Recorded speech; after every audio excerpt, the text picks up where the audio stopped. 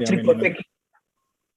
Yeah, it's actually perfectly virtual, and we have multiple again volunteers and participants from there all over. Yeah, no, that's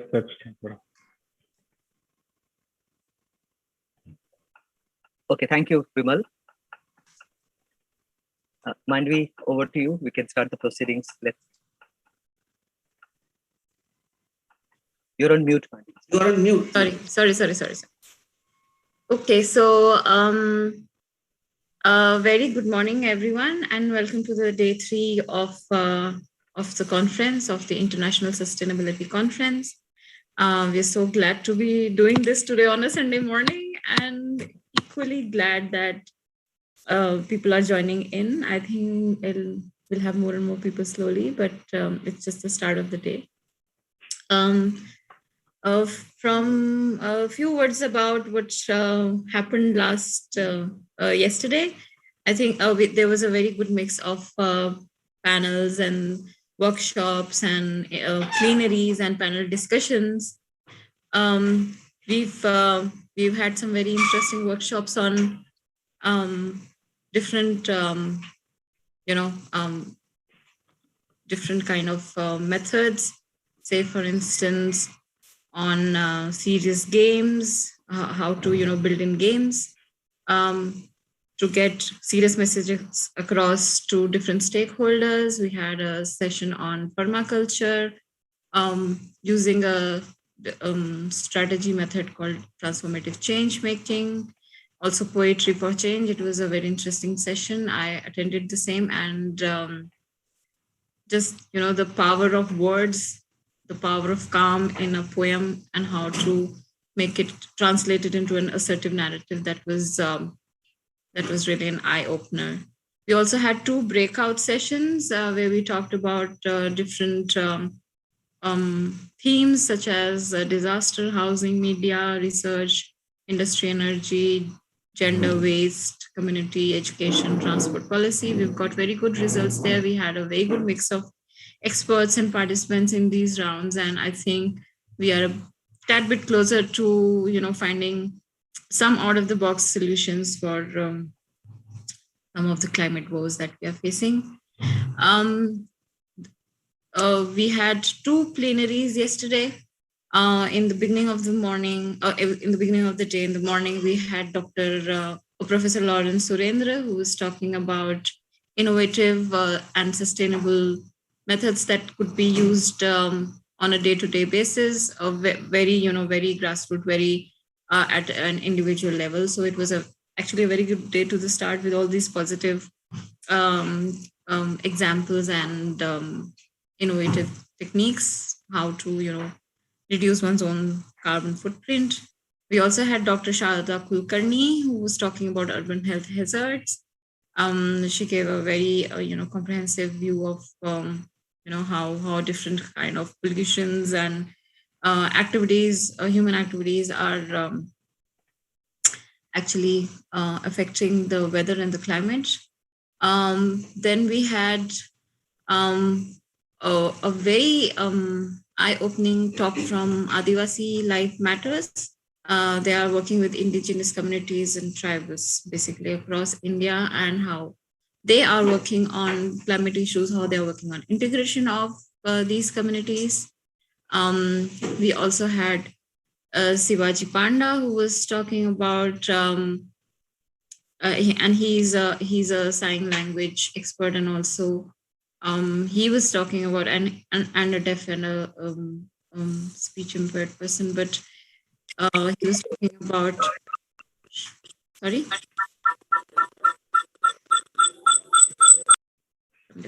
Thank you.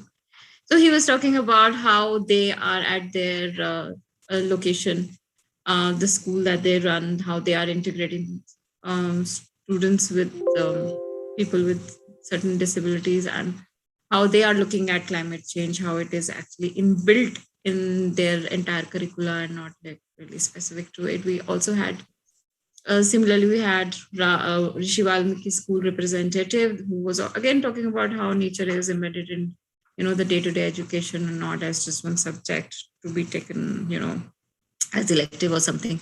But these were really inspiring stories because, it talked about how on a day-to-day basis, we can, employ certain tools and knowledge to ensure that, we are more careful and mindful of the environment, ecosystem, ecology around us.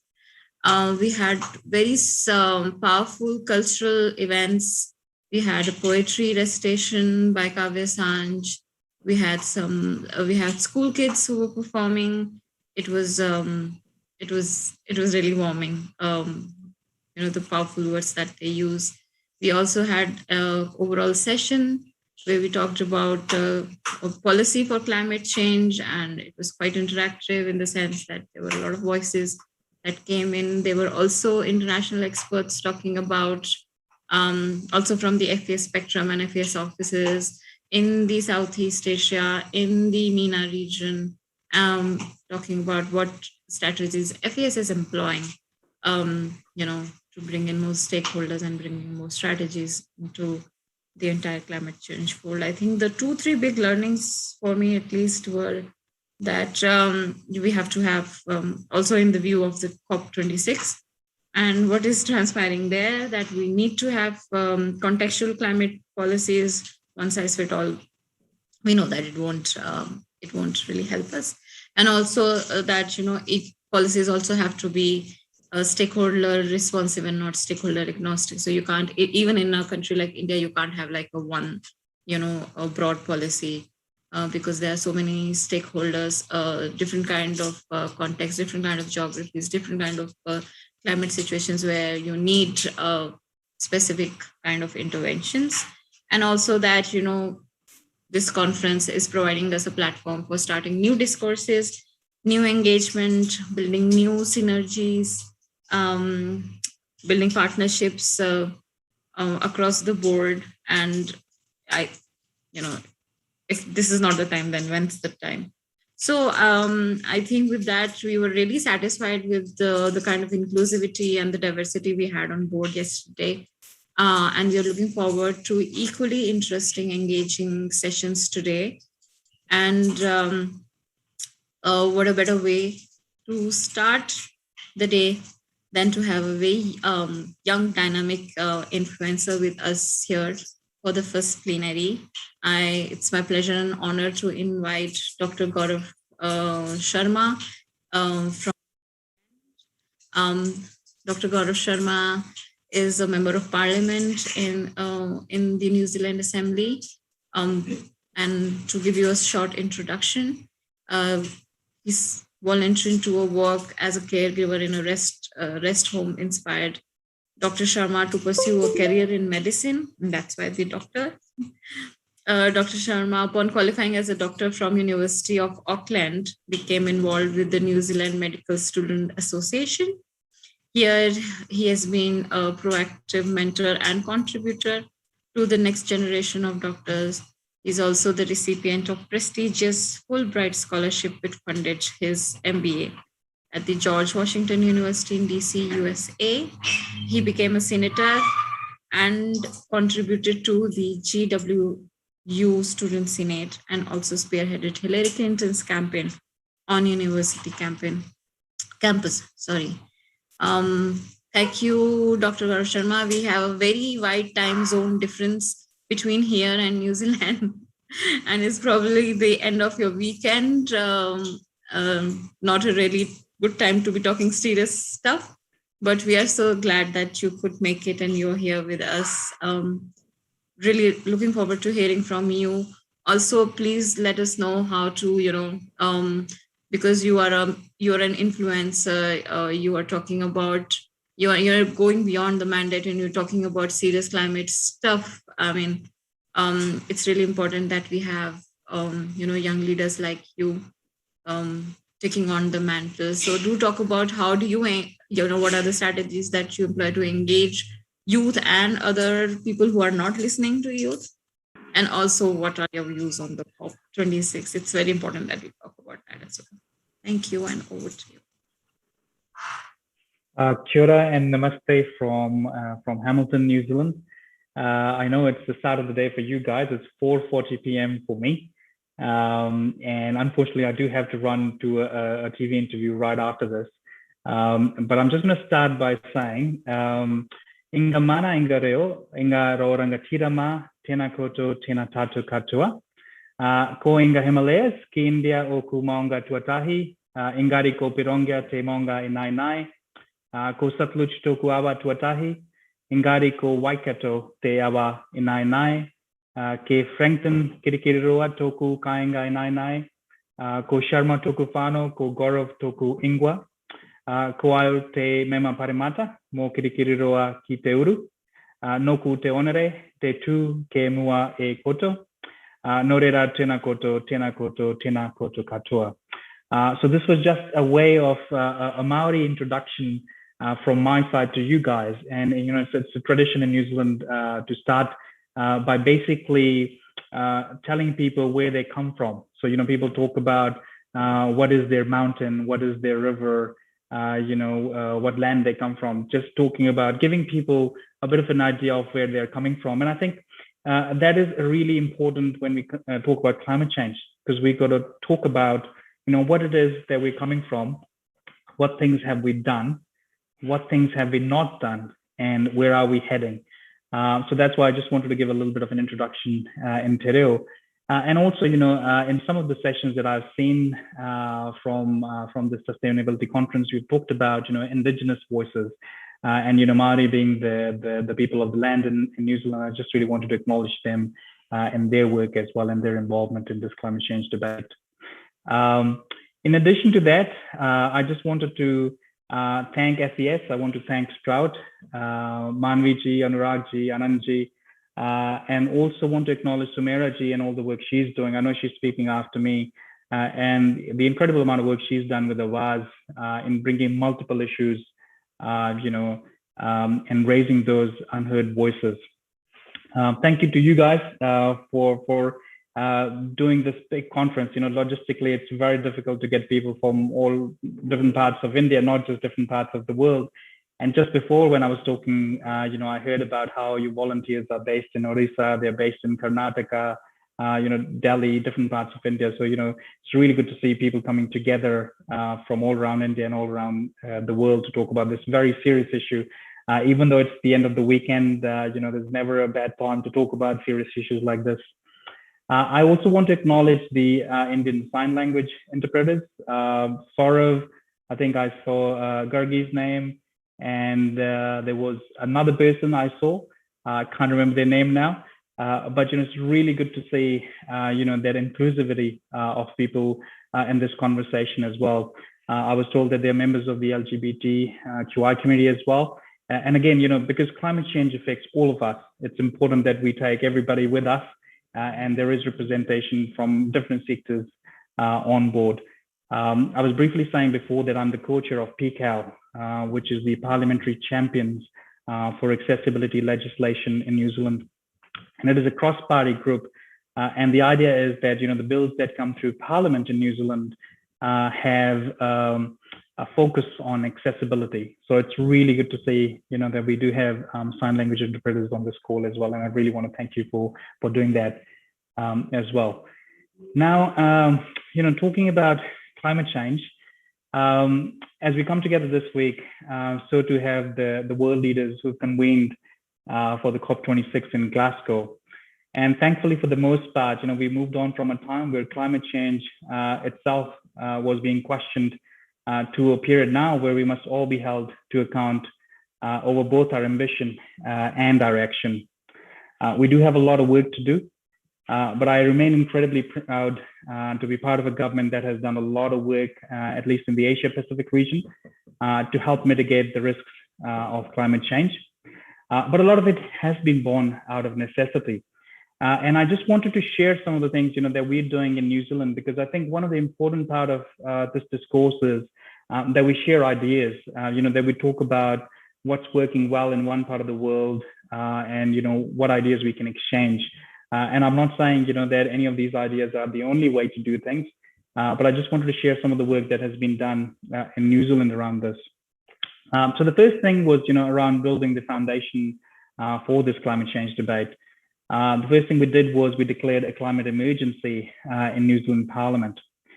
We passed the landmark Zero Carbon Act, and we became one of the first countries to put the 1.5 degrees Celsius global warming threshold into parliamentary legislation, in the primary legislation. We also established an independent climate change commission, which sets out our emission budgets, and the first 3 have already been set out for the future. We also took quite an important decision that we were going to end any new offshore oil and gas exploration. We overhauled the whole emission trading scheme, and we put a lid on emissions for the first time in the history of, in our government. Now we're taking the next steps. So we want to be ambitious. We've set a goal for 100% renewable electricity by 2030, and we're investing in this initiatives to help us, get there. And we want our public sector to be carbon neutral by 2025, and we're setting up the programs to get there too. So we started to replace the entire government fleet with zero emission vehicles. We are helping different cities and city councils to help change their fleet of buses to make them zero emission. We started planting 1 billion trees, and we've invested in a new fund, a 1.2 billion fund called Jobs for Nature. And this is basically around, sinking carbon costs and basically just making sure that there are new jobs in helping with climate change issues and, moving away from some of the other capitalist jobs that we've had for quite a long time, which have been adding to the climate change problem. But our biggest problem lies in the fact that, we produce food, we process it, and the way we get around it. And that's why we've invested in research to reduce agricultural methane. We became the first country in the world to legislate for a price on agricultural emissions. And we're currently building the world's only farm level emission measurements, management, and pricing system. And it's why, we've also increased the public transport spending by 40%. We've introduced a new clean car standard and incentivized low and no emission vehicles. Recently, the government announced that, if you wanted to buy a petrol car, for example, you would have to pay an extra tax of up to $8,000. While if you were to buy an electric vehicle, you would get an $8,000, discount on it. So it became a scheme where, in a way, the petrol cars were basically being taxed and the electric vehicles weren't being taxed. So there wasn't an additional need of money from government, but it was a sort of a $0 scheme where one thing was subsidizing the other bit. We invested billions of dollars now into buses, trains, cycling, walking infrastructure, which hasn't been the case historically in New Zealand. We're now investing in electric vehicle charging infrastructure all around the country. We brought in a vehicle emission standards for new imports for the first time in New Zealand history. So before, what used to happen was, a lot of countries would dump their old petrol cars in New Zealand, and there was no sort of standard to which you could hold people accountable when they were importing these cars. We brought back the mandate to include biofuels in petrol. We're still using it. We're still going to be using cars for, petrol cars for years to come, but we need to make sure, that it's done in a way where we are decreasing our, footprint on the climate. But I would also like to say that, while there are some areas like transport where we are catching up with the rest of the government, that there are areas where we are leading. We are the first country in the world to pass a law that would ensure that all financial organizations disclose and ultimately act on climate-related risks and opportunities, and that we continue to be a leading advocate internationally for the removal of fossil fuel subsidies. We set up a new energy research center to look at hydrogen economy in the same place where, the offshore oil and gas mining was restricted recently that I talked to you about. We're helping businesses to switch to clean energy with the government investing in decarbonizing industry fund. We started replacing our own coal boilers in schools, hospitals, universities with clean alternatives. There's now a new minimum build standard for new houses that are being built by the government. Sorry, Dr. Sharma, I just missed that last one. And one request, if you could just be a little slow. Thank you. Sorry, sure. I guess we were just talking about... Yes. So what happened is we replaced our coal boilers in schools, hospitals, and universities with clean alternatives. And also the houses that are being built by the government, there is a whole new clean standard on how these houses are built. We're cutting down emissions from building and construction. Rather, Parliament itself is building a new building, and we're looking at various ways of minimizing its footprint on the environment. We're investing in warmer Kiwi homes as well, because part of it is making sure that the next generation of houses are ready to tackle changes in weather or changes in climate. In the last few weeks alone, we have quadrupled our climate finance commitment to the most vulnerable countries by $1.3 billion over 4 years, which means part of it is to our Pacific island countries, where we've doubled our climate change aid for next 4 years. We've also increased our contribution to the global effort to tackle the climate change by reducing our net greenhouse emissions by 50% by 2030. We are introducing legislation to require all listed companies and large financial institutions to report on their climate-related risks, so where your money is going and what sort of impact it's having on the climate. But no doubt there's a long way to go. And I would say, the issue of climate change is connected with all the 17 of the UN SDGs. Before I became an MP, I was working as a medical doctor in a high needs community in Hamilton. And I saw the impact of moldy homes and bad public transport on my patients' health. I saw how both mental and physical health of people was affected by issues outside of health. Moving forward, I guess, we've talked about a lot of things that the government has done over the years in addressing some of these things across the board. But I think moving forward, two of my biggest concerns around climate change are the minimal research we've done around climate refugees and the lack of global planning for surge capacity in healthcare systems. As COVID has shown us, we as a society have instilled in our population to run towards healthcare organizations at times of excessive threat from whether it's man-made or natural disasters. We need to make sure that steps are taken to enhance the preparedness of the medical and public health communities to any global threat from climate change. The hospitals need to be prepared to deal with the response to events which go beyond the day-to-day operations and management of patients and diseases. The clinicians and managers that run the health system need to be equipped to handle any crisis that increases the surge capacity of the hospital system. A few years ago, this is when I was still at medical school, and it was interesting because we were still, we're talking about climate change then, we're talking about climate change a decade on, and I guess one of the sad things is, I sometimes feel we'll be talking about climate change 2, 3, 4 decades from now still without firm action. But a few years ago, when I was at the university, I wrote and presented a paper that examined climate change as a population health issue for New Zealand, and evaluating its potential impacts and critically appraising the existing strategies we have in place. The specific paper initially canvassed this enormous issue fully, in its entirety, and looking at its impact on human health. And as I talked about before, human health is affected by threatened food supplies, re-emerging infectious diseases, poor water quality, impact of extreme weather events, impaired ecosystem functioning, displacement of vulnerable populations, and the loss of livelihoods. So there's a lot of things that go hand in hand in impacting that human health from climate change.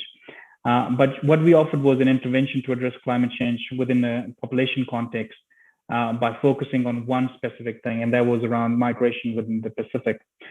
We looked at Tuvalu. It's one of those countries where the sea levels are rising. And there is prediction that in the next few years it will get to a point where people from Tuvalu will have to migrate to other countries to survive. And that's what I mean. We are not actually looking at these climate change refugees. We're not looking at what will happen to a country like Maldives, country like Tuvalu, where once the sea levels rise, where will these people go? And it's very easy to even say that we will take them into New Zealand. But moving the whole population into a different country comes with its own set of challenges. As I talked about, surge capacity is something that we really need to be looking at. It's just the health system, but also across the board. Because if we are not mitigating the risks now, the climate change refugees are not too far away.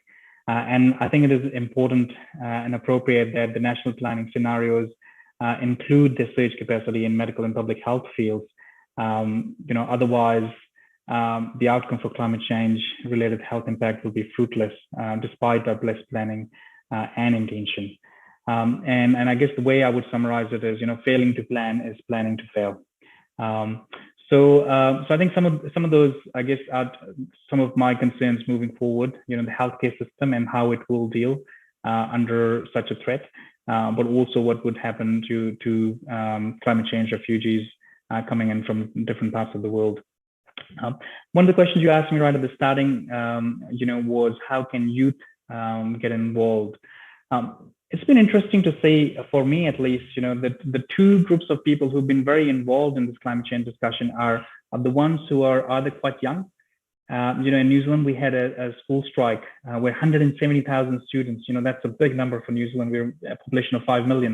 170,000 students marched all across the country, and many of them came to the parliament to talk about, action that's needed on climate change. But then on the other side, I've been talking to people, who are in their 70s, 80s, and 90s, and they're saying, look, I want some action on this because I want to leave a better world for my kids and for my grandkids. So if anything, I think the harder people are the ones who are in the middle, people who are in their sort of mid 30s to the late 60s, they are the ones who need a little bit more convincing than the ones who are quite young and quite older. So, that's what I would say is, at the moment, if anything, the next generation is looking towards us to solutions on how we can address these challenges, how we are going to address these challenges. And it's not easy because, if you look at what's happening in COP26, there's a lot of countries. And I mean, even within the country, I would imagine a big country like India, there's so many states, and the impact of, any intervention would affect states differently. I come from Himachal Pradesh. I was born there. It's a very different country. Lots of trees and plants and things, but the impact might be different compared to somewhere like Maharashtra or Odisha or Karnataka, because the industries are different. So it is hard to bring that consensus across the board, even in one country. So I can imagine, sitting there in COP26. Where different countries are trying to come up with a solution is not easy. But I do want to acknowledge, the fact that world leaders are at a stage where they are discussing this, and the voices of people like you, your organizations, are very important in this discourse. So thank you so much for giving me this opportunity to speak. I've literally got 2 minutes before my interview on TV, so. I think there's quite a few questions here as well. Would you like me to go through some of those, or how do you want to do so that?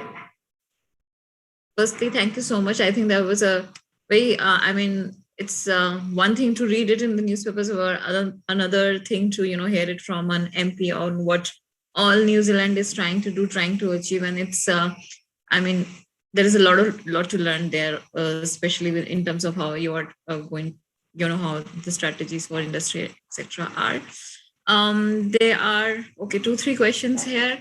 I think you can combine the answers, because here we are talking about two stakeholders at the different side of spectrum. So there is industry. Rahul would like to know how, considering the strength of possibly industry and the power they wield over decision making, what are the challenges you face in implementing climate change policies? And on the other side, Purnima Palika would want to know, there is a lot of ancient knowledge with indigenous tribes of New Zealand, and how is that being utilized to tackle climate change? If you have any experiences with the tribes of New Zealand, and yes, so. Yeah. Go ahead. Sorry. I've only got 1 minute, so I really have to be quick. Please go ahead. And I apologize for that. When it comes to indigenous population, I think one of the things, as I said, New Zealand does really well is, whether it's starting from a conversation, and, I gave that introduction right at the beginning, to consulting on policy. Our Maori communities are very involved in that discussion across the board. We've got some really good leaders within the ministry, like, our cabinet is full of indigenous ministers as well, from our foreign affairs minister, Nanaia Mahuta, we've got a specific minister who's responsible for Maori affairs as well. So, having a minister who's involved in Indigenous affairs also means that their voices are heard. When it comes to business and other sectors, obviously there is resistance. As I said, there will always be resistance from whether it's different sectors or, as we were talking, there could even be different states or different regions because their economies are affected in different ways. But it is about working together. As I said, we banned offshore, permits for gas and oil. And that specific region, there were a lot of people who were concerned, about the economy. They were concerned about jobs. So as we said, we're looking at the hydrogen economy, so the government is doing other things there to help with the job losses, to help with planning for the future, to help with just transition. So all of that is part of the consultation. And I think the biggest thing here is, that the main word here is, a key word is consultation. That is very important across the board, whether it's on an international level or whether it is on a local level as well. But that consensus, again, is difficult to get, and I completely acknowledge that. So I guess those are my answers. I'm not very comprehensive, and I really apologize. I do have to run away for a TV interview. But once again, thanks so much for all the work you guys are doing. It's not a one-off debate. I'm sure we will continue to have these discussions on social media and other platforms as well. Feel free to message me. Feel free to write to me. I'm on email, Facebook, Instagram. But thank you for all the work you guys are doing. And, maybe we can have a follow-up session from this in a few months' time and see where things are. Because I guess part of the thing is, when COP26 happens, everyone's focused on it. And then 3 months later, as with everything, news cycles, you just move on from it. So hopefully maybe we can catch up after that. Yes. And if it is okay with you, we can also post the comments on questions or to your email address. And if you have time, then we'll pass it on to the people who ask. Yeah, definitely. Thank you, Gaurav. It was. Thank you so much. धन्यवाद, सबका धन्यवाद, and we'll catch up. Thank you. आपका भी बहुत धन्यवाद for joining. Hopefully to see you face to face in Delhi, maybe next year. Bilkul, we'll catch up on chai. Yeah, yeah, sure. Thank you. Bye. Thanks. Bye. Thanks for joining us. And after that very positive input from Dr. Gaurav Sharma, I would like to call upon Ms. Purnima Palekar to introduce our another very influential and experienced panelist, Dr. Sejal. Thank you, Manviji. And thank you very much for covering up for me, because I didn't realize that I was late, or were you early? I don't know. But yeah, thank you very much. I was supposed to introduce Dr. Sharma. Yeah, so I'm happy to introduce Dr. Sejal Vora now. She'll be talking about the eco-restoration of Jabar Khet. She is a resident of Mussoorie and Delhi. As Program Director of WWF India in New Delhi, she manages a multidisciplinary team of professionals working on various facets of environmental conservation and sustainable development.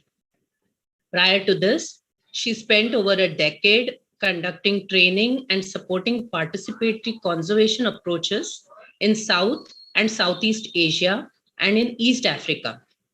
More recently, she has migrated back to Mussoorie, where she has set up Uttarakhand's first private nature reserve at Jabar Khet, which aims to combine forest restoration and conservation with generation of local livelihoods and ecosystem services to demonstrate the value of nature. So welcome, Dr. Vora, and I request you to take the stage and share your valuable knowledge with us. Thank you. Okay, thank you very much. What I'll do, because I know that time is always short, let me try and share my screen. And then I'll take you through a presentation which will share the journey of how we work towards restoring and rewilding a small patch of forest. It's quite modest, but I think the story is worth sharing. So give me a second while I share my screen.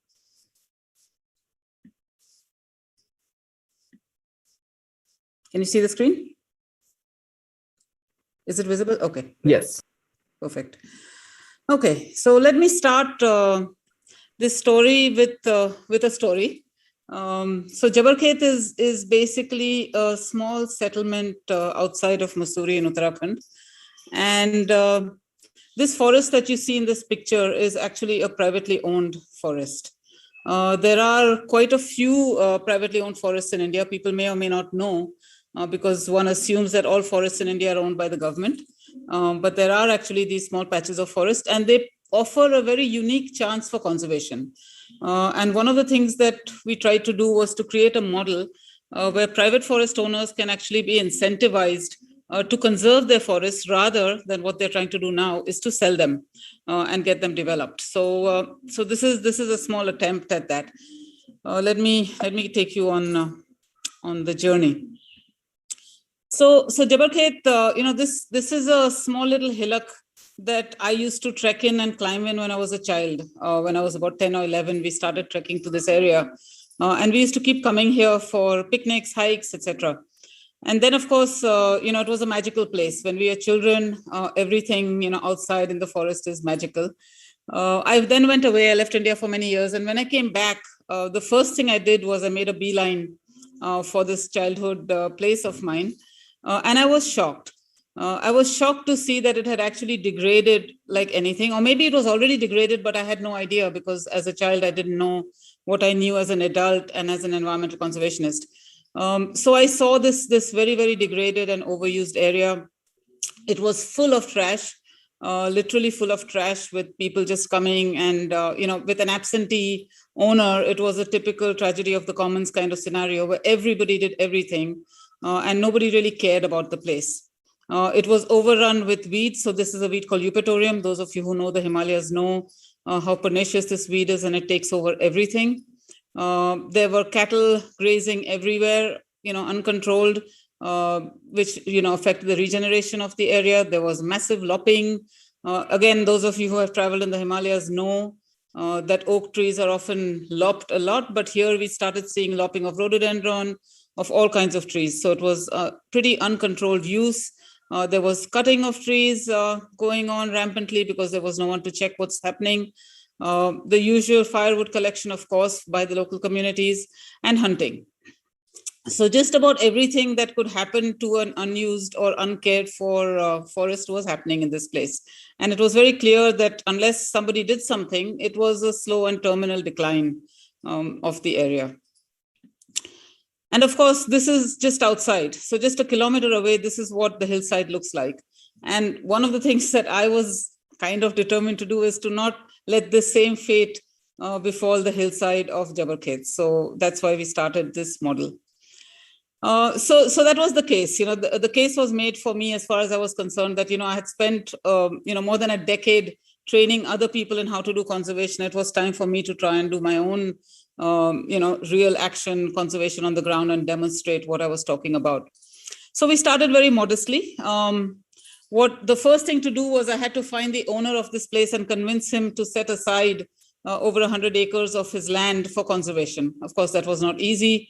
The person who owns this place is a businessman from Bombay. Trying to convince him about the value of conservation obviously was a challenge, but somehow that worked. And he essentially said, okay, fine, set it up, but set it up as a business model because otherwise it will not be sustainable. And that was probably the best advice he gave me. And he said, I will give you 5 years to prove that this model works. So that was the challenge in front of me to set this up and make it work as a business model for conservation. So the first thing, of course, was the locals.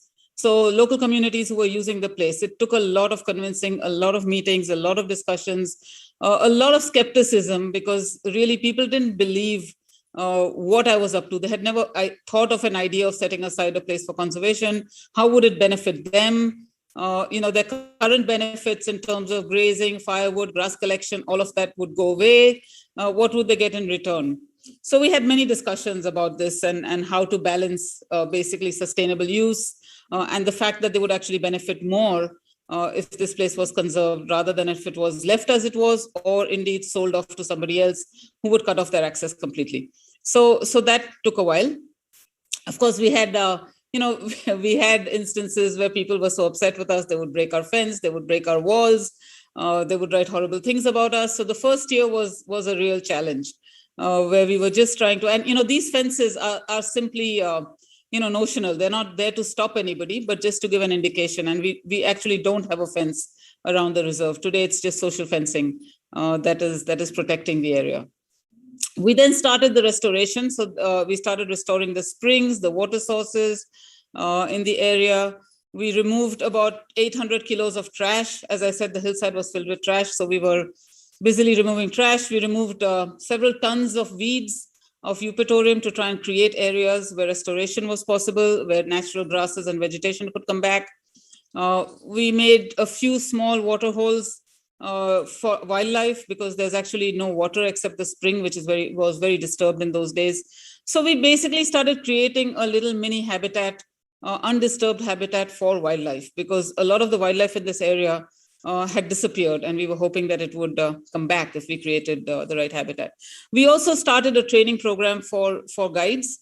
So we trained local boys to become nature guides and to employ them in the reserve. We also generated employment for the women. So one of the first employees of the reserve were the local women who helped us with the management and caretaking of the reserve, and in return also controlled and managed the grazing and the firewood collection. We didn't stop anything, but we were just trying to regulate it, manage it, and zone it.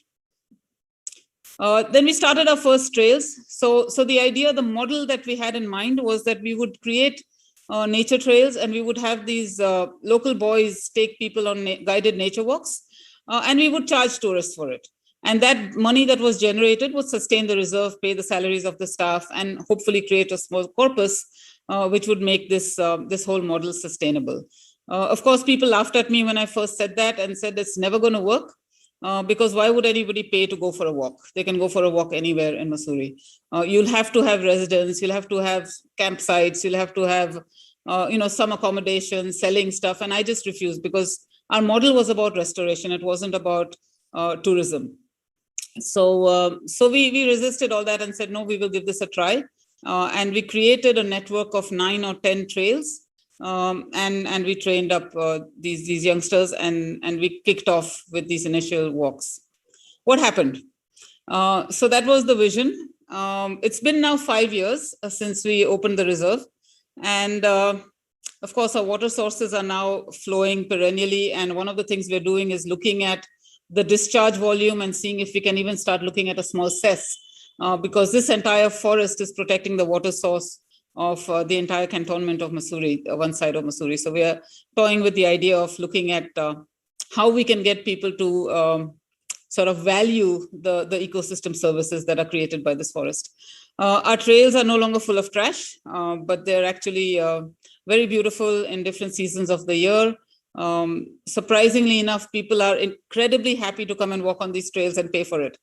So when people said nobody will pay to come on your trails, that proved to be completely wrong. And 99.9% of the people who come are incredibly happy with the experience, even though it's just a walk with our guides.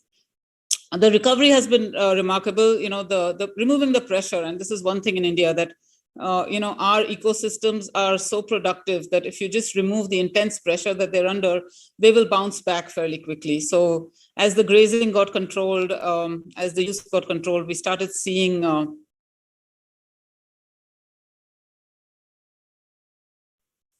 the forest canopy, as you can see from what you saw, a lopped, degraded canopy. We're now seeing a lush, this is about 10 years of protection, and the forest is coming back to life. And then, of course, we started seeing the wildlife coming back. I used this picture. This was my first leopard picture in a camera trap. And he posed for us so nicely in the evening light. And I was thrilled when I saw this. Of course, now we have hundreds of these. So I'm not so excited anymore. I'm always excited, but not as excited. But this was our first sign that the wildlife was moving back. So what did we learn? I want to just share with you in a quick overview the lessons, because that is to me the most important thing. Many people ask me how they can replicate this model. So I just want to talk about those 2 or 3 or 4 things that I thought were also lessons for me along the journey. So one is that we are small, but we're not insignificant. So initially when I started this, 110 acres, I thought, what is 110 acres? It's nothing, in the scheme of things. But actually, when you add these small bits of forest up, they make a significant difference. And we recognize that Jabarkhet is making a difference because we're starting to see it not only as a refuge for disturbed forests around and for animals to come in, but also to look at north-south connectivity. We are starting to see wildlife here that is normally found in the plains. So animals are moving all the way up from Rajaji, to Jabarkhet. And as climate change, and you were just talking about climate change in the previous section, as climate change intensifies, these connectivities are going to be critical. These sort of core zones, these stepping stones are going to be very important for wildlife to be able to move from areas of stress to areas of less stress. So that was my first lesson, is that small is not insignificant. We are playing a pretty significant role in the overall ecology and the ecosystem of the area. This, by the way, is just an example of the kind of little refuges that we have created in the forest, where we provide food, water, shelter, and that's what brings wildlife back. We've started documenting our flora and fauna, and again, as I said, it's small, but we've got over 70 varieties of ferns in this small area. We've got over 100 varieties of fungi and mushrooms in this area. We've got about 400 species of vascular plants and flowering herbs in the area. And we've got about 160 bird species that we've documented in this area. So again, as I said, it's pretty amazing what you can conserve and protect even in a small patch of forest. And then, as I said, we started, initially we started seeing the nocturnal animals come out in our cameras. You see a civet, you see porcupines, but on the right-hand side, what's interesting is much rarer species. So jungle cats at 8,000 feet, quite unusual to see that. Foxes, coming back, the Himalayan fox coming back after a long time. I hadn't seen it in decades. And suddenly we started seeing foxes in our cameras. And then what was again more interesting as time moved on and the animals probably felt more secure, or the place was getting discovered, I don't know. We started seeing a lot of wildlife in daylight. So initially it was them coming out at night, but increasingly in our cameras and even on our walks, we started seeing wildlife in daylight. That was obviously a barking deer. This is a goral. We have a very healthy goral population in the park. That's a leopard cat, again in broad daylight. Generally, you don't see leopard cats in the daytime, but we see them. And this picture is particularly interesting for me because as this leopard cat was coming to the water hole, just across the meadow where you see the trees was the inauguration of the reserve. And we had about 100 people there with media and forest department, ministers, all kind of making all this racket. And this cat was just across, casually moving across the meadow. So that was a nice omen for me. As I said, leopards moving around in daytime, increasingly, pretty much all the time. We have camera traps on the trails, and often we see that a group has just walked, and 2 or 3 minutes later, a leopard walks on the same trail. So essentially, they're watching us, they're keeping their distance, and they're using the same habitats. We've had no conflict so far, touch wood. And one of the things I'm also trying to prove with this model is the fact that humans and wildlife can coexist. If you manage the area and you don't actually hunt them out, there's every potential in a crowded country like India for humans and wildlife to coexist. We have everything using the same trails, from joggers to leopards to school kids to villagers collecting grass to cows. It's pretty much a free-for-all for everyone. Sambar, again, very unusual because sambar generally gets hunted out before it can reach the mountains. But again, in our little core zone, we started finding all this interesting wildlife which had not been documented for a long time. Very interesting interactions between different species. So we are seeing all kinds of interaction between goral and langurs, between co-class pheasant and barking deer. I'm actually still waiting for somebody to come and do some interesting wildlife studies here. If there are any takers, please let me know, because unfortunately, our reserve is too small to be exciting, and people want to do all the big stuff. But there's lots of really interesting things to do here. And then finally, just to say, Anand, you've got your hand up. Am I out of time? No, that was for saying I'll come and do the research. Okay. Volunteer already. Okay. So, and then finally, I just want to end with the other interesting and exciting. So, as you know, these are successive pictures as time goes on. As I said initially, nighttime, then daytime.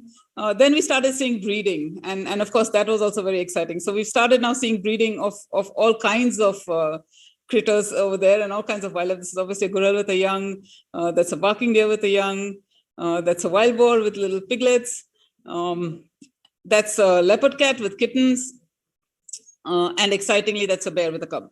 And again, you know, we were told that bears have been wiped out from this area for a very long time.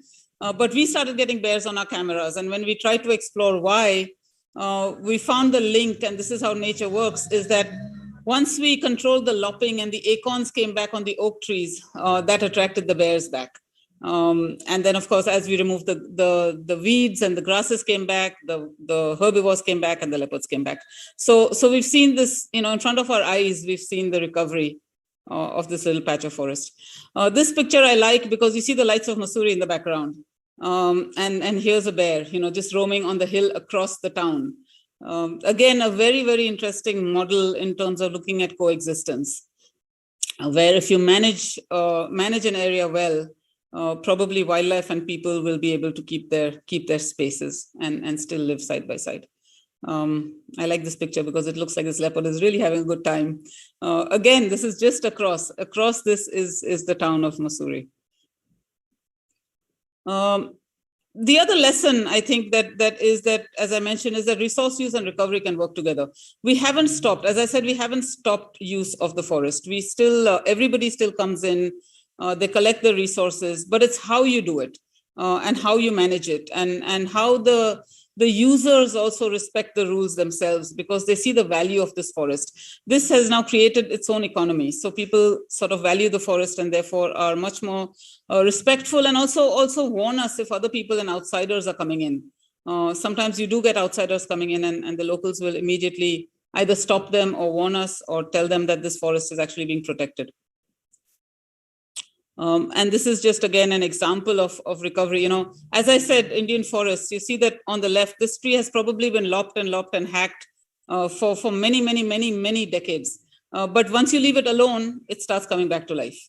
And this is what we are seeing all over the forest. We are seeing these signs of recovery of trees that have been hacked for decades, finally finding a new lease of life. And I can't tell you how happy it makes me to see this recovery of these trees, and of course the vegetation. As you see the ground vegetation and the ground orchids coming back on the trails. Sorry, I'm just trying to. And so this was again the other lesson, right? The values can be varied. So the local community, as I said, the picture on the top left, these are the local dhabas, and they've all now, you know, upgraded themselves. They've made little homestays. People in these dhabas who used to wash dishes are now actually birders. And are taking people on birding trails. So there's been a transformation of the economy and also the skills and the jobs that people are getting. When I first started, you know, the parents of these young boys were wondering what I was up to. You know, where's she taking them? What is this? You know, she's put binoculars around their neck and she's taking them into the forest. What is she doing with our kids? And that skepticism today has completely transformed. And they're coming to me and saying, you know, can my boy also come and work with you? Can you train him as well? Can he get a job? So there's been a transformation in the whole mindset of the people as well, where conservation now suddenly becomes something that they value. Again, no major funding. We've done this entirely on our own. I put in a bit of money, the owner put in a bit of money. And as I said, he asked me to make it viable in 5 years. We actually broke even in 3 years. Except for Corona, which kind of set us back, and we are back to square one. But I think we'll recover again. When we opened, we got the forest minister and the local sort of MLA and all that to come and do the opening because we do need their support. But that was it. After that, we've not asked for any government support since then. We've been kind of managing it and running it on our own. Media was important. So obviously we got the media in, and we talked about the pride of having this place. You know, a lot of people felt good. Even the local residents felt good because they were on the map. People knew about it. And now, of course, it's among the top 5 destinations in Mussoorie. So there's been a lot of transformation in terms of just creating a new kind of model for tourism. But the biggest transformation for me has been these young boys. This is Virendra when he started on the left. He was a young kid. We trained him. He had no idea about nature, conservation, birding. This is him today on the right. He's a hep guy. Everybody's asking for him. He's on Instagram. People from all over the world are asking for Viru to go birding with. He's a fantastic bird photographer. And several young boys are now sort of following his steps. So he's become like a role model for the youngsters in the area. And Viru said a very interesting thing when I hired him. He got a national award in the second year that he started working with us. He got the Sanctuary Award for Best Nature Guide. And he was flown to Mumbai. He had never stepped out of his village in his life. He went very confidently, took the award, came back and said to me, so Viru used to walk 9 kilometers a day to go to college from his village. And he used to walk through this forest. And he said, I have been walking through this forest my entire life, ever since I was a child. But I was walking with my eyes closed. Now I see the forest for what it is. And that's a remarkable story of how one person's transformation has also impacted so many other youngsters in the area. And this is where the future lies, right? So these are our local users. These are the boys from the local area that we've trained. These are the women who used to, fight with me the most and now are my biggest supporters. If there's a fire, they're the first ones to go out and try to put out the fire. And then, of course, that's Vipul, who used to work in a restaurant, and today he's a bird guide, showing the next generation what to value. And so the other lesson that I learned is everybody kept asking me, what's your plan? What's your business plan? What's your long-term plan? And I just kept saying, I don't really know. I'll see where this journey takes me, and we'll evolve as we go along. And so one of the things I learned is that maybe vision and passion is as important as having a really good plan. And so we're kind of bumbling along. We don't know what the next step is. We're now thinking about converting this area into a training center for more people and more youngsters in Uttarakhand to set up similar things in their villages. So we are toying around with a number of different ideas, but really it's a journey, and we're kind of letting it take us where it goes. Thank you. That's all I had to say. A quick, very quick journey, but I hope it was interesting. I think it would not be an exaggeration, I say, that we all heard a TEDx talk just now. Yeah. So I think Bankar Roy hit it out of the stadium day before yesterday on the first day. And I think you've again opened the day. Of course, we had from New Zealand hills, you took us to Mussoorie hills, and I'm having goosebumps while talking to you now. So thank you for that fantastic and inspiring story. You really have taken our yin-yang concept to the perfect level, because we were talking of depressive and really, morbid stories earlier. That's right. So you've taken it to another level. Yeah. So I'll ask you a question, which Sure. Ankush had asked. Ankush Vengurlekar is the co-founder of Adivasi Lives Matter, and he's signed in from Austin, Texas. His question is that, what did the businessman have to say now? Oh, so that's interesting. So initially when I first started, and as I said, I wanted to keep it really low key. I wanted it to really be a local endeavor, which benefits local people and benefits conservation. I wasn't really interested in the financial angle of it, but it had to be sustainable in terms of finance as well. So initially, he was surprised when we kind of started actually generating an income. But then, being a businessman, his idea was always, how can we make more money? So he kept pushing me and saying, let's start this, let's start adventure sports, let's start a zip line, let's start mountain biking. And I kept pushing back and saying, no, we can't do this. And so there was this tension between us for a while in the middle where he saw all the potential, he saw all the economic potential, whereas I was looking at it with a different, with a conservation mindset. But then what happened, it's been interesting, because as the place started getting recognition, so not only from people like you, but there were newspaper articles, the government was getting interested in putting it into their, propaganda. It was recognized as an OECM from India globally, all of this stuff. Then his whole thing changed, because suddenly the name and fame and his name was in everything, right? Because he's the owner. So I always gave him credit. I always made sure that I gave him credit so that he also gets recognized. So now suddenly he's like, oh, wow, what a great success story. We have to document why it's successful, this, that, and the other. So I think, the sort of attention that it's getting has changed his mindset. And I think also for the locals, this is very important from the local community point of view. So they are also appreciating it, and I kept telling them that you should be proud of this place, and this place will bring you pride. It will not only generate money for you, but it will put you on the map.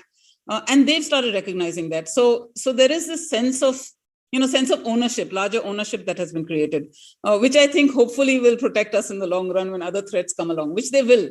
I'm in no doubt that this is not the end. I'm in no doubt that there will be threats, and that this area and the area around it is going to be under pressure continuously.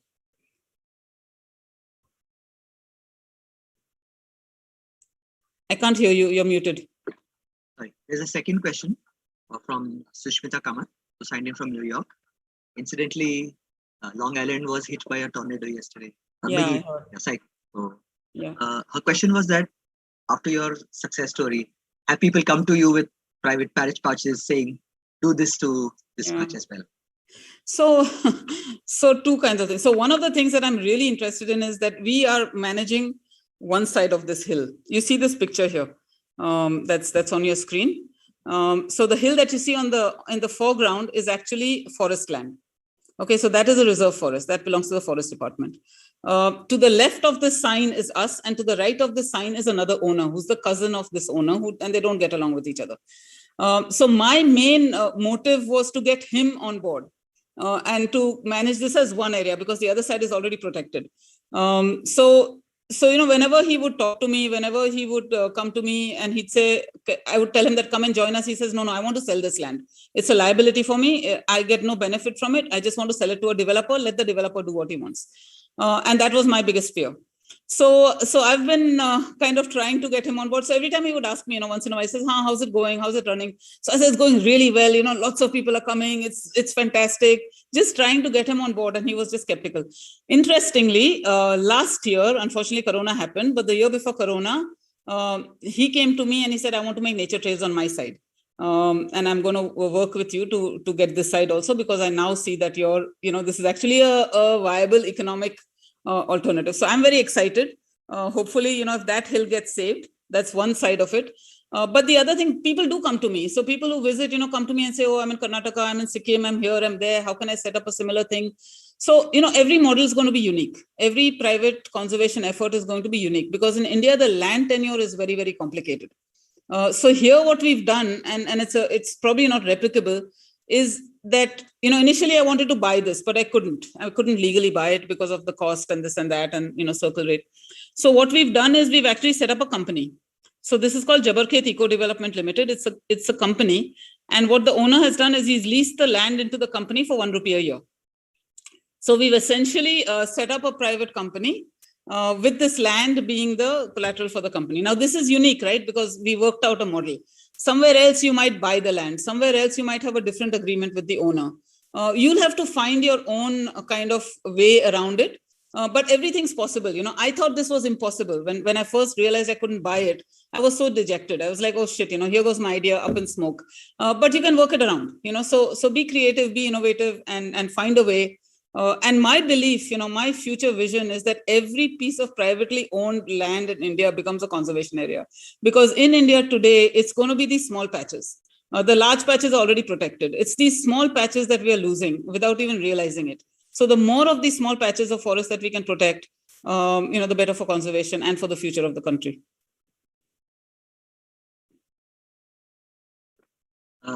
Thank you, Sejal. That was fantastic. So I can say that you ticked off so many boxes of what a successful business model looks like.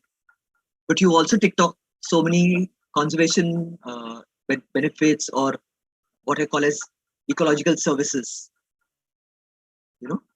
Because the bears came back, so you have a food chain completely going on. You've got the leopard cats.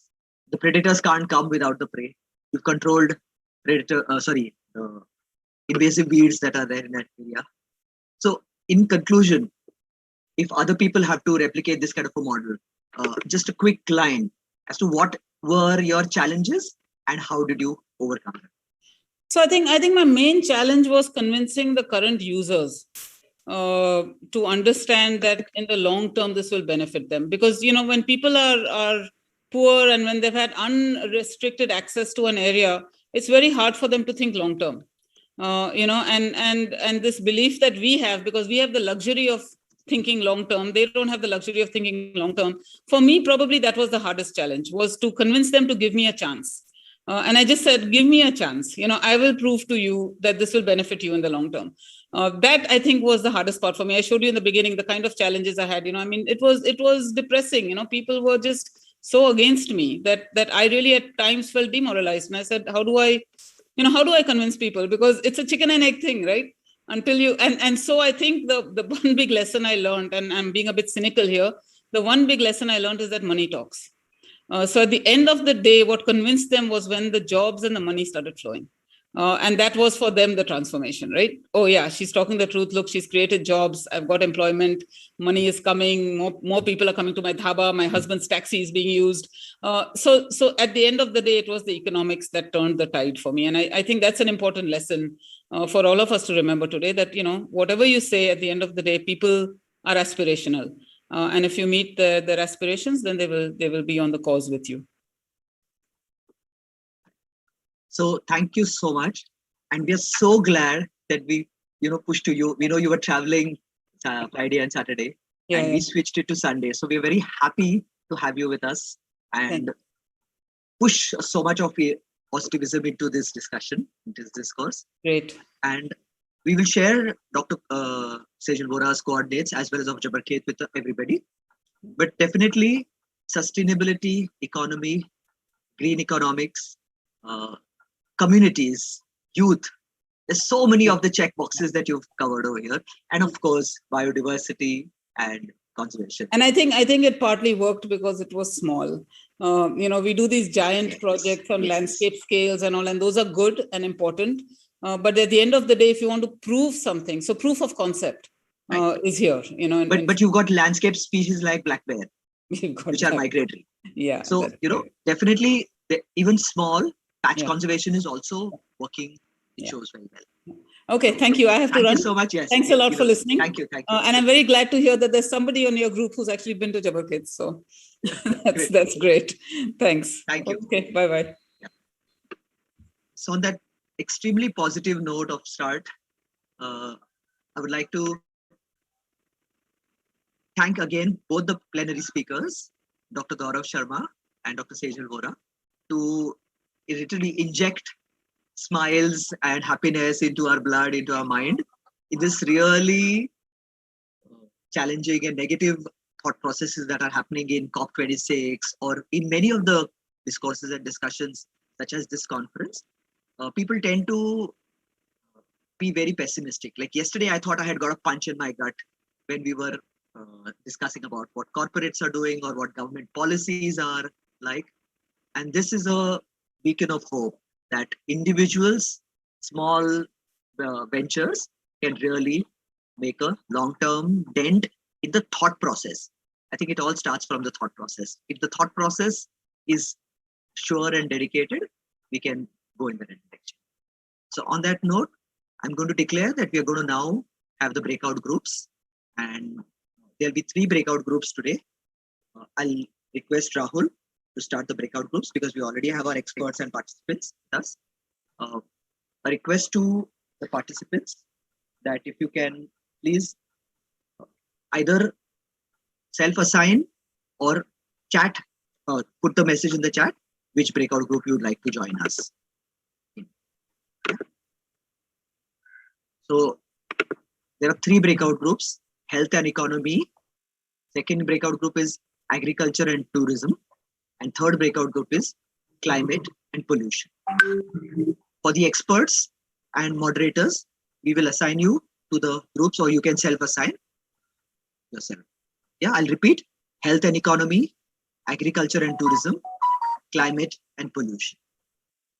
The volunteers kindly assist the experts and the participants.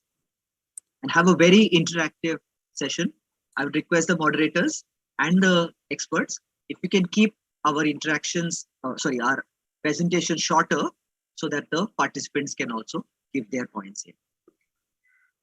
Dr. Sugandha, you want to say something? Okay, so have a good next 40-45 minutes in the breakout rooms.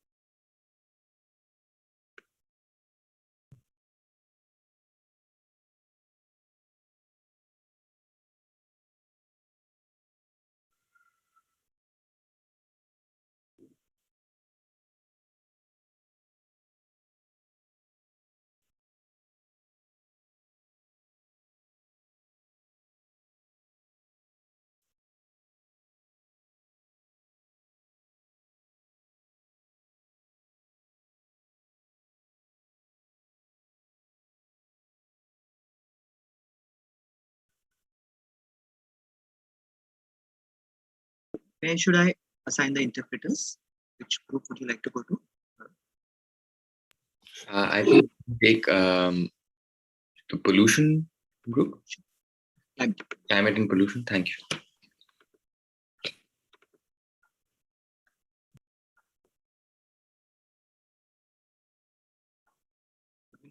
Tourism. Abhishek Kumar, where would I add you?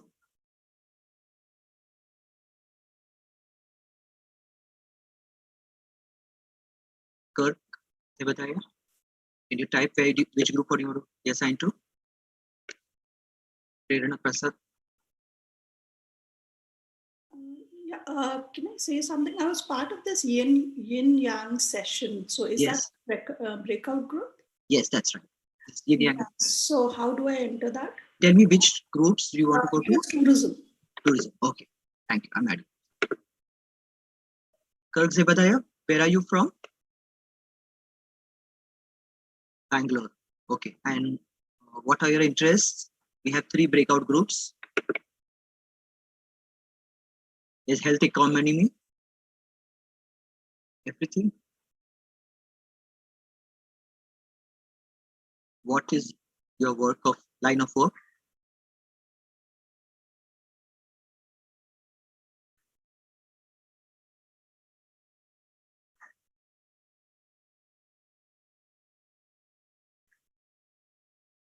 No, what is you work in agriculture. So I'll add you to the agriculture group.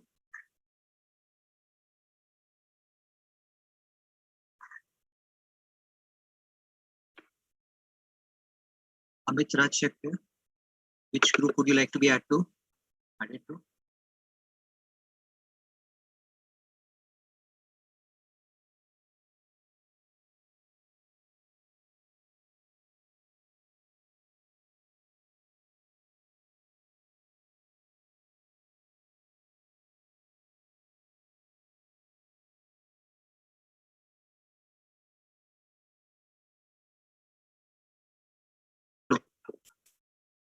Ruchita Shri, which group would you like to join?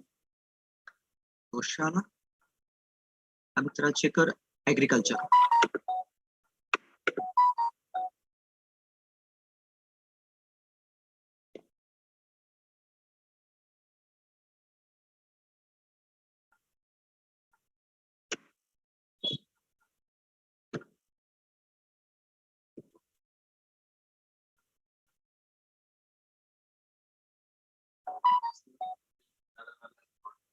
Where?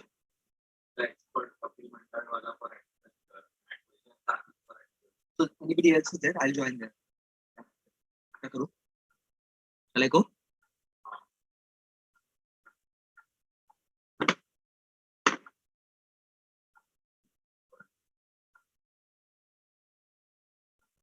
I'll join.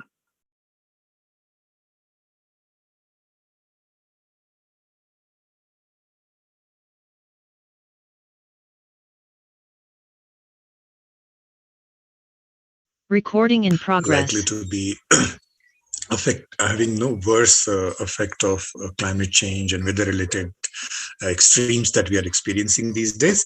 So without any further ado, I would quickly introduce the speakers and experts of the day. We have three speakers, Anup, Avikal and Sumera with us.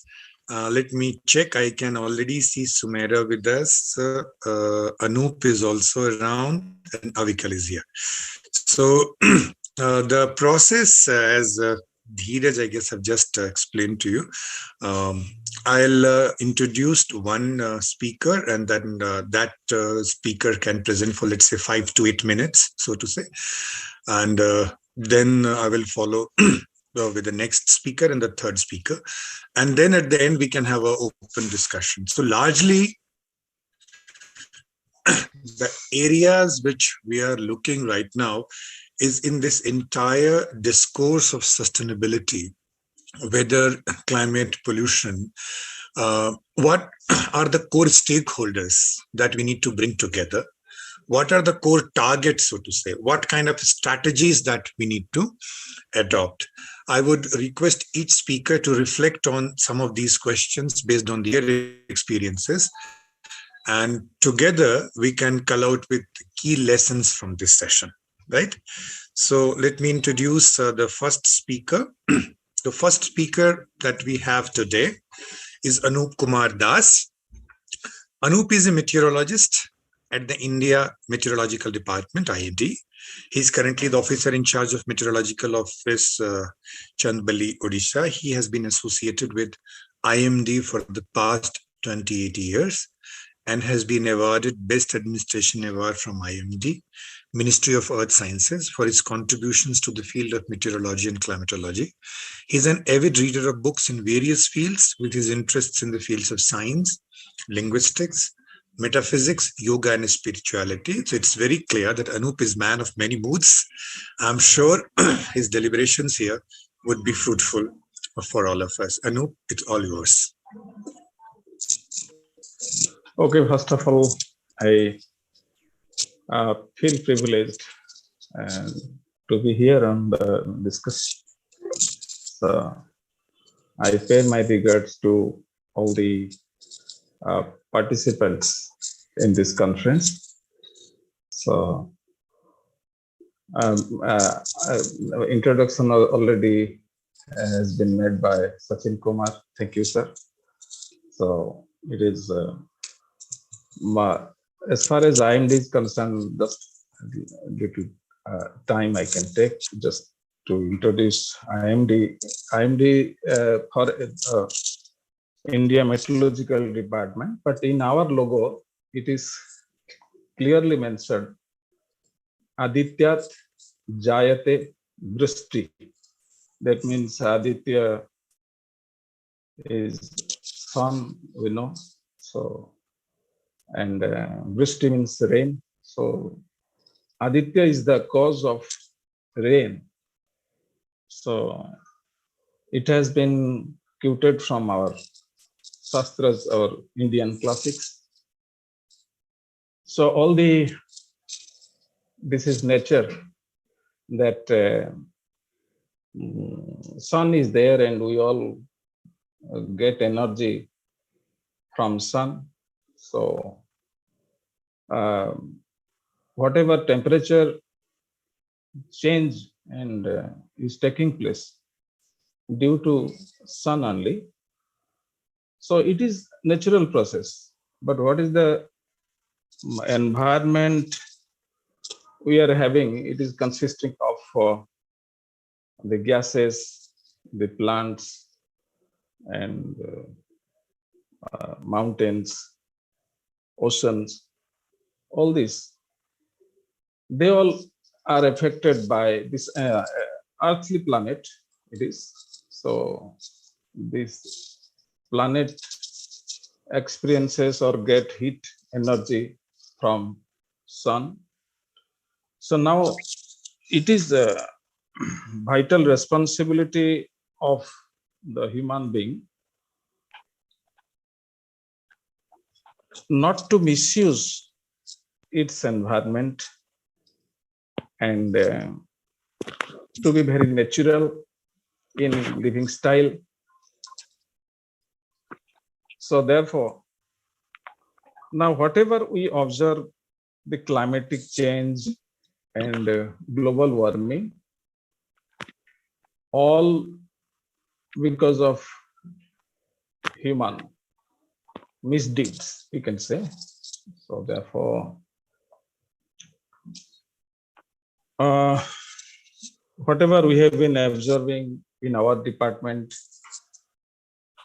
that is mostly why it is being changed.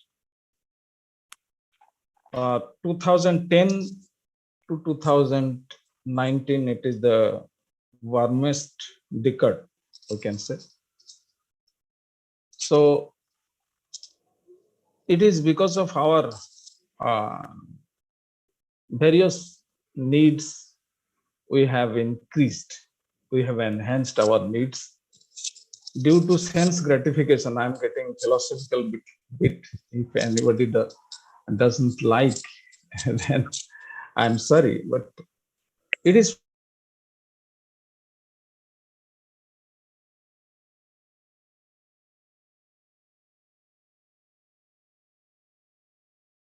recording in progress.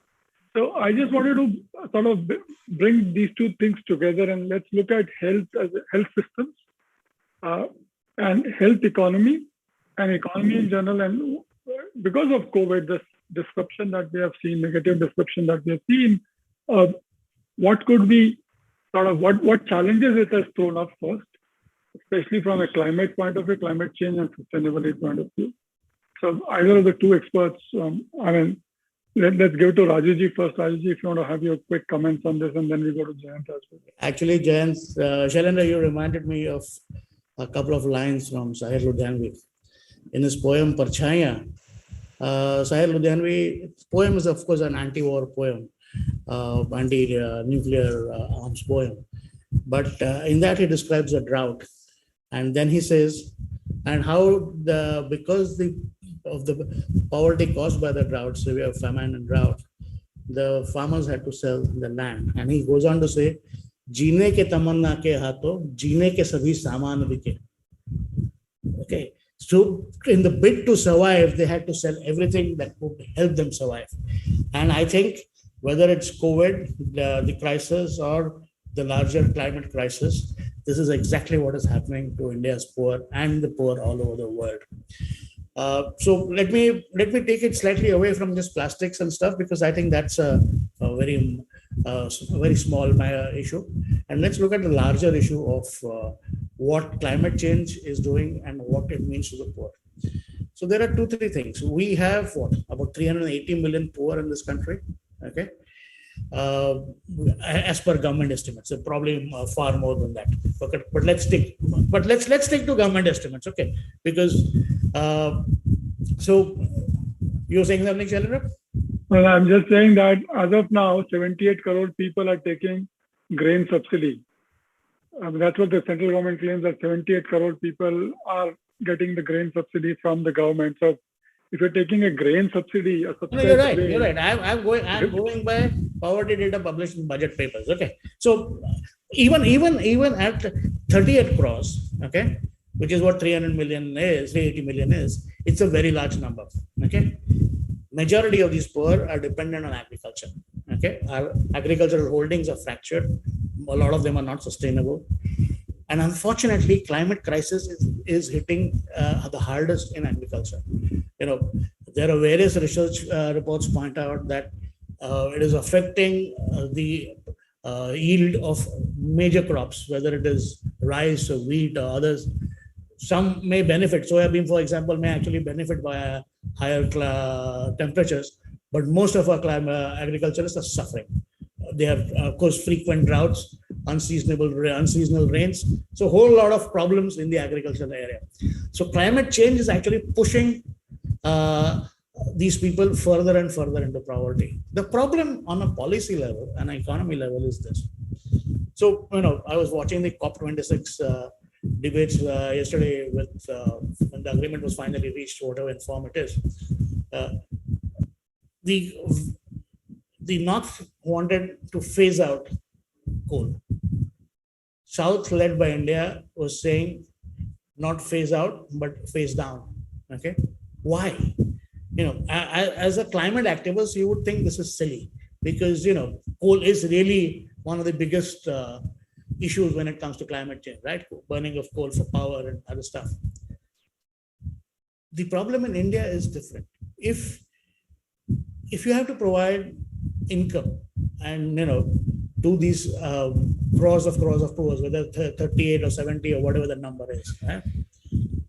They need incomes, they need jobs, they need growth, economic growth. Okay, so the imperatives before any policymaker of any party who comes to power. I mean, there is it's one party today, it might be someone else tomorrow.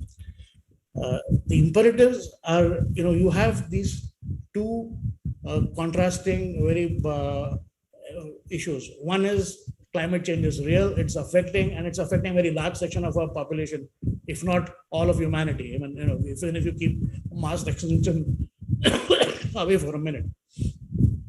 On the other hand, you need something because these people are going to die today.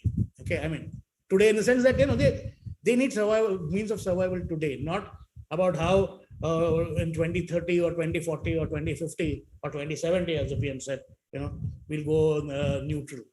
They need ways of tackling the poverty today. And if you want to tackle that poverty, means of tackling the poverty today, you need to go, you need more power, you need more industry, you need more jobs. So this is the dilemma that faces people. And frankly, I don't see any easy answers out of this.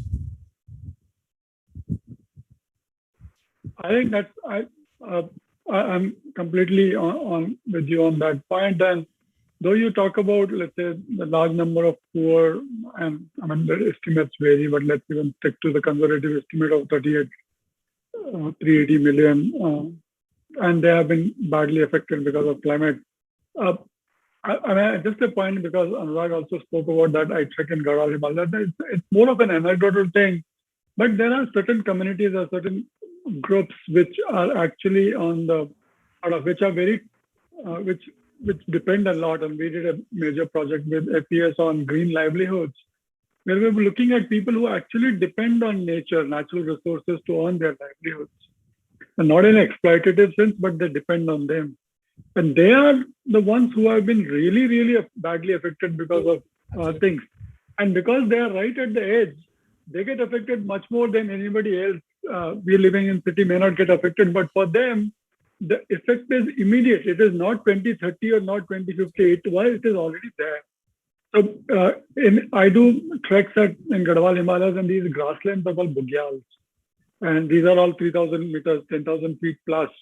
And you find those shepherds every year. So every year, in fact, one of the year I took my daughter along, and she did a small school project. And she was talking to these guys, and they said, sir, every year the snow is found at a higher altitude. Every year. And these are the people, because they depend on snow covered, because once the snow melts, then only the grass would come out, and that is what nourishes their sheep and goats, and that is what keeps that entire economy alive. And they say, boss, every year it is exceptionally changing the environment, and we have started going higher and higher. Earlier, we used to find good pastures at 2,000, 3,000 meters itself. Now we have to go all the way to 3,200 meters, 3,300 meters also, which is not traditionally the places we used to go. And I checked the year after Kedarnath tragedy, and I said, how did it impact you, Kedarnath tragedy? Where, I mean, they said, boss, we were at a higher altitude, and my entire herd died. Not because of rain, but because of snow. They were at a high altitude where it started snowing at that time of the year itself. And these guys lost, and these guys have 500, 1,000 sheep at one go, and they lost the entire stock in one shot.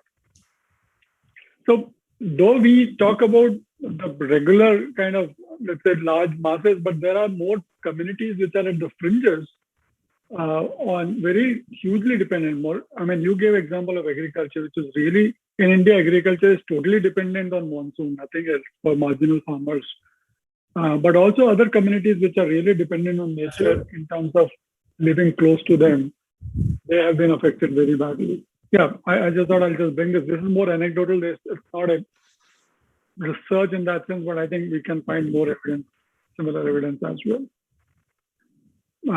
Jayant, you want to bring in your perspective here?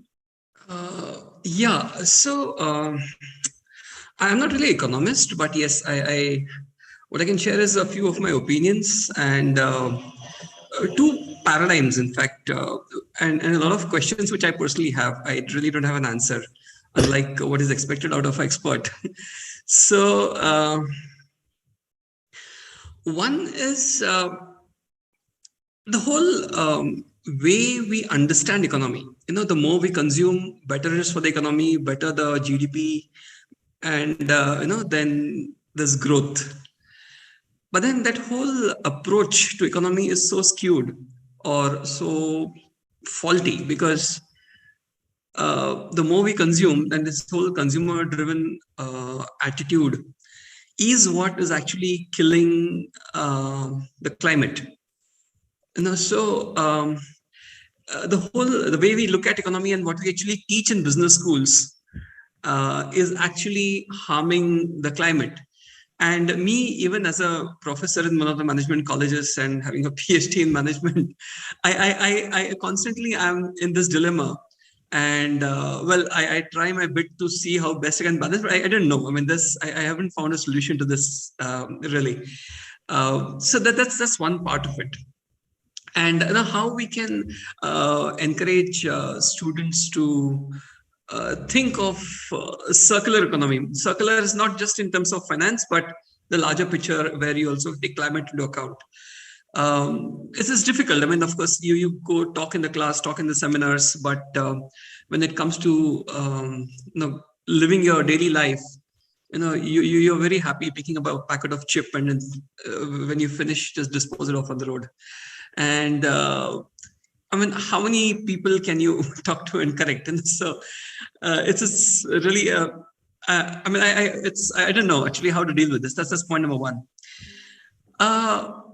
Point number two is fine. This is the traditional economics, how we've been looking at it and studying about it for decades. There's a whole new paradigm which is coming up, with all this blockchain and cryptocurrency. There's a whole new economic system which is emerging, which is actually threatening the current even governments, and that's probably the reason they're against it. So I mean, you have a whole economy around Bitcoin or a given cryptocurrency. Now, to keep that kind of it's called as tokenomics. So you create those Bitcoins and cryptos and tokens. You tokenize the assets, and then you move around them, move that value across the world. So to keep that kind of economy going, the amount of energy that you generate, consume. So when to keep that kind of a blockchain running, the huge volumes of electricity that you consume and the heat that it generates and the coal that is used in the process, assuming, most of the energy comes from coal. Of course, there are blockchains which run on microhydros also, but yeah. So that is, I guess, I don't think many people, of course, there are people who are aware of it, but there's not much attention in that direction. So I don't know where it's going to lead to. So it's basically just compounding the issue, in my opinion. So these are the issues which really need a lot of thought. And currently I'm not getting in what I think the solutions are, but yes, I just wanted to bring in these perspectives, and probably now we can talk about it. Thank you. Can I say something? Rajesh, please go ahead. Okay, so I actually said this a couple of days ago on one of the other panels. And what I feel is that we have a strange situation in the world today. Okay. On one level is the force of nature. By changing the climate, so there is a natural law as to how much you can abuse your systems and your nature, and what is the effect it is going to have on the entire world, not just humanity, but all species. So that's one part of it. The second part of it is what is the law of economics. Each one of us, whatever station we are in, will want an improvement in a lifestyle. Okay, what that improvement is can differ from people to people, person to person, and country to country, socio-economic strata, the whole lot of variables. But one fact remains that from wherever we are, we want to improve our lifestyle, livelihood. Unless you are a monk and you're sitting in some cave in Himalaya, that's the reality of it. Now these two forces, so one propels the economy that you're talking about, Dr. Saab, about the current economy, where current economic model, where there is growth is the center of that economic model. And then now we are coming up against nature, which is saying, well, hang on, guys, it's only, we can take only this much, and you're going to have problems after that. I always believe that, yes, there are macro level discussions on phasing out coal and containing emissions at 1.5 degrees and so on and so forth. And there are a lot of discussions along that. And subplots in it in terms of financing, in terms of innovation and financing of the innovation and research as well. I always believe that a lot of this comes down to micro solutions. Okay, I'll give you an example. One thing that has been in the news over the last few weeks and will be over the next few weeks is the pollution in Delhi. It happens every year by the stubble burning. Okay, it happens almost like clockwork. So it's not like it's not a natural event of some volcano exploding suddenly that no one can predict. This is a predictable event.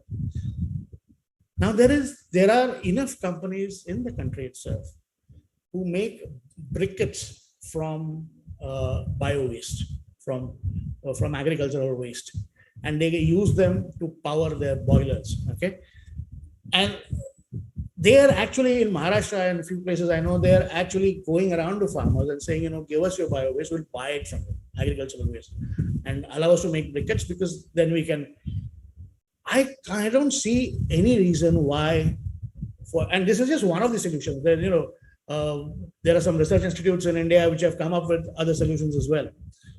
I can't see why this can't be implemented on a level across Punjab, across Haryana, across UP, where the stubble burning happens. Humans are motivated, in my experience, to change their behavior only by two things. One is incentive and the other is disincentive. We all started wearing masks only when we were afraid of contracting COVID. We all religiously started washing our hands only, washing them for those 20 seconds as was prescribed, only after all of us were worried that we will get COVID and die. Similarly, incentives are the other major factor. You have to use two of these things, incentive and disincentive to change behavior.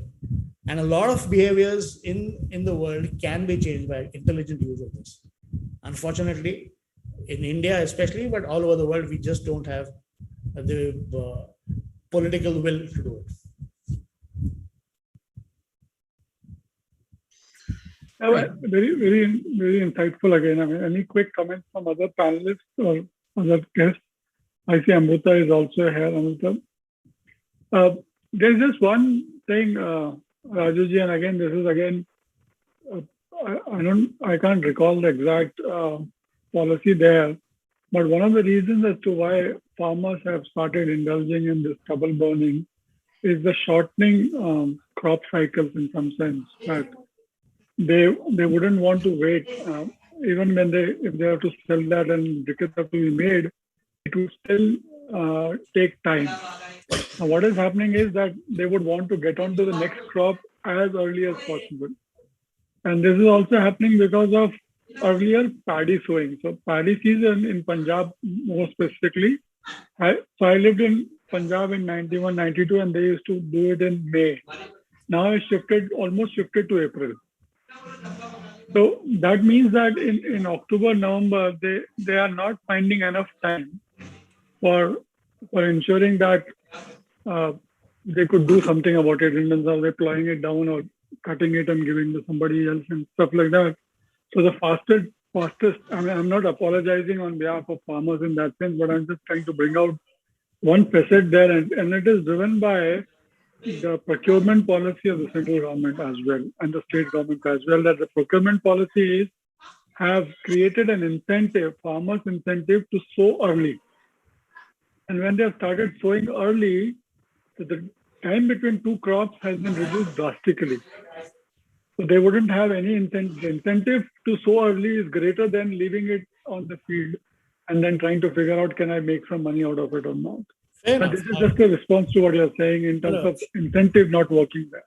Shailendra, that's exactly my point, that, what works is incentive or disincentive. So if this is one incentive, you need to find, and disincentive in this case will not work. They'll just go and fire the get on the line. It's impossible to police, and it will be silly to police, right? So you need to offer them other incentives for making them wait for those crucial 8-10 days before they can sell the stuff. It is possible. I'm saying the solution. It is possible. Of course, it is possible. It is possible, and I think the way should be explored for doing that as well. Yeah. I just wanted to, depending on what Jayant was saying and also what we are saying here in terms of, I also teach in a business school, and all of us have been blamed for creating that unnecessary commercial need and the need for products and stuff like that to keep the economy growing.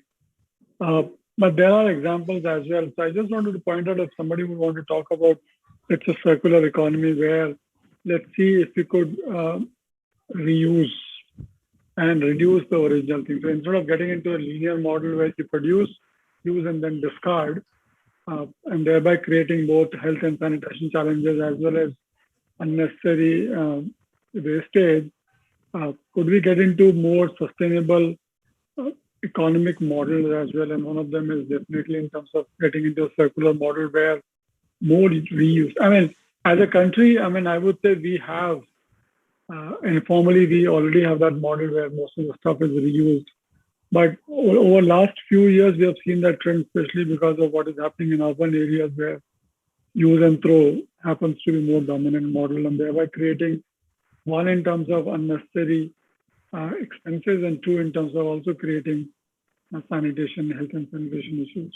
What I think is, it's just that circular economy is great, but then I think there's no incentive in terms of implementing this whole circular economy concept, because then you're not consuming enough, and then that's going to negatively impact the GDP. So a very simple example where you have this whole movement called as right to repair. But there are corporations who want the consumers to use the product, and there's something called as self-obsolescence. So if I have a mobile phone, after 2 or 3 years, it will start slowing down. I have to throw it and buy a new one, and they ensure that it happens, so that they keep selling more and the GDP goes. So I think the GDP itself is such a wrong indicator of economic growth or so-called growth. So I think these skewed indicators and skewed metrics that we have is actually, and then we actually teach, and give them marks that, okay. So I think we are at our level culprits are part of the problem actually. So, okay. Yeah. And also I think we have not touched upon the health part of it. So, so when you talk about economy, so we focus so much on volume vis-a-vis the quality. Like, okay, simple. We have Jersey cows giving milk in terms of volumes, which we replaced for such wonderful Indian breed of cows, Gir, for example. So which now somebody else is adapting. And obviously, so when you focus on volume and less on quality, like organic food, for example, earlier, I was reading a book called Simplify by Captain Gopinath. He says in his days, organic food was all the poor people consume. Now it's become a luxury for rich. And obviously, that's going to impact health and all the issues that we have created in the process for ourselves. So these are really interrelated things, health, economy, of course. So yes, just wanted to touch upon that point. Thank you. Yeah. just to bring, Anurag also gave that responsibility, health and economy in that sense. And so one of the things that I've read, and this is the kind of work that I've also done, is in terms of health shocks, pushing poor people into generational poverty in that sense. One health shock can push families into an economy or in a financial problem, which could wipe out at least a generation of gains. Generational gains they could wipe out. And again, having a robust health system, a very robust health system, an equitable and accessible health system would go a long way in creating a more sustainable economy as well. And we have seen multiple models of healthcare, and I'm pretty sure that the present government is working on the Ayushman Bharat project, where health insurance in that terms of making sure that people have access to healthcare facilities, because especially women in that sense, because a lot of women would step out of economic activity, and we have seen the impact of women stepping out is basically going to hit on what Jayant calls as false numbers and GDP numbers also, and other numbers, women participation. And they are the ones, whenever a family has a health shock, and they are the ones who step out of the world of work, formal, informal, and take care of the sick ones.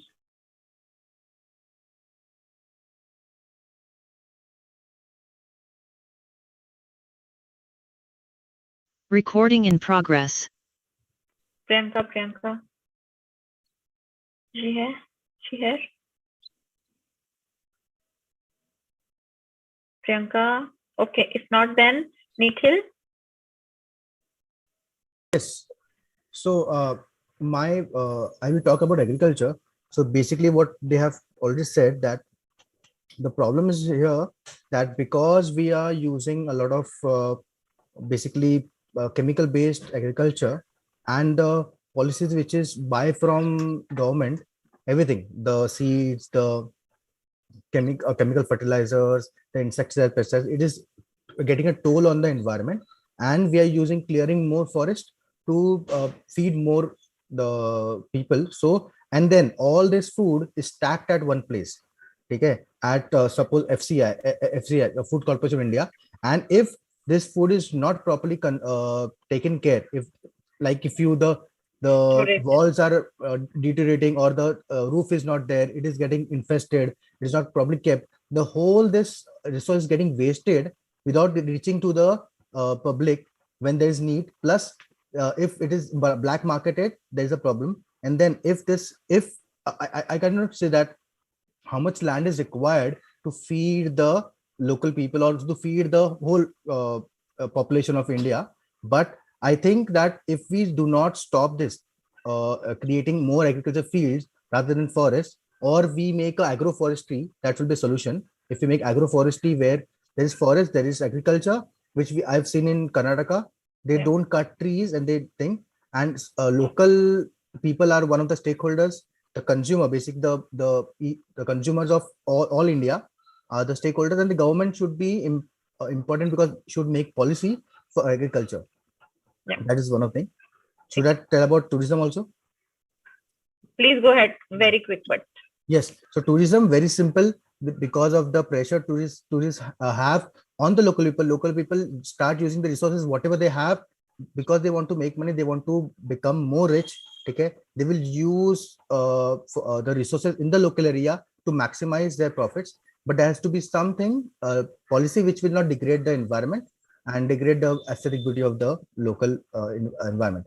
And lastly, the government has to be the stakeholder, the tourists are the stakeholders, and the local people, because ultimately they will face problems when there is a disaster which is environment related. Thank you, Nikhil. Madhura. Oh, Priyanka, are you here?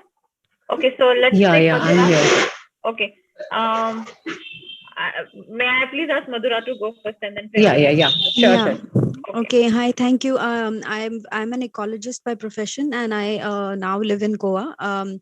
I've been in the field for quite a long time, and I'm just quickly stating my observations of having lived here. And I'm combining agriculture and tourism because in Goa they are both really very relevant and they are really intertwined. So I've already put my comments in the Excel sheet, and the problem I see here is too much emphasis on the Bollywood picture of Goa. Like making Goa, people think of Goa as something else, like. Y'all, I guess everybody here will know what is the picture of Goa that is shown, and there's no respect for local agriculture, local people, local ways of living. The only way people know is beaches and bars.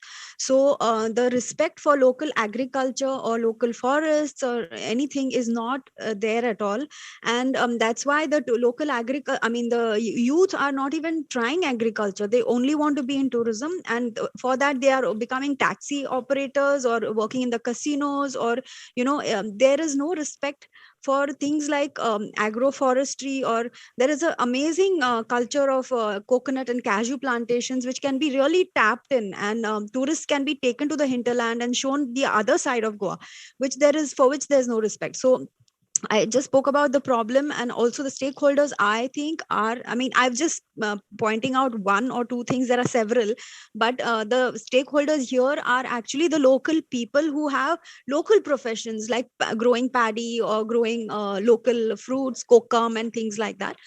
And the solutions, I think, is it has to be a complete turnaround of the vision of what Goa is towards the general public, and by the government to not encourage things like casinos and large enterprises, large scale tourism, but support local and small initiatives by homestays and things like that, which people are running, but they are nowhere in the scene. Nobody knows about them, and they're somewhere in the background.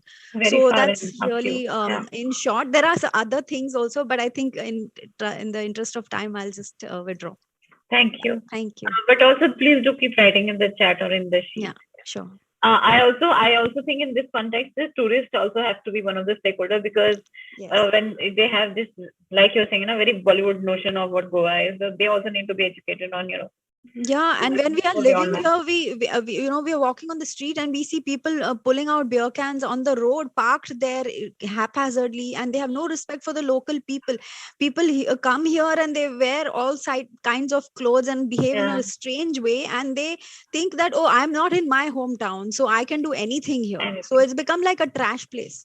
So that's really not acceptable for local. There has to be respect for local people, and so tourists also, like you say, it's very true. They also have to be respectful towards whatever is local. May it be Goa or may it be Mussoorie or wherever, Wherever, so, yeah. I also take it from your point that there is also an aspect of safety and security of the locals because of the this kind of tourism. So I think we'll also record it. Okay. Thank you so much, Madhura. Priyanka. Yeah, so I think everyone have covered what else I had to say, but one of the main reasons I see is like local people are giving up to the glamour of the urban culture, and they are getting attracted to it, and so they want to earn more money to get in there, have the smartphones, have the branded clothes and all. So I think we need to still instill a sense of pride among the local people about their own culture and the resources they have, and it should be more, the local thing should be more glamorized, and the local culture should be more glamorized. I think Instagram and Facebook is playing a great role in making people getting attracted to the urban world. But at the same time, we can move the thought process of the people from that urban glamour to the local stuff. Yeah, I think everyone. So the urban people have like really, local aspirations these days in terms of how they want to experience villages and all, and it's vice versa. There has to be like a middle way to it. Okay. Thanks, Priyanka. Jayashree.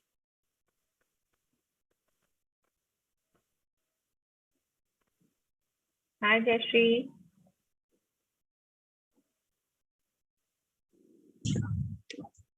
Hello, I come from the educational background, and often when I take my children out to see places, small places very close to our school or very within the city, I find that these are all just places open, but there is no guide available, and we do not know actually what the treasure within is.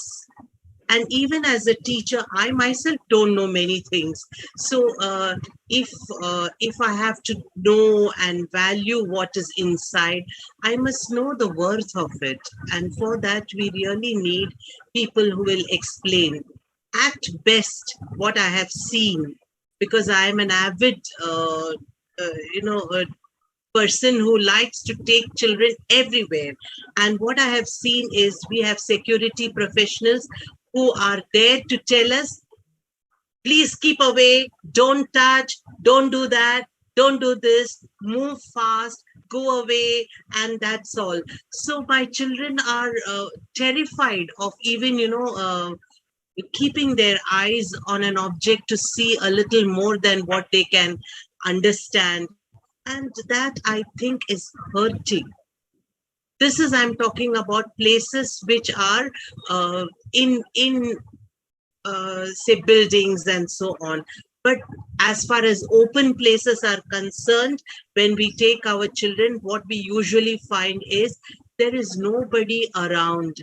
And the absence of people in such open places also scares us. We are so used to having people around in the city, and suddenly when we go to a place like the zoo, there's hardly anybody who's interested in coming there. And so we feel alone there, and again we get lost. So I don't know how we can bridge. And sometimes we have even traveled a great distance. Sugandha, hello. To a particular place to find that it is closed for the day because no, you can't go up the hill just because there is some water logging somewhere. But it's so embarrassing. It's very difficult. Yeah. I don't know any solution for this or anything. Over the years, this has been my experience. Yeah. No, I also agree with you. Also, sometimes there is a lot of information being passed around because the guides are also not trained or not, there is no orientation of the guides as well. So, just a moment.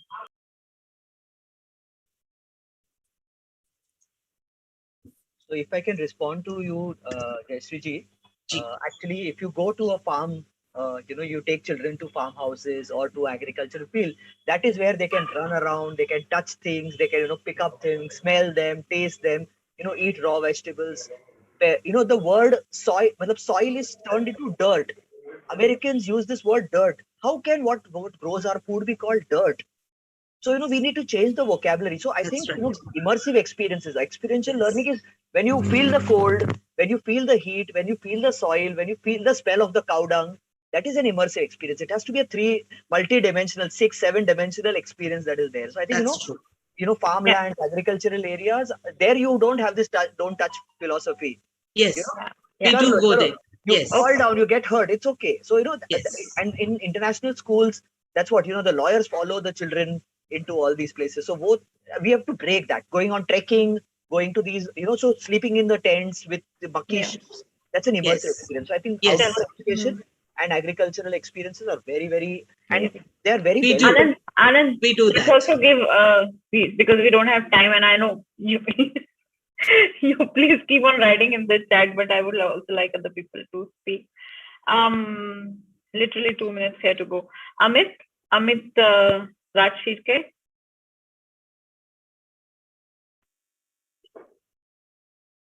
Hello, Amit.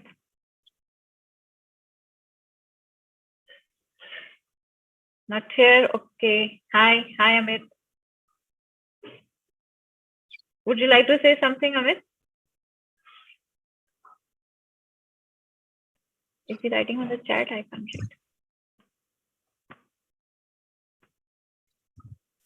read. Okay, then. Okay. I think, okay, Amit is continuing on the chat. Then we'll ask Purnima ji.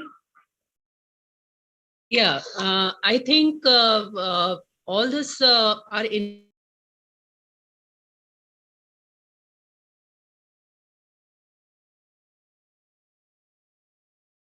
Recording in progress. I think he's asking about the data. Right. So if you allow me to rephrase, and Shubhankar, correct me if I have not understood you properly. He is asking that most of the data are at a larger macro or meso level data, but farmers need data which are relevant for their farm. So that level of data are IMD is any process to provide that sort of data. And then what kind of steps IMD is taking to make that level of data available to the general public? Shubhankar, this is what you wanted, right? Yeah, that's perfect. Thank you so much. Okay. Yes, Dr. Das. Sir, IMD has opened agricultural met office in different locations, but it is not widespread exactly. So farmers are not able to get as according to their requirement at different places in places. So, but nowadays the process has been started by NDC, National Data Center Pune, IMD Pune, and that project has been taken up to establish like AWS and ARG. But as far as agreement is concerned, sir, the evaporimeter has to be established, has to be installed, and temperature, the soil temperature and humidity, that is all required.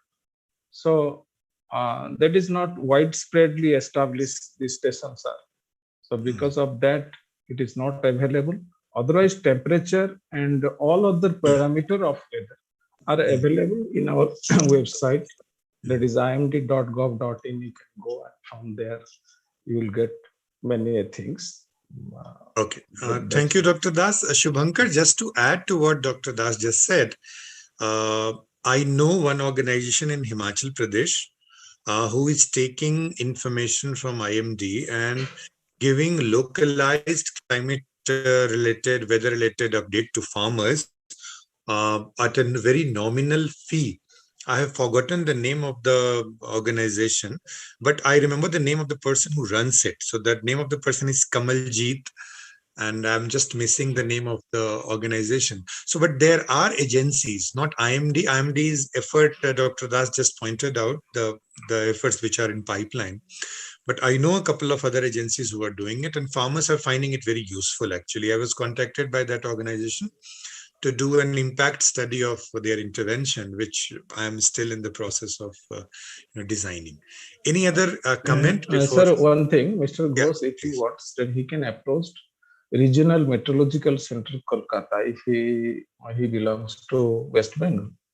So from there, you can get, there is a channel also, proper channel through by writing an appeal. Sorry for interacting, cutting you off, sir, but I belong from Assam. Okay, Assam also is a meteorological center. Yes, that MC is there, Guwahati. Yes, MC Guwahati can provide you that what Sachin sir has raised the thing by paying certain nominal fees. What is required? It is a government process. So you can approach and write an application, and process will be automatically done to provide you the data you want. Yes, I agree, totally agree to you, sir, but just a small little glitch and a point that I would like to add and point out. For us researchers, for us being from a particular center or a particular job profile or holding a particular degree, it's easy for us. Through this conference, I would like to add this point is this, the general public which doesn't have a good English background or doesn't have these things, they don't know. For example, today, this monsoon, normally there's a 10-day spell in Assam. I've been noticing this from childhood. There's a 10-day spell in Assam where there are rains, but this year, it didn't happen that way. So as a holding a degree from climate, like I can say that if this continues like this forward, the cropping cycles will change. If the cropping cycles change, your economy will shift. There will be losses. So this kind of data, meteorological data, even the planning data, even the specifically the ISRO data, right? It's very important to get that data to the general public who doesn't know, which might not have access to it. So that was the only point. That should be displayed. Yes, it is. And you know, one of the major vital points which he raised, Shankar raised, was the fact that by the time the data reaches us, it becomes outdated. Yes. So we are not so much interested as a general public in the historical data. We are more interested in what is happening now and what can happen tomorrow. So our requirement span is very limited. But anyway, we have just 5 minutes with us, and I would invite more voices. Yes. Anyone who wants to raise a question? Anyone who has any questions in their mind, any comments, any suggestions, any strategy input? Okay, so it seems that we are not having any questions now. So what I would do is I would like to spend the remaining 4 minutes which we have, and I would request each of our expert speakers, Avikal, Sumaira, and Dr. Anup, to take 1 minute for any parting thought. So I'll start from maybe Avikal. Any parting thought for a minute? Sure. So the overall parting thought is the pollution is becoming is getting attention now. People are interested in it. People are understanding more of it. The thing is, there is a limited understanding of how solutions are helping. If government does anything, if you do anything, how does it overall impact the pollution status in the city and the region? And that understanding needs to improve. The lot needs to come from the academic side as well, which needs to do assessment and assign how much impact each of these solutions have got. And instead of just people speculating कि बंद किया लेकिन कुछ हुआ नहीं अभी फिर से smog हो गया, that's the thing. So these actions have things, but they are showing up in certain different part of the year than the smog, and so confidence in these actions need to be built up, and confidence in the bureaucracy, in the government and public needs to be built up so that they take these actions very seriously. Convergence is going to be very key. Convergence is going to be key actually going forward. Sumaira?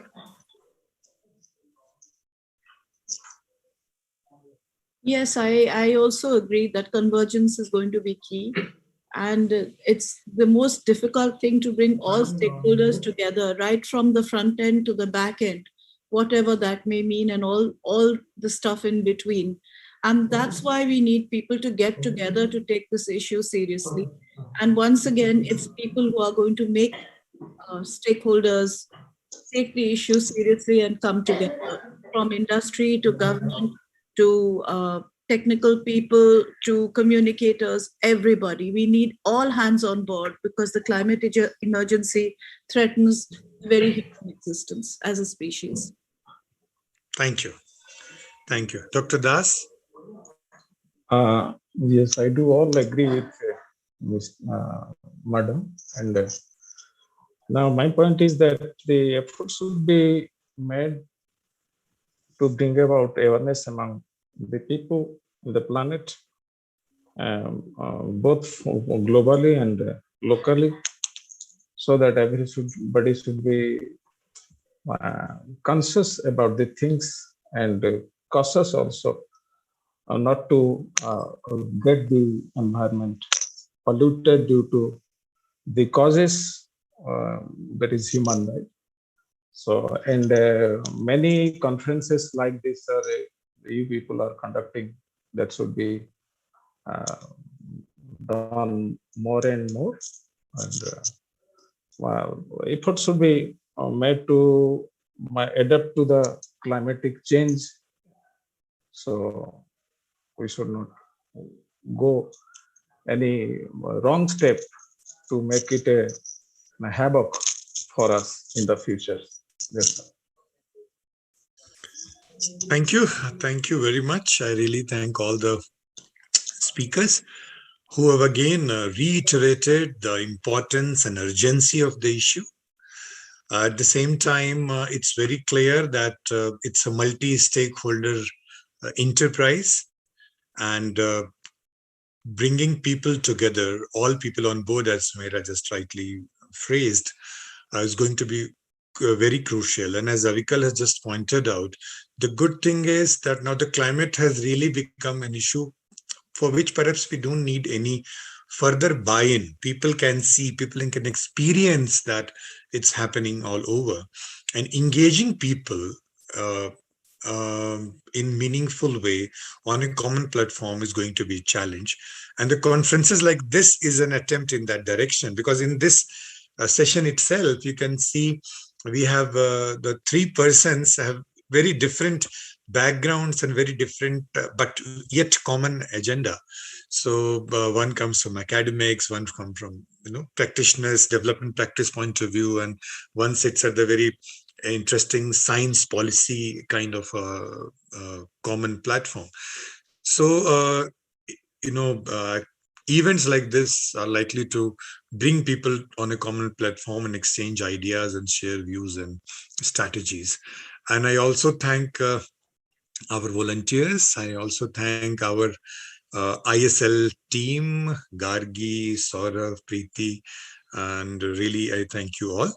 And at least I am leaving this room with a lot of enrichment and a lot of ideas, which I can communicate with my students back here in Himachal Pradesh.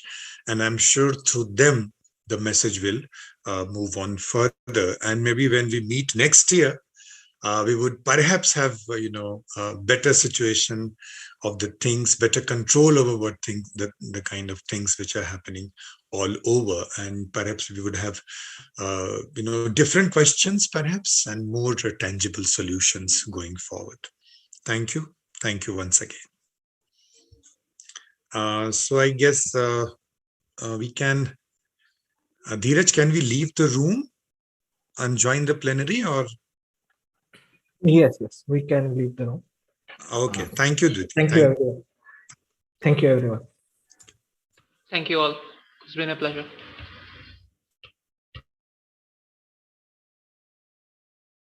Recording stopped.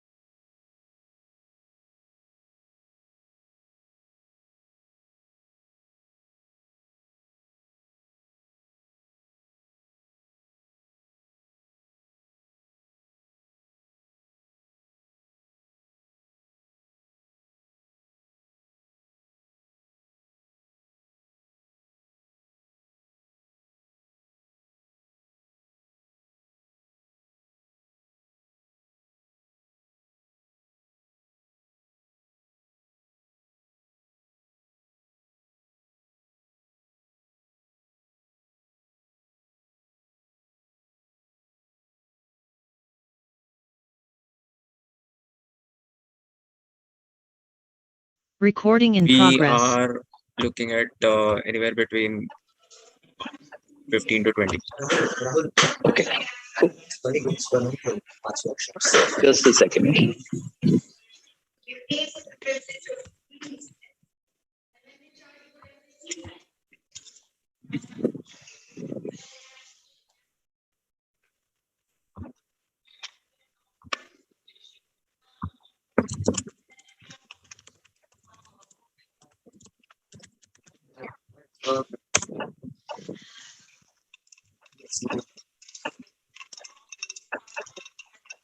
Hello.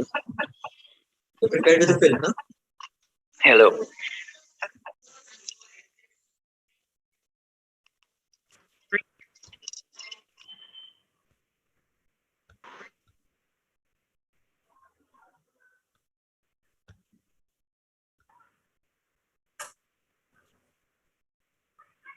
I can hear you. Can you hear me? I will send a signal. You can hear me? Yes. Okay.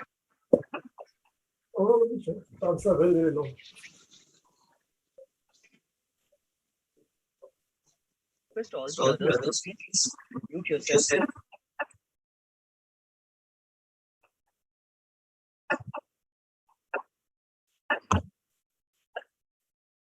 Also, another request to the moderators who are being made co-host, please do not let any person in. If you see a request saying so-and-so is waiting in the waiting room, our volunteers are doing that. And there is a security aspect which we are going through. Only we are then letting people inside. So all experts or whoever are made co-hosts are kindly requested to not touch the entry part. And please leave it to the volunteers to do it. Because security is a very important thing for such conferences. So please cooperate with us on that. Thank you. We will we are trying to cover up on a little bit of time, and some of the sessions we had missed out yesterday, especially the filmmakers. We had some short films that we wanted to show you. So in the tea break, we are going to film some short films, and I request yourself.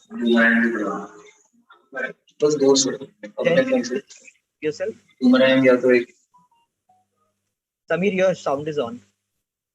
Yeah. Rahul, we can start with it.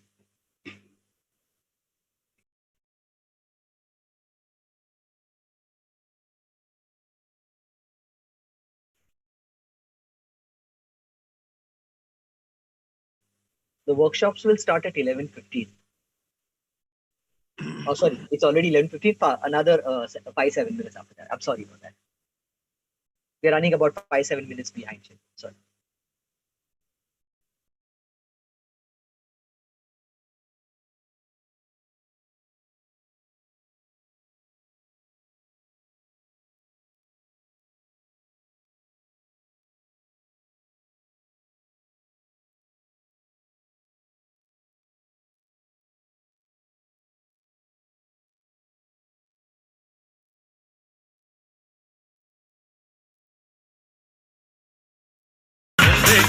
एक सफर है सुहाना, यहाँ कल क्या हो किसने जाना। अरे ओटे ओटे हो, ओटे ओटे हो, ओटे ओटे हो, ओटे ओटे हो, ओटे ओटे हो, ओटे ओटे हो, ओटे ओटे हो। Our first trip with Sprouts was a life-changing experience. It was eye-opening. It won't do anything. See, it won't do anything. There is a zoological classification. That's what I'm telling you. Yeah.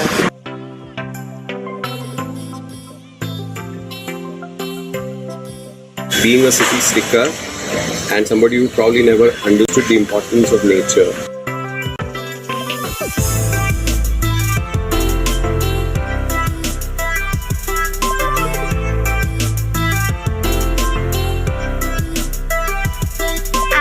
Gone on Sprouts trails since 2014.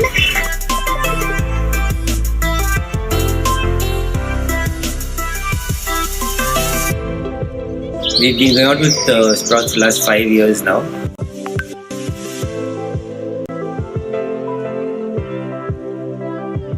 Going out with Sprouts is truly fun, and you get to learn so much.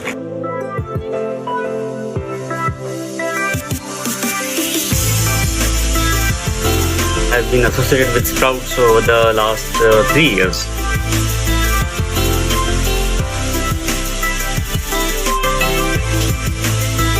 I really like when my parents take me to Sprouts outings.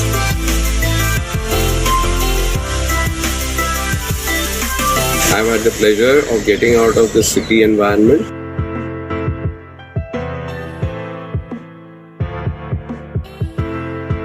Anand of Sprouts is the master of the PDCA cycle: plan, do, check, act.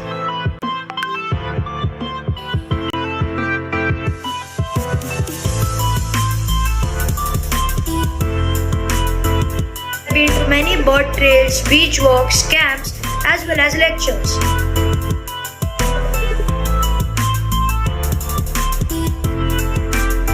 As city dwellers, we just have so little connection with nature that the first trip, it really reconnected us in a way that was amazing.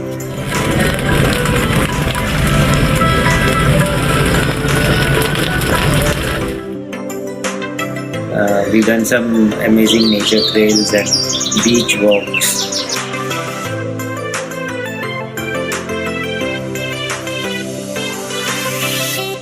We've been to many field trips, some examples being the Bhandu pumping station in Mumbai or the Vasai Creek for birding, Sanjay Gandhi National Park.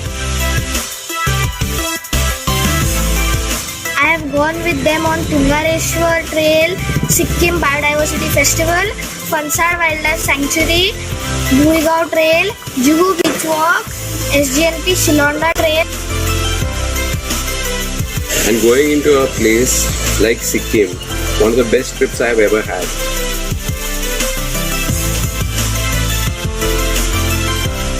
Another memorable trip was an outing to the Fansar Wildlife Sanctuary near Panvel.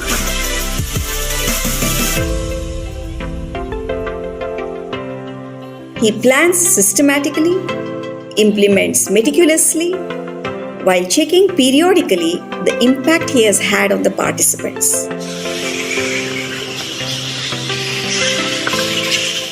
The Sprouts trips are very well organized and planned, and everybody, whether it's a 5-year-old child or a 70-year-old adult, everybody gets to enjoy and learn. I got to know a lot about birds, their calls, marine biology, and plants identification. They have awareness camps also besides ecotourism.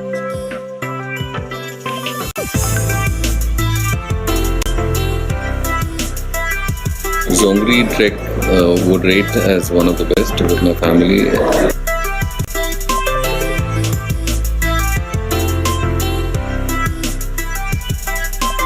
We've done 2 biodiversity festivals. Those were really cool. The most famous one, or my favorite, is the Dance Bird Festival, where I've been going regularly now with Sprouts. I have captured a lot of photos during all these field trips. And the most memorable one was a Sikkim biodiversity camp, which was for 7 days. During interactions, he encourages everyone to actively get involved and be the change agents. As parents, I think these trips are a great opportunity that we can give our child. He has an amazing team of interns and juniors who works with him, and he keeps mentoring them, educating them. I like them because they are very professional in their work. They have apt knowledge about most of the wildlife and nature. And it is teams that work and teams that get results. You are a prime example of that. He really enjoys going for the trips. It's like being part of a Discovery Channel. Only thing is, here you're not just sitting on the couch and watching it, but you're actually in it. Would like to continue to be associated with Sprouts. We hope we will end up sharing more time together. I have genuinely enjoyed partaking in the Sprouts activities. I encourage people of my age to get involved in such stuff, because after all, we are the future of the world. It's a lot of fun.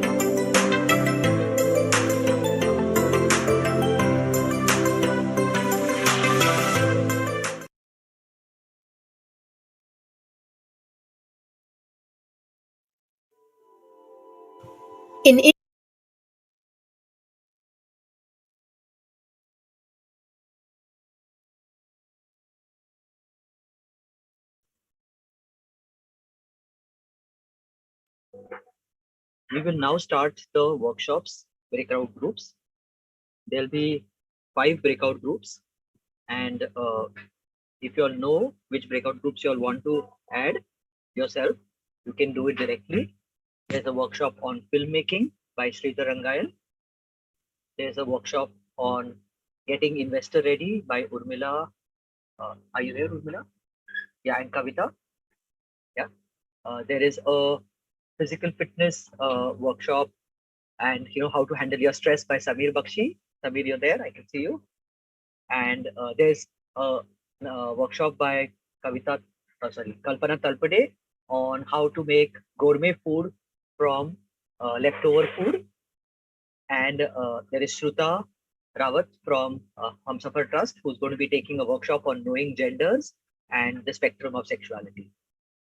So please, you can select your workshops or you can type it in the chat room over here or in the chat box, and we will add you accordingly. Volunteers, please add the experts to their respective rooms, or I'll also do the allocation. Yeah. All the experts, the volunteers will help you over there in case you have to do with a PowerPoint presentation or thing. The ISL interpreters, I would request you to please join the filmmaking workshop.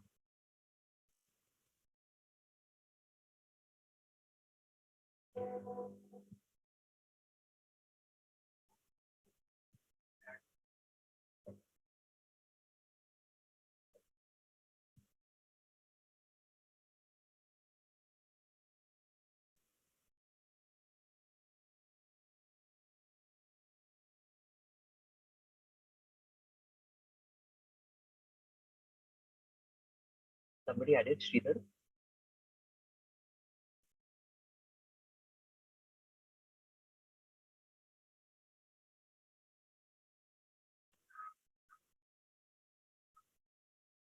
Yes, he has joined the respective room.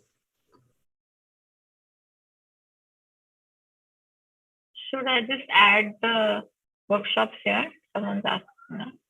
Yes, please, if you can. Thank you. I will.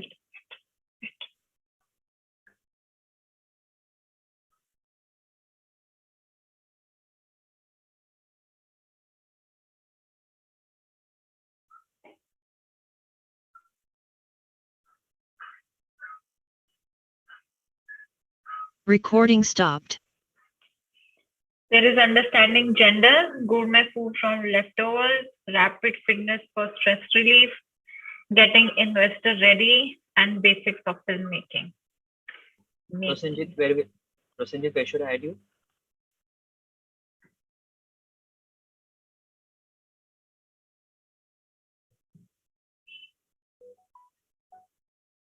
Please careful of this 7676. Volunteers, please look at that.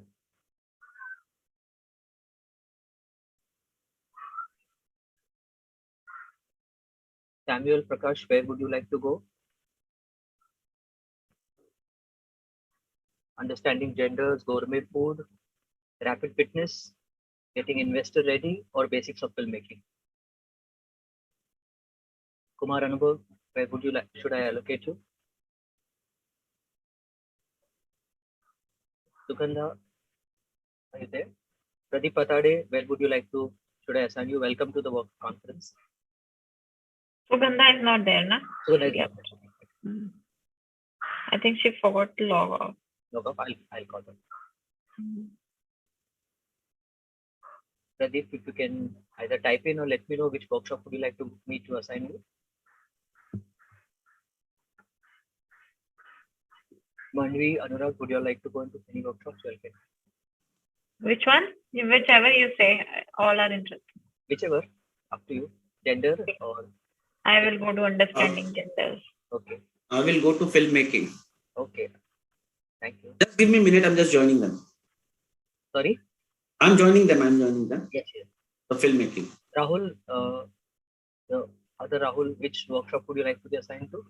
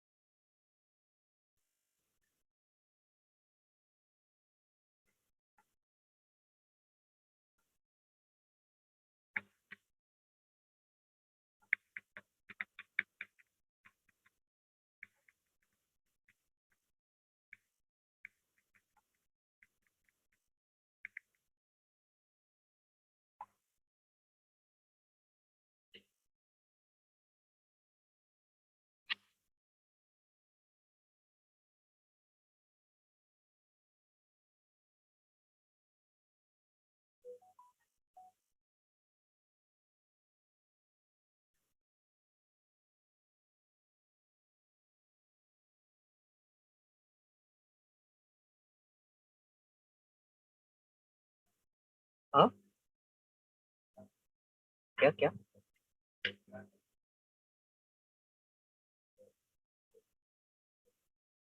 क्या क्या क्या 5 group 7 group क्या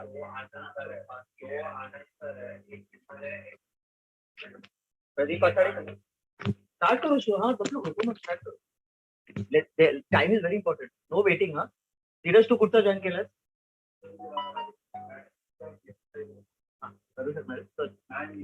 okay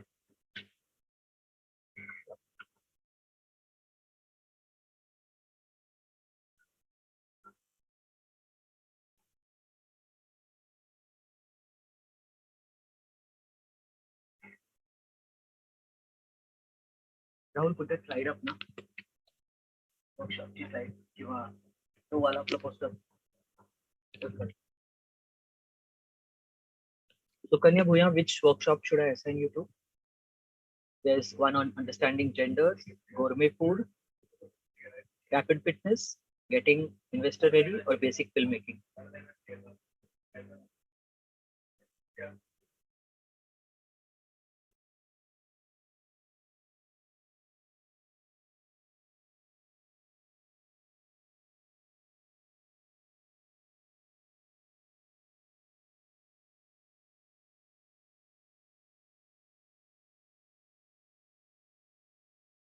Recording in progress. 1 minute. Bulbul. I just come from Alibag. So a little, excuse me for my not being ready for today's. And I thought it was 11:30. So the 15 minutes is very, very crucial for me. But the rice, sometimes the rice cup. I think we'll start with lemon rice. Now, what is lemon rice? See, lemon rice is a South Indian recipe, we can call it. I mean, they made it famous. In Maharashtra, we have this podnitsa bhat. And from childhood, I've been eating this podnitsa bhat. It's just simple. Both the recipes are similar, but little here and there change.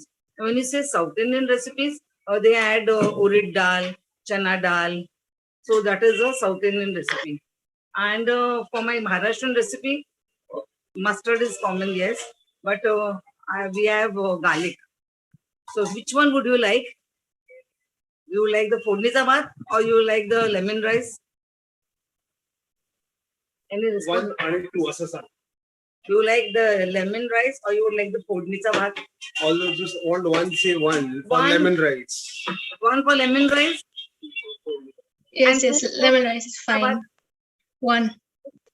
Lemon rice. Lemon rice. Okay. Nalini says one. There are more people. Wait, we'll just check. Nalini has said one in her chat. I will explain both the recipes, so don't worry. It's just. Pariha also says one. Lemon rice. Wow. Okay, so there are 2 people who want lemon rice right now. Great. So lemon rice is the most easiest recipe, and Vaishnavi also wants lemon rice. Good, great. Okay. So no podnitsa bhat. Lemon rice. Now lemon rice, you require rice, of course. Now making use of the leftover rice. That is one common ingredient. Okay. Then I will be using lime. Sa lime, regular. I've come prepared for it, but the traffic in Mumbai is. So you can start with all the ingredients. I'll point towards your ingredients after you are done. Okay. This is the leftover rice.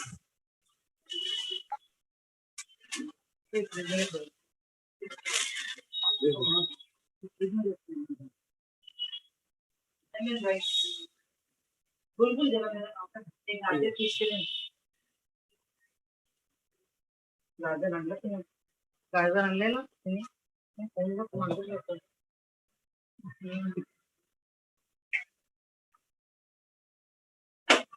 Gipti.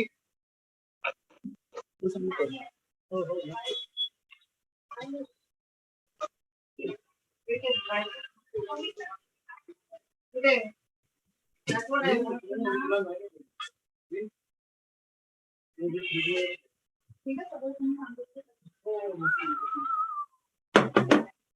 For lemon rice, this is optional, but I like to use the peanuts. Okay,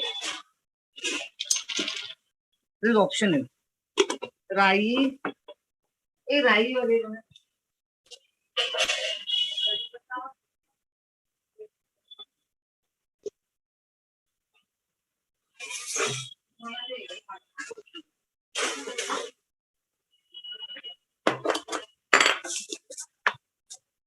Mustard seeds. Okay, for lemon rice. Then I will read green chilies. Now, green chilies as per your spice liking. How if you like it spicy? So I'm taking 2 green chilies here. Then I'll be taking a little bit of cashew nuts also. Okay. Curry leaves. Okay. What else? Salt, of course, turmeric. Hey, masala ka dabba de. Dire dire tu dumji ashi kam no kurba. Yes.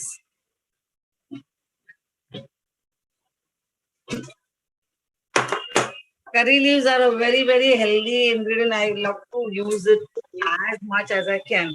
Okay. So 1 curry leaf sprig I will be using for the vagar. This. And urid dal and chanachi dal. Even the stand.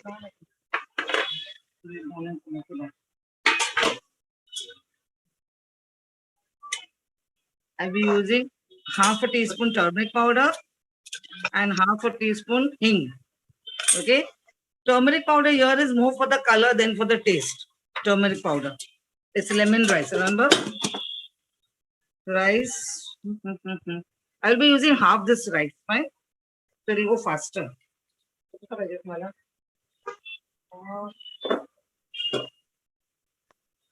Oh, urid dal already.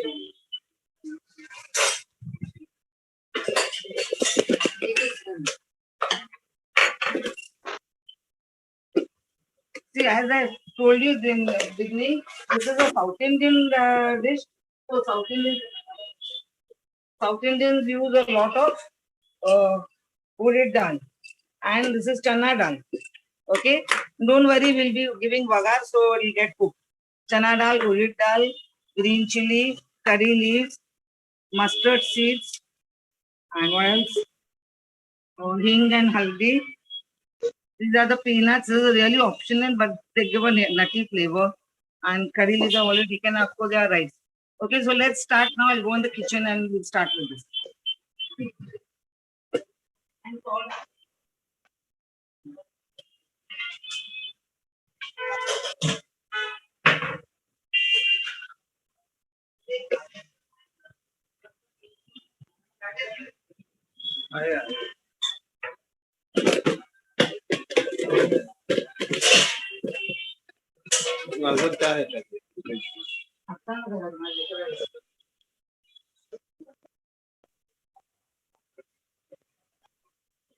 This thing?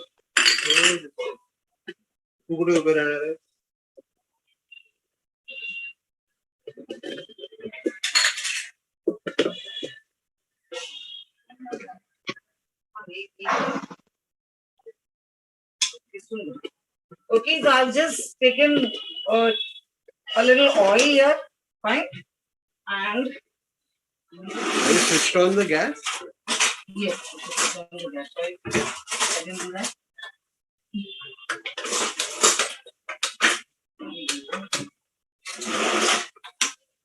Okay, we'll wait for the oil to get nice and hot.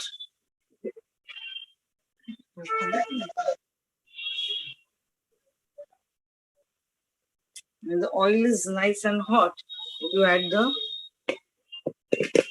mustard seeds.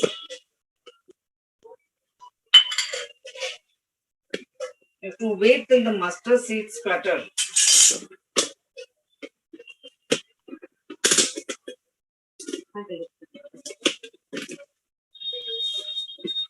This is the concentrator. Always for any recipe, see that you let the mustard seeds splatter. Then what happens?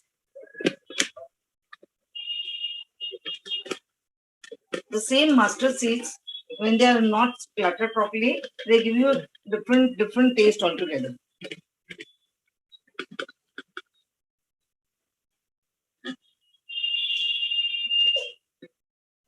There you can see the mustard seeds splatter now.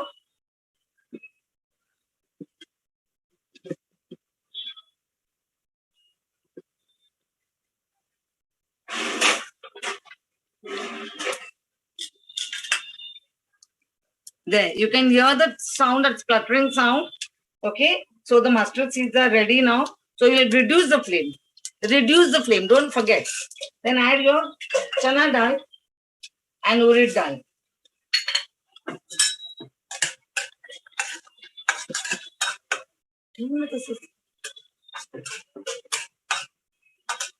Okay.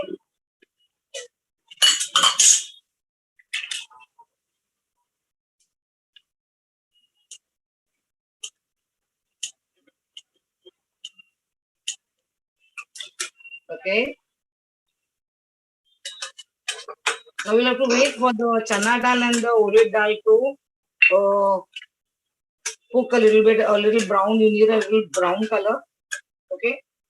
So just do some time. And as we are using other nuts even, I'll be adding the peanuts and cashew nuts. I usually don't add the cashew nuts in my lemon rice, but as today is special, so I'm adding cashew nuts too. See? Now when this is getting cooked, I can increase the flame at the moment here. I'll be adding the green chili.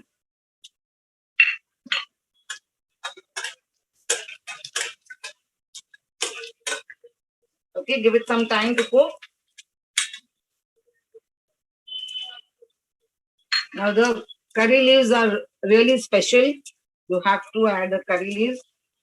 Just break them with your fingers here like that straight.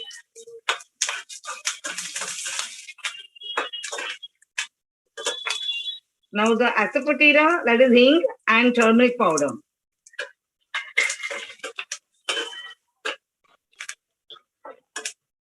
Now I don't know how you cook your rice at home. If you are adding salt to your rice, be very careful while adding salt here. Now at my place, I don't add salt to my rice. So I need the salt also, okay? So say half a teaspoon salt.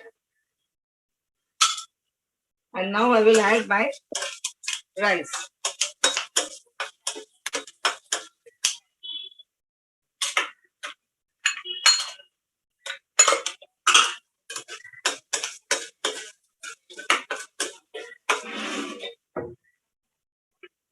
I find that the oil is really less. I'll just add some more oil.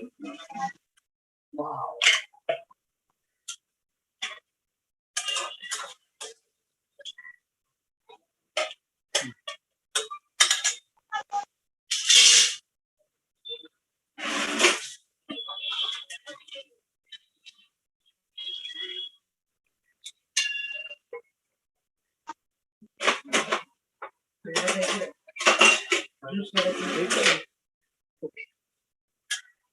Okay, you can see now our peanuts are cooked. Our dal are nice and brown. I will just add the rice now. This is the leftover rice, remember, friends.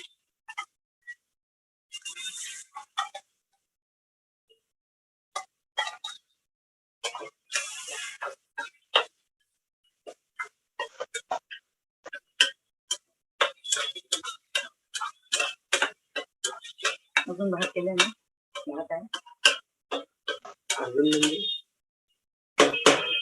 लेफ्टओव्हर मध्ये एवढं आताच आहे rice नाही केला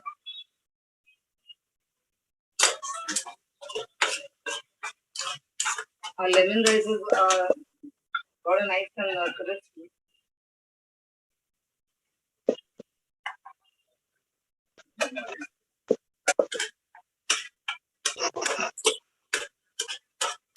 Wow, now this lemon rice, you can garnish this with coriander leaves. And I told you I'm very fond of curry leaves.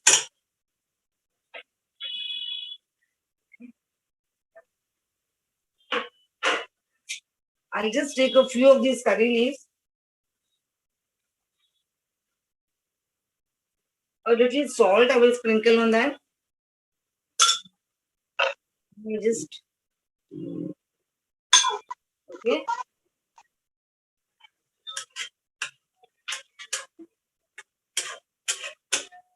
This lemon rice you can carry in your tiffin also. Like the night you prepare your rice and keep, and in the morning you can have your curry rice.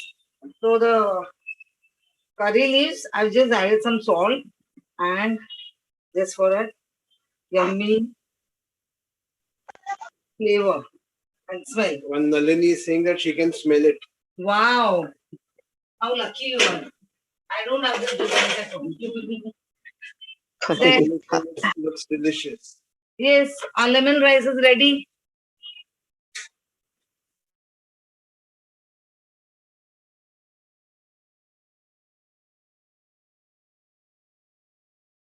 Recording in progress. Influencer to gather money through a crowdfunding campaign. Then you need to find a good producer. A producer need not be an investor. People think that producer is somebody who's going to be investing money. No, producer is somebody who can manage the project. So because you as a writer or director cannot manage everything, so you need to find a good producer who will stand by you in good and bad and basically execute the project. Then of course casting, finding the right actors to play each part. So I would suggest that you should audition, preferably people. And when I audition for basically my gay or transgender stories, I try to kind of audition people from the community. So there's this whole debate right now going on about non-trans people playing trans characters on screen. So I believe that a transgender, real-life transgender person should be given equal opportunity to audition. And if we find they're the right choice, we'll definitely go for them. Or we basically workshop with them to make them ready for the final acting process. Then finding a technical crew, finding the right camera person, sound recordist, production designer, makeup hair. So I'm going to basically giving all this so that we are talking about a fiction film. Of course, if you're making a documentary film or an educational film, the process is different, but most of these steps are still there. I would still say that you need to find a producer. I would still say you need to find a good technical crew. Maybe you don't need the makeup and hair or a production designer, but I would still say don't go and shoot it yourself. Hire a camera person, hire a sound recordist. I'll come to that. And of course, location is find the locations you need. And always consult your camera person and producer when you finalize the locations. And production.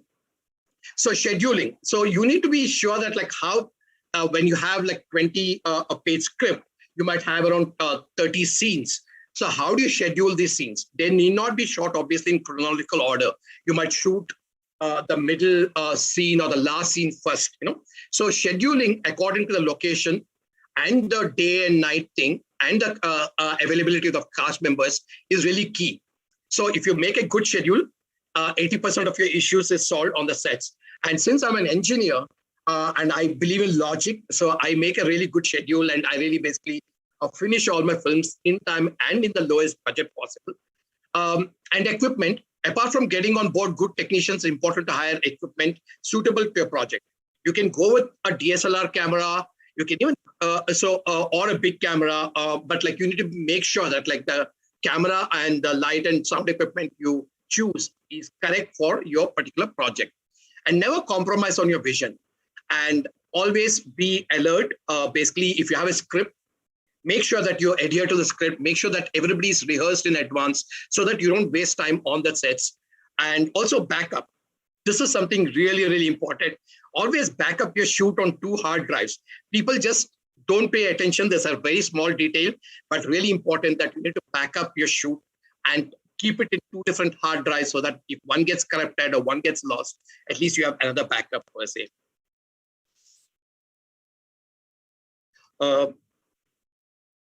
So next is post-production. Once you're completed the shoot, sometimes a 20-minute film will take maybe around 2 or 3 days of shoot. That's what it would be, depending on the number of locations and number of scenes per se. And once you've shot the film, you need to get into post-production. So you need to find a good editor.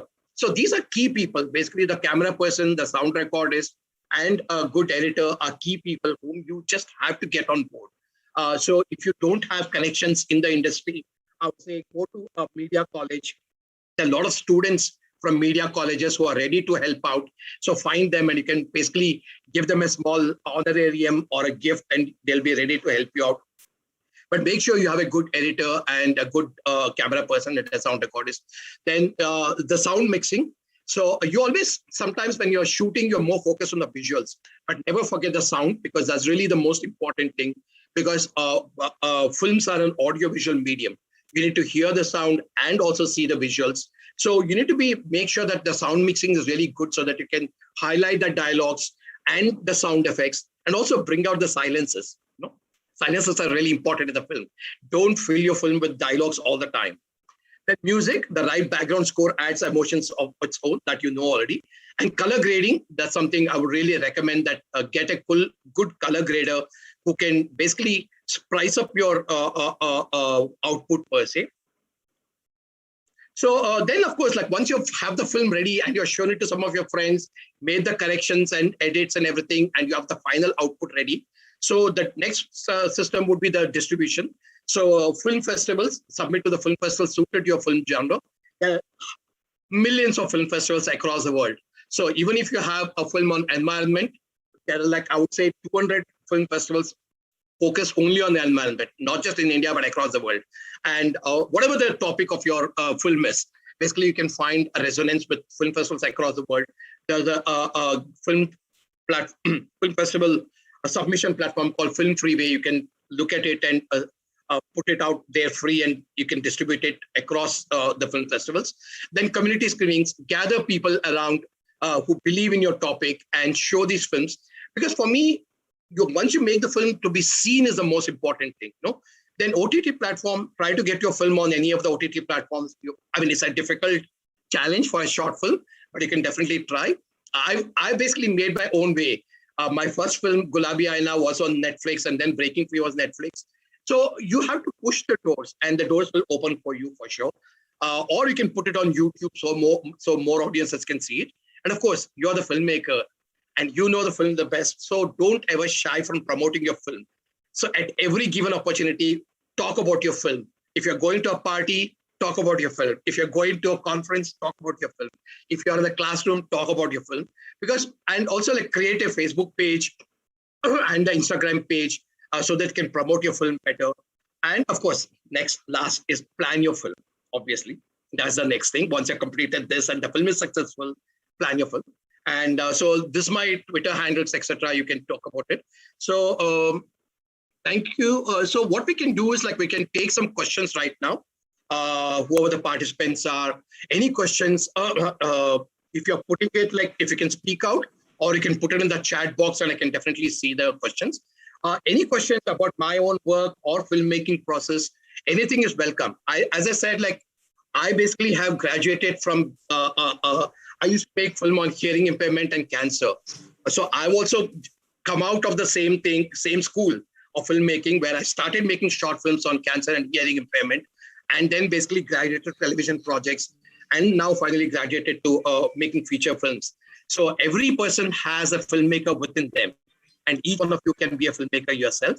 So any question is welcome. Please go ahead.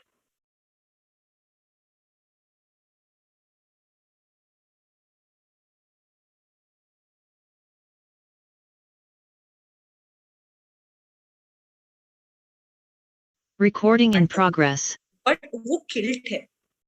And killed is acceptable on a man, right? So this is how different gender roles are molded by different societies. Clothing is molded by different societies. And all of that becomes a part of a gender identity, right? As a woman, for the first 15 years of my life, I sported very short hair and I spiked it and all of that gel pen ki jati thi college, Somewhere along the line, I decided, no, bro, I want to grow my hair out. Then I grew my hair out till my waist. And uske baad, I kind of decided ki, for the first 15 years, I exclusively wore, in quotes, men clothes. But at no point of time did I identify as a man. That was nevertheless my way of presenting my gender. And it could have been everything, right? It was easier for me probably to wear a pant. पर अगर कोई लड़का इन coat skirt पहन के बाहर जाता तो उसकी तो हालत हो जाती. Okay, so this is how shame, this is how pride, this is how respect also gets assigned to different gender identities, and that sometimes influences people to suppress, okay, what may probably otherwise have been natural. Like, I don't see any reason why men should not wear nail paint. Nail paint is beautiful. I hate wearing nail paints. But society बोलेगी कि लड़का हो तो nail paint क्यों पहनी? हालांकि it's just a nail paint. It looks nice. I see all those K-pop guys color their nails and they look beautiful, right? There's no reason why like men cannot wear nose rings. Some cultures में पहनते थे, but today the general sense of how things have been have suppressed certain behaviors in the form of masculinity, femininity, right? And people choose to follow them. और दूसरा होता है behavior aspects, okay? लड़के रोते नहीं है. क्यों नहीं रोते यार? रोना चाहिए, रोना अच्छा होता है, catharsis है, okay? But what does the society say? लड़कियों की तरह मत रो. रोना तो सभी चाहते हैं, okay? So this is how gender roles in effect mold different aspects. And now we will come to transgender, okay? So इतने देर तक हम लोग बोल रहे थे कि we kept our conversations to man, woman, okay? So where does transgender fit into this? Okay, let's again go back to the hospital. I love taking people there. Is let's assume vagina पैदा होता है, लोग देखते हैं, बोलते अरे कितना प्यारा बच्चा है, बच्चे को पिंक पहना देते हैं, then we get cute little bows and pretty frilly little frocks, and the vagina starts to grow into a child somewhere along the line, and people say as early as 4, 5, 6, the vagina starts to feel कि यार मुझे ना, I want to dress like my brother, or I want to dress like Shah Rukh Khan. I don't feel comfortable dancing to Madhuri's songs. मुझे ना शाहरुख जैसे बनना है. I don't want to have short or long hair. I would rather prefer to express myself like this. And कहीं पे अंदर से feeling आती है, okay, कि I do not agree or ascribe to what the society expects me to do because I have a vagina. I would rather go by the norms that the society has for a male, a man, and express myself that way. Okay? In some instances, it could be a mix. Okay, like for me, I still walk in a very boy way. I don't know what that means. But for some people, it is not about being a tomboy, or it's not about just eventual thoda sa cross-dressing. The feeling is very deep to the extent that it could extend to their physical characteristics, okay? People may be uncomfortable with their genitals, people may be uncomfortable with their breasts, right? And may want to undergo processes or may not want to undergo processes, but just may want to be recognized as the opposite gender. These individuals are known as transgender, okay? So a lot of people ask me कि यार जो transgender होते हैं उनमें क्या hormonal issues होते हैं क्या? No. This has nothing to do with physiology. This has nothing to do with your genetic makeup. This has nothing to do with your hormones or anything. Nothing to do with your upbringing. Just something from within that tells you that this is not who I'm meant to be. I feel like the opposite sex. I feel like the opposite gender, right? And the feeling is very, very strong. Okay. So is this a mental disorder? No. Does it require medical intervention? Yes, because people might want to transition and we need to understand different options associated with transitioning. Okay, so the way medical science now categorizes this is probably as gender dysphoria. Okay, it just means that what you feel is not in congruence with what the society expects from you, right? But it's not a disorder. It's not a problem. It is not something that can be fixed. Medical science is only there to help you take the right steps towards expressing yourself, right? So sometimes people who are transgender, especially in a lot of places within South Asia, okay, have a system known as the Hijra community. And this is probably the most visible of LGBTQ क्योंकि बचपन से हमें डराया जाता है कि ये तुम्हें उठा के लेके जाएंगे. Right, you see them begging at signals, and probably one of the most visible of the LGBTQ spectrums ज़्यादा करके हिजरा कम्युनिटी में you'll have individuals who are assigned male at birth, okay, and identify as different, as different identities on the gender spectrum. Like some within the Hijra community might say that they are women, some will say that they are Hijra, but Hijra is more like a socio-cultural group. ये एक परंपरा है, okay, ये एक रिवाज है, which is why you probably see different Hijra identities in Afghanistan, in Pakistan. Okay, you see them to an extent in Nepal, you see them very strongly in Bangladesh, और उनको अलग अलग आइडेंटिटीज से बोला जाता है. लाइक अफगानिस्तान में खुसरा बोलते हैं, पाकिस्तान में ख्वाजा बोलते हैं, I forget the exact term. Okay, Bangladesh में as well you have a very prominent community, but not all transgender women are hijras. Okay, तो हिजरा क्या होता है? It's basically a group, okay, जहाँ पे एक सोशल हायरार्की होती है. जैसे हर hijra community will have a nayak who's a lead. Okay, हर नायक के अपने चेले होते हैं. चेले means followers, and every chela will have a guru, and every guru will have some chelas, right? आपको अगर हिजरा कम्युनिटी का पार्ट होना है तो you have to identify a guru. आपको वो गुरु के सामने जाके रीत रखनी पड़ती है, which is basically like a ₹1 या कुछ बोलते हैं, and you have to tell the guru कि please take me as your follower. Okay, and after this will people, will you be initiated into the Hijra community? So there will be transgender women who are not Hijras. Okay, and there will be some Hijras who might be intersex, but at the end of the day, ये एक cultural norm है. This is a affiliation. Think of it like school में भर्ती होने जैसे है. Okay, I want to be a part of this house. So Bombay में there are 7 gharanas which are led by 7 nayaks, और उनके अपने अपने रीतो रिवाज होते हैं. So I have 5 minutes apparently left for the workshop. So I'm going to quickly touch on sexuality. मैंने time कम किया ना ये लोगों ने. Okay, so sexuality basically is a nutshell of दिल किसके लिए धड़कता है. Okay, whom are you attracted to? That becomes your sexual orientation. So sexual orientation is different from gender identity in the sense that people who have a certain gender identity could nevertheless be attracted to any sex, right? Like for example, I could be a cis woman. Cis is someone whose identity aligns with their assigned sex. Okay, I have a vagina, I identify as a woman, thus I'm cis. If I probably was assigned male at birth and I identified as a woman, I would be trans. Okay, so irrespective of whether I'm cis or trans, I could be attracted to a woman. So my gender identity could be trans, I could still be attracted to a woman, I would still be lesbian. Okay, is that confusing? थोड़ा सा ये मैं आगे एक diagram में explain कर दूंगी, but just to give a basic identity, you have people who are attracted to the same gender, जिनको एक homosexual करके term होता है. You have gay people who are basically men who are attracted to other men. They may not have sex with other men, they may have sex with other men, पता नहीं. You have lesbian women. Okay, the attraction could be emotional, romantic, sexual, combination of above.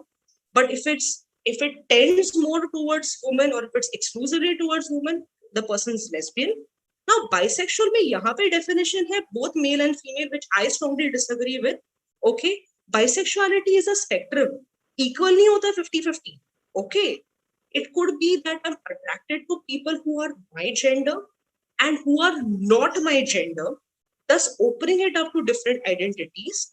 और उसी में फिर आता है pansexual, उसी में आता है biromantic. So there are many categorizations, but this is where we need to look at things. ठीक है? Now let's assume someone is assigned male at birth, okay, and is attracted to a woman, okay, but sees themselves as a woman. थोड़ा सा confusing हो जाएगा, okay? Yeah. Manvi, do you have a point? No, I'm saying धीरे धीरे बताना जरा. अच्छा, धीरे धीरे करके मेरे 5 minute. Okay, so how it works is, okay, let's assume कि I was assigned a man. Okay, growing up I felt कि I don't want to identify as a man. I want to identify as a woman. And then I probably do something about it. I speak to a doctor, I undergo gender reaffirmation processes. And somewhere along the course, I realized that I'm not attracted to other men. I'm attracted to other women. So I identify as a woman. You see me as trans. I see myself as a woman. And I'm attracted to other women. So that makes me a lesbian. That makes you lesbian. Yeah. Yeah, that's it. Yeah. So gender identity and sexuality don't always go in a straight line as well. There are different permutation combinations and all of them are equally valid. Okay. Perfect. So ये जो है ये अलग-अलग चीजों में घूमता है. Like for example, gender identity probably comes from somewhere in your head. Okay. Gender expression, as you can see the green dots that go around the unicorn, that is everywhere because different ways to express can be all over you. Who you are attracted to comes from your heart. Okay. And the least important for me of the lot is your biology. For other people, it's very important. But for me, it is, I don't have a choice. Nowhere do I have a choice. But at the end of the day, this is more like a genetic lottery. Kuch bhi aa sakta hai yaar. Okay. And that basically comes from your genetic makeup, your genitals, ityadi, you know. So different parts of you come from different sources and you become a person by many combinations, not necessarily sexual, not necessarily societal. It's just that people are the way they are. Okay. So agar hum gender identity, Yamanti, you have a question? I was thinking क्योंकि ये break हो जाएगा तो मैं पूछ लेती हूँ फटाफट. मेरे पास बहुत सारे questions हैं. Also because you know I have undergone many gender trainings. I have also imparted gender trainings. But when it's different when you're talking to a group of people. It's different when you're talking to friends and family. क्योंकि वो ना बड़े difficult questions पूछते हैं और उसको field करने का ना कई बार मन नहीं होता है और कई बार substance नहीं होता है. It's like कि मुझे पता ही है ऐसे है तो ऐसे हो जाता है मेरे साथ. Okay. So in those forms and everywhere when we say male, female, others, है ना. एक तो मैं भी यही करती हूँ. Whenever they say gender मैं उसको काट के sex लिखती हूँ और फिर मैं हर जगह यही कर रही होती हूँ. So others I think कि वो popular notion में others is thought as transgender, which should be wrong then, na? So see, there are many identities even within transgender. Okay.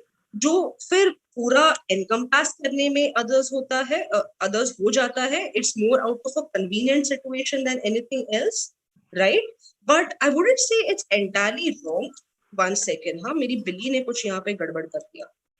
Okay. Yeah, I would say that, look, even within transgenders, you have hijras, you have kinnars, you have Aravanis down south, you have Zogtis, Zogappas in Mumbai, okay, in Maharashtra. So ये तो others का ये होता है कि what I would just say is that I would not even put it as others. I would just leave it as an open-ended question and let people answer what they want. Yeah, क्योंकि you know, because according to what you are saying, trans is also not really a sex thing, है ना? अगर हम sex की बात कर रहे हैं, which is assigned genitals, then it is male, female, and intersex. Yeah. Yeah. और अगर what people want to actually know is your gender. But they confuse between gender and sex. See, asking someone their sex is basically asking नीचे क्या है boss.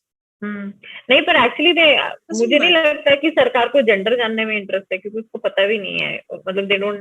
भाई सरकार तो बड़ी confused है. You know, सरकार का फंडा ये होता है कि even within gay identities in India, okay, gay men, you have pothis, you have panthis. Pothis are basically in quotes very effeminate gay men, right? उन्होंने pothis को transgender में डाल दिया है, right? And there's a massive confusion between what is intersex and what is everything.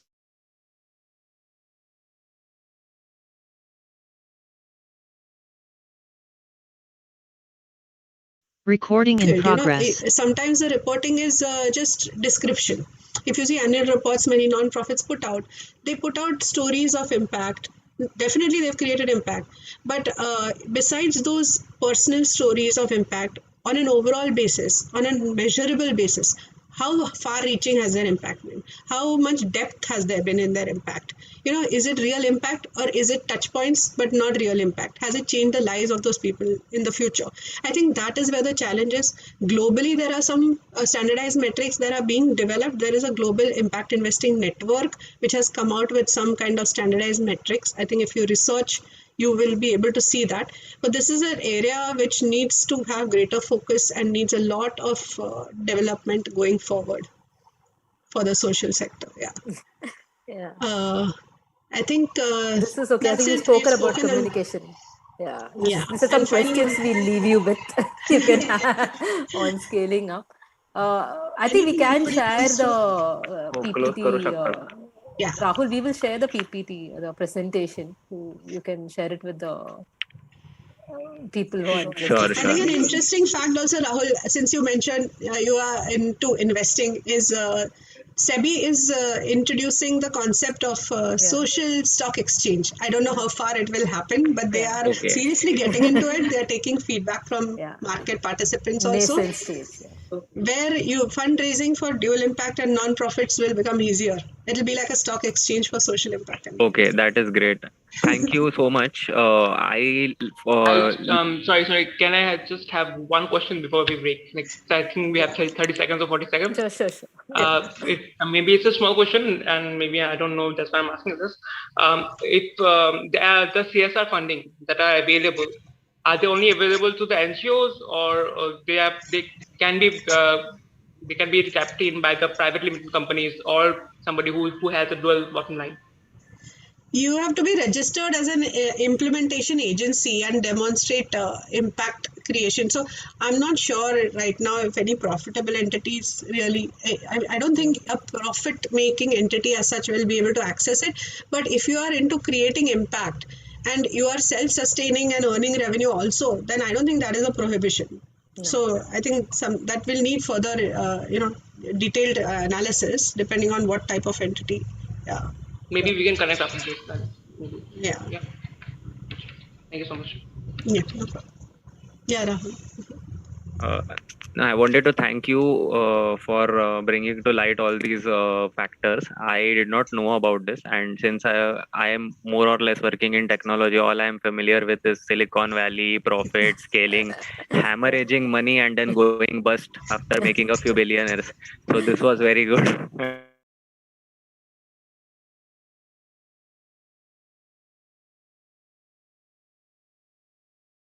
Recording in progress. So I can see all the workshop participants are heading back into the common room.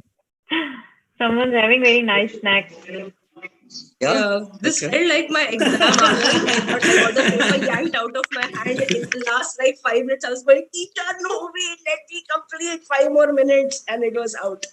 Oh, so sorry. Okay. You were adequately warned. That is okay. Okay. So thank you so much to all the workshops. Yeah, Manvi, go ahead. No. I was just I was trying to complete a sentence there with Shruta that, in our work, we also keep it in mind that we don't interact with people only based on their personal and social profiles, but also on their wisdom profiles, because that's more important. What is here is most important. Songs?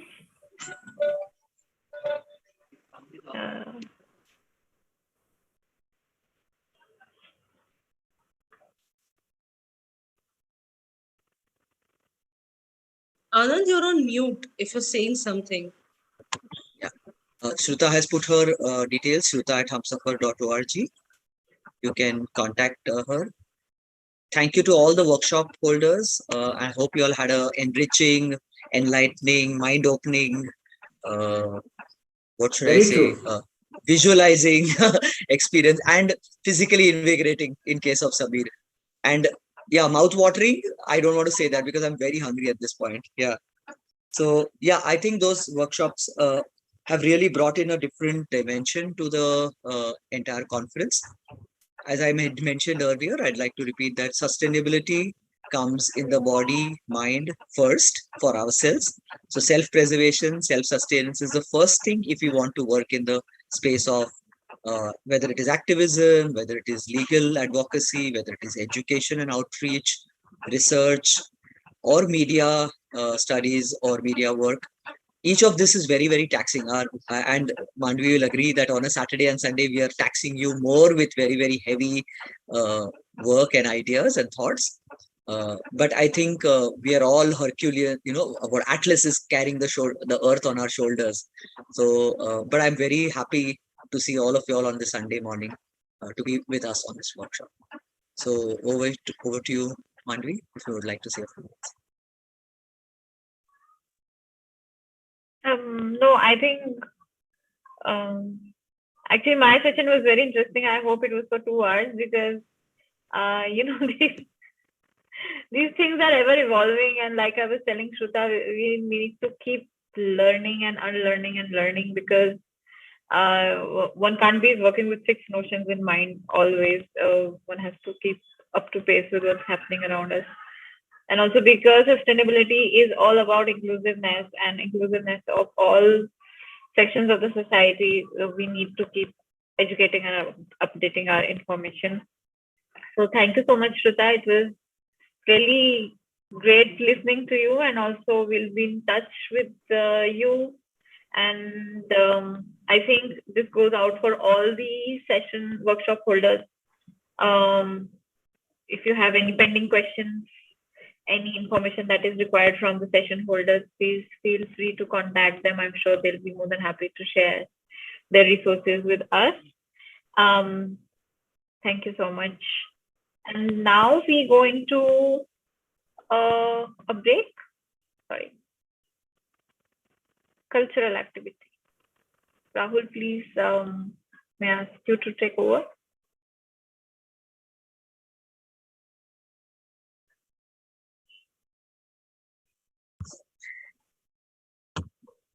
Yes. Thank you, everyone. I'll be sharing my screen now.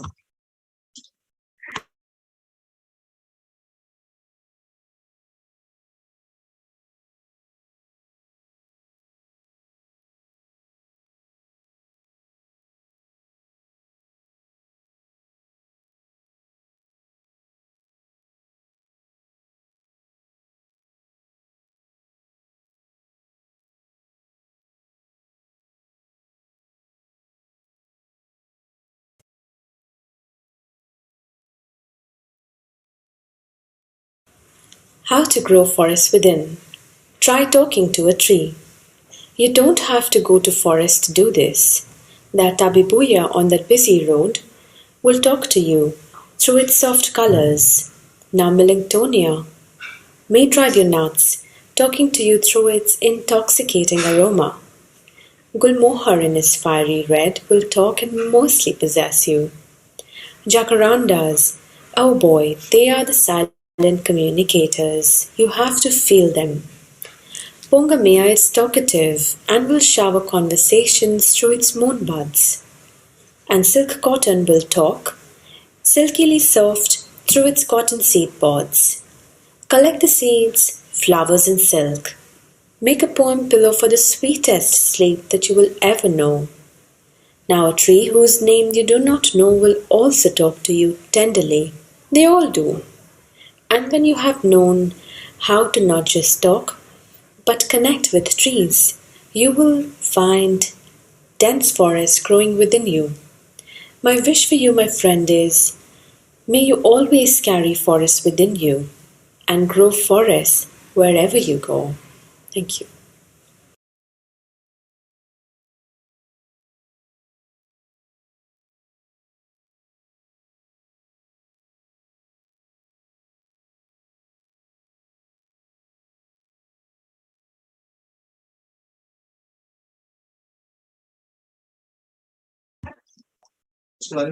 I hope everyone enjoyed the poem. We will be watching another short film.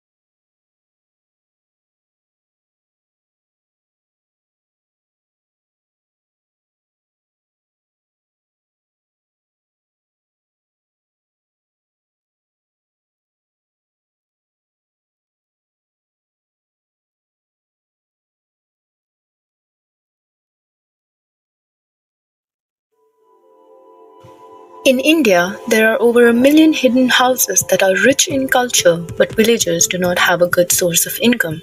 Because of this, people are leaving communities to work in the city, and despite working very hard, they remain very low income earners.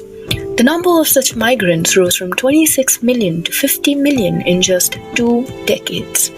On the other hand, there are many travelers looking to experience such remote destinations, but it's difficult to find a place to stay there.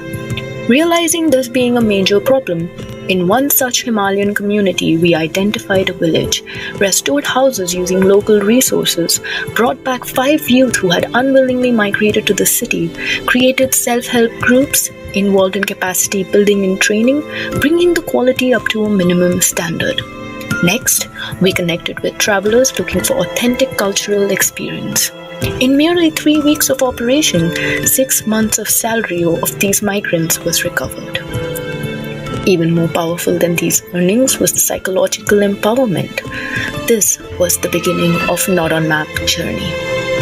We created a platform which allows travelers to connect with these remote destinations, and thus, Not on Map moved ahead with the core belief that every culturally rich hidden community is a piece of heritage and deserves to be self-sustainable. What UNESCO does to conserve monuments, we do for these communities by restoring the heritage. Starting with one destination, we are now present at 140 plus destinations. There are over 1.6 million culturally rich yet hidden pockets in India, and we aim to be present in around 10% of them in the next 2 years.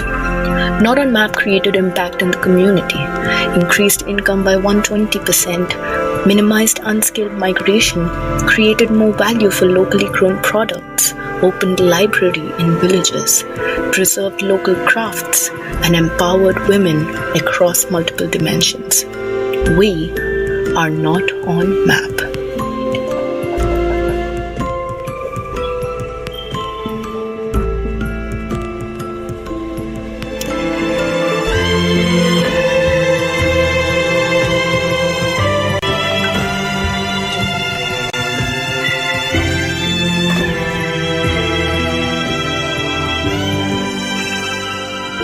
Not on Map has been recognized on international and national platforms and featured in various publications.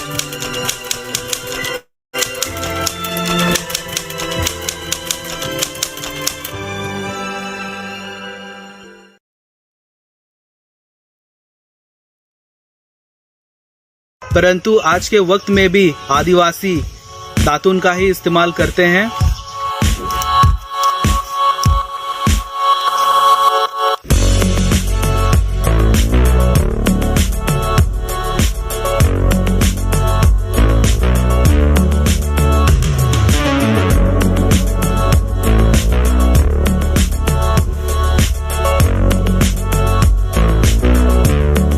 जोहार। जब toothbrush और toothpaste का आविष्कार नहीं हुआ था तब लोग दातुन का ही इस्तेमाल करते थे। आज के वक्त में जो लोग शहर में बसे हैं वो टूथब्रश और टूथपेस्ट जो कि केमिकल से भरपूर रहती है उसे इस्तेमाल करते हैं, परंतु आज के वक्त में भी आदिवासी दातुन का ही इस्तेमाल करते हैं। आज इस वीडियो में वैसे 6 दातुनों के बारे में आपको बताऊंगा जो कि आदिवासी समाज में मशहूर है और उसे अक्सर इस्तेमाल करते हैं। तो आगे आपको इस वीडियो में ये भी बताऊंगा कि उन दातुनों का क्या गुण है और उनके क्या फायदे हैं। आप देख सकते हैं ये करंज पेड़ है और हम लोग ये करंज पेड़ का दातुन तोड़े हैं। यही फल से, इसका बीज से तेल बनता है और यही तेल दिवाली के वक्त में, दीप जलाने के वक्त में इस्तेमाल किया जाता है। और ये जो करंज दातुन है इसका फायदा ये है कि आप जब से दातुन करोगे तो दांत मजबूत होता है और दातुन करने के बाद बहुत ज्यादा फ्रेश लगता है और ये बहुत ही कॉमन है यहाँ पर। ये नीम का जो दातुन है ये दांतों को मजबूत तो करती ही है, लेकिन जो शरीर है हमारा इसे भी बहुत लाभ पहुँचाती है।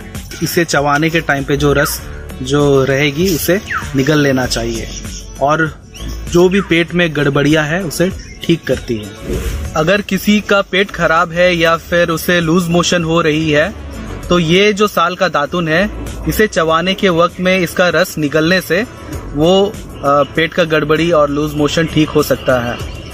और ये जो साल का जो पेड़ है इसे बहुत पवित्र मानते हैं, इसलिए इसका दातुन लोग पसंद भी करते हैं क्योंकि पवित्र है। ये जो दातुन है ये कॉमनली सबसे ज़्यादा अवेलेबल है। अगर बाजार में कोई दातुन सबसे ज़्यादा बिक्री होती है तो वो है साल का दातुन। ये जो महुआ का जो दातुन है इसे दातुन करने से आपके मसूड़ों को मजबूत करता है और बुढ़ापे तक आपका दांतों को मजबूत रखता है। आपने जो अभी जो पेड़ से जो रस निकलते देखा वो रस ही सबसे इम्पोर्टेंट दवाई है इस टोटका बिंदी पेड़ का। और ये दातुन करने से किसी का मुंह पे अगर छाले पड़ गए हैं तो वो ठीक होते हैं। इससे दातुन करने से और भी बहुत बड़ा फायदा ये है कि दांतों में कीड़े नहीं पड़ेंगे। ये जो हाथना का दातुन है ये ज़्यादा अवेलेबल नहीं है और ज़्यादा अवेलेबल नहीं होने के कारण हमारे जो आदिवासी नौजवान है इसे बहुत ज़्यादा पसंद करते हैं। इसे दातुन करके बहुत मज़ा आता है और इसका एक फ़ायदा ज़रूर है, किसी के मुंह पे अगर गम ब्लीडिंग होती है तो उसे रोकने के लिए ये हाथना दातुन का इस्तेमाल करते हैं। गांव के जो लोग हैं वो इसे अवेलेबिलिटी होने के कारण यूज़ करते हैं। शहर में आज जो बाज़ार लगती है आज के वक्त में बाज़ार में भी जो ट्विग्स है ये दातुन है ये अवेलेबल होती है, तो आप लोग इसे ज़रूर खरीदें और इसे ही इस्तेमाल कीजिए। जय झारखंड, जय आदिवासी, जय जोहार। आज के इस वीडियो को सफल बनाने में इन सभी का हाथ है। उदय बोदरा, सुबोधिय पूर्ति, मोटाई पूर्ति, बॉबी मेलगांडी। इनके बिना ये वीडियो सफल नहीं हो पाता। इनका एक बहुत ही खास बात आप सभी को बताना चाहता हूँ कि ये में जो तीनों भाई है वो हमेशा दातुन ही करते हैं, ये उदय बोदरा को छोड़कर। लेकिन आज के बाद उदय भी दातुन करेगा, मैं भी दातुन करूंगा, इसलिए जय दातुन।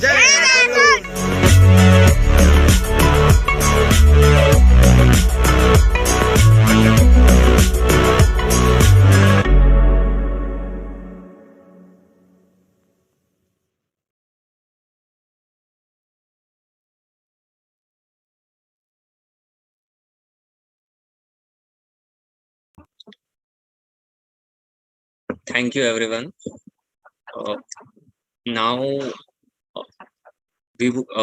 I think it would be great for everyone if we took a small bio break for 5 minutes and rejoin at 12:35 Indian Standard Time. Dr. Bartasi, Dr. Barve, thank you so much for joining us from the United States. I know it is late in the night for you, and I would request you to please bear with us for 5 more minutes. Thank you.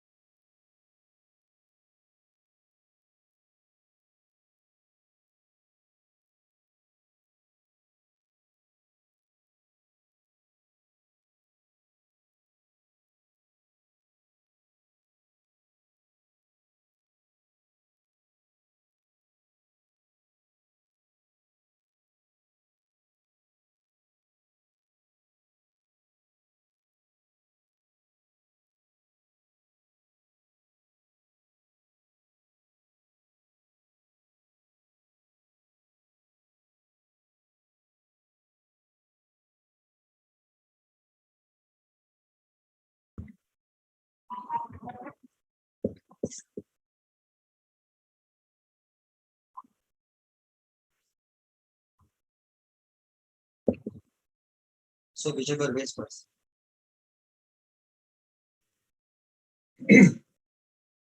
Yes.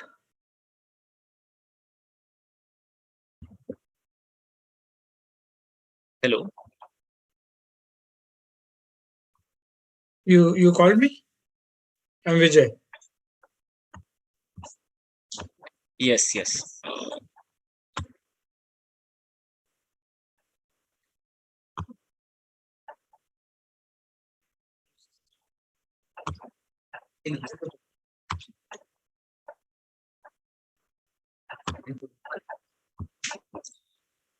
All right.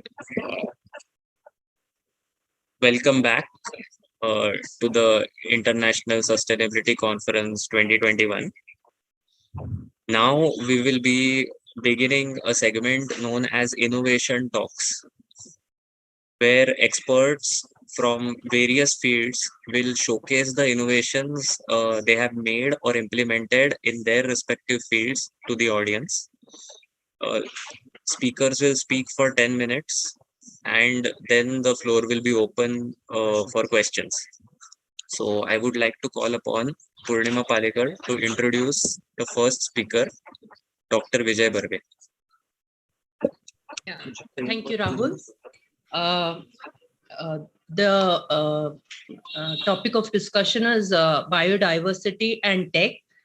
And we are having with us Dr. Vijay Barve. He has been a nature enthusiast from childhood, interested in birds and insects. He has a master's degree in computer science and PhD in geography from University of Kansas. He continued his interest in biodiversity and now works as researcher in biodiversity informatics and citizen science. In 2001, he initiated Diversity India, a citizen science group contributing to biodiversity documentation in India and beyond. He has been involved with several major initiatives like GBIF, Map of Life, TDWG, Biodiversity Atlas of India, and so on in different capacities. He still continues to photo document biodiversity around him wherever he is. So it will be interesting to know a lot from Dr. Vijay Barve. Please take the stage, Dr. Barve. Welcome. Thank you. Thank you. I hope you are able to see my screen. So I'm basically going to share some of my thoughts about biodiversity documentation and how we can kind of share it for perpetuity, how we can make it available for different researchers and even for that matter, future generations. Because documenting biodiversity is very important if we want to protect it. We need to know what is where and how. So a lot of these questions can be asked through this documentation. I'm sure most of us, whenever we are walking, we always stop for a moment to take a look at a wildflower by the side of the pathway or a beautiful butterfly fluttering by, or listening to the bird songs, or in the cultural program, we just had a very nice poem about the forest within you and how you everyone tend to appreciate the different flowers and trees around them. So it's also very important to document them. And I'll start with a quote from one of the famous scientists. And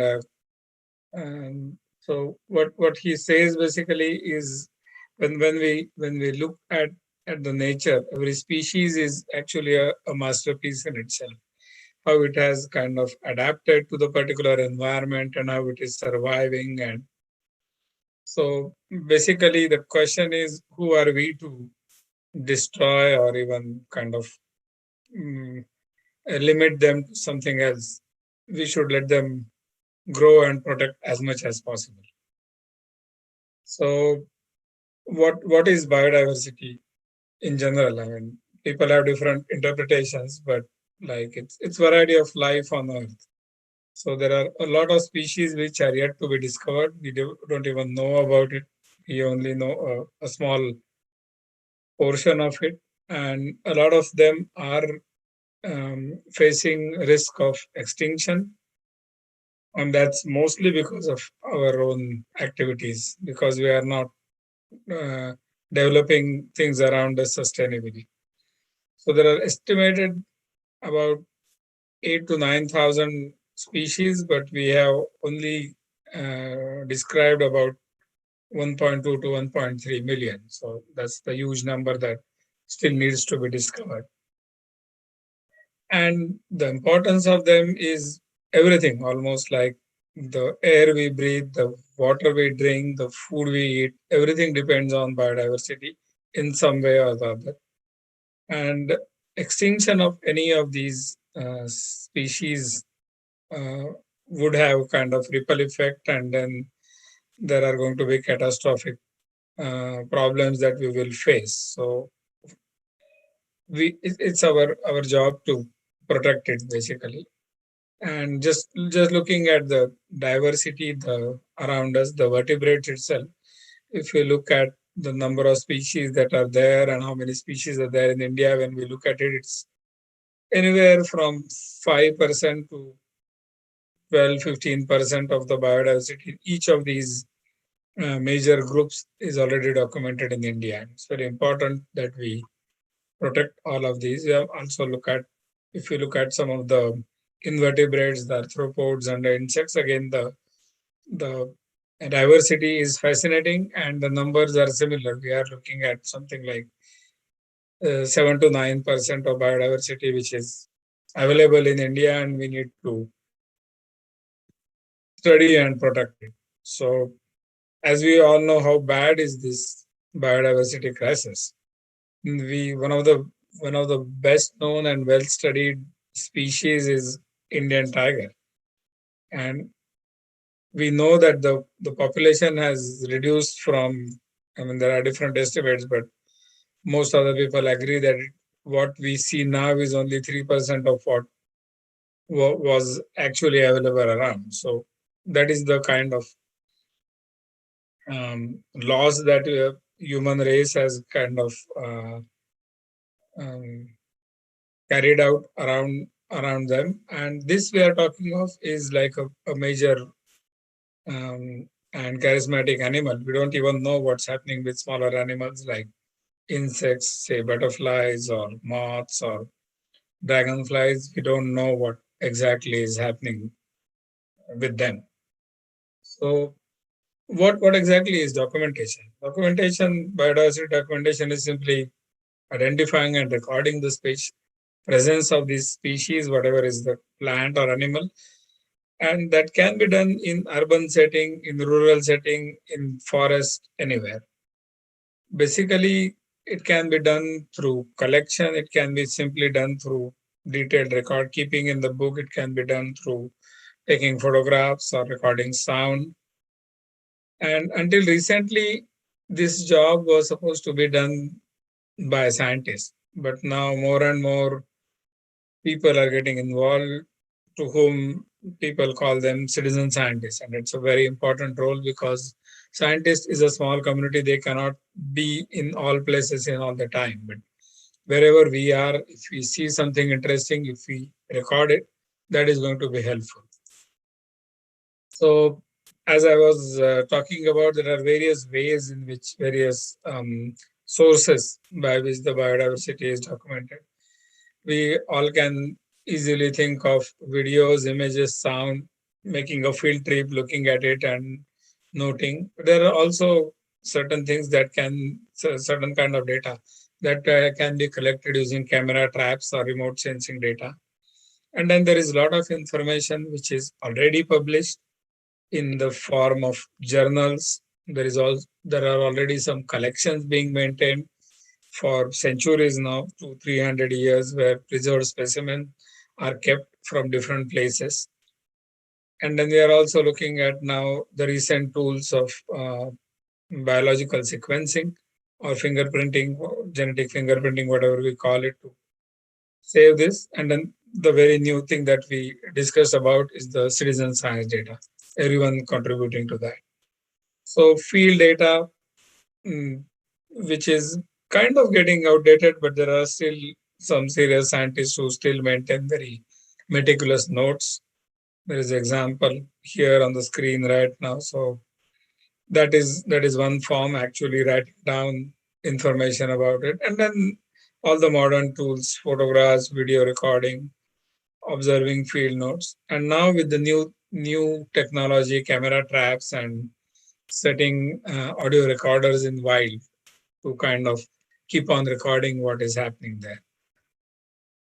So a camera trap is a simple equipment which is fixed in a forest patch somewhere typically, and then we might get some really interesting captures using these camera traps, and then interpreting them, noting them down, and making them into a database is the next task. But this is how you basically collect data.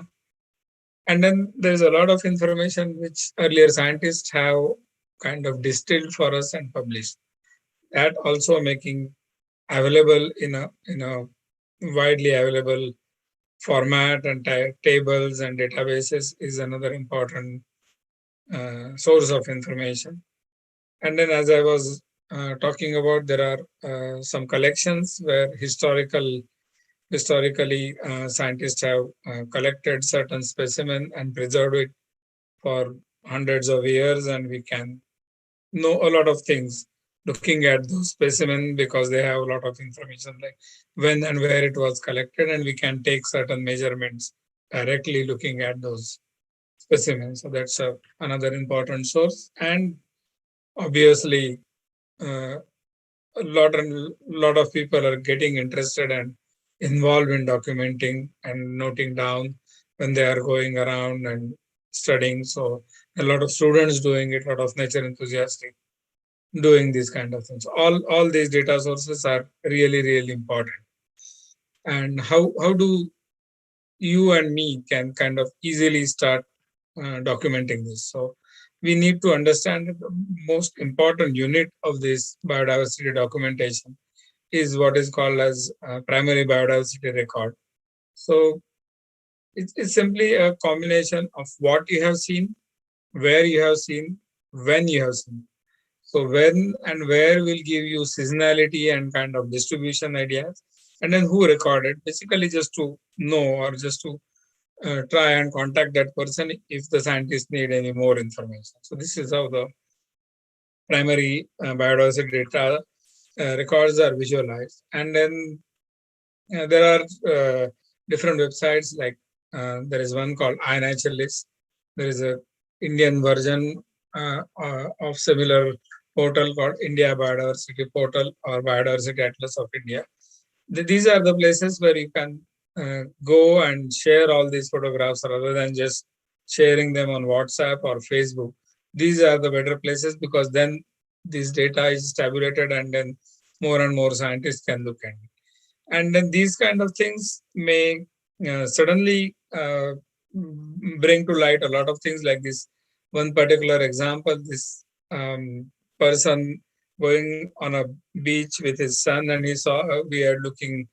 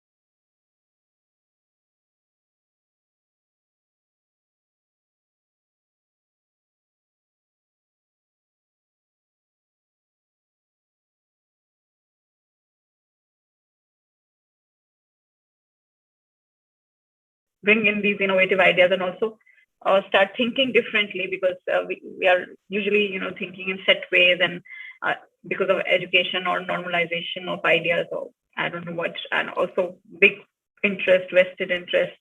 There's a certain path that we have taken, and we need to really go tangentially from those paths and start thinking new.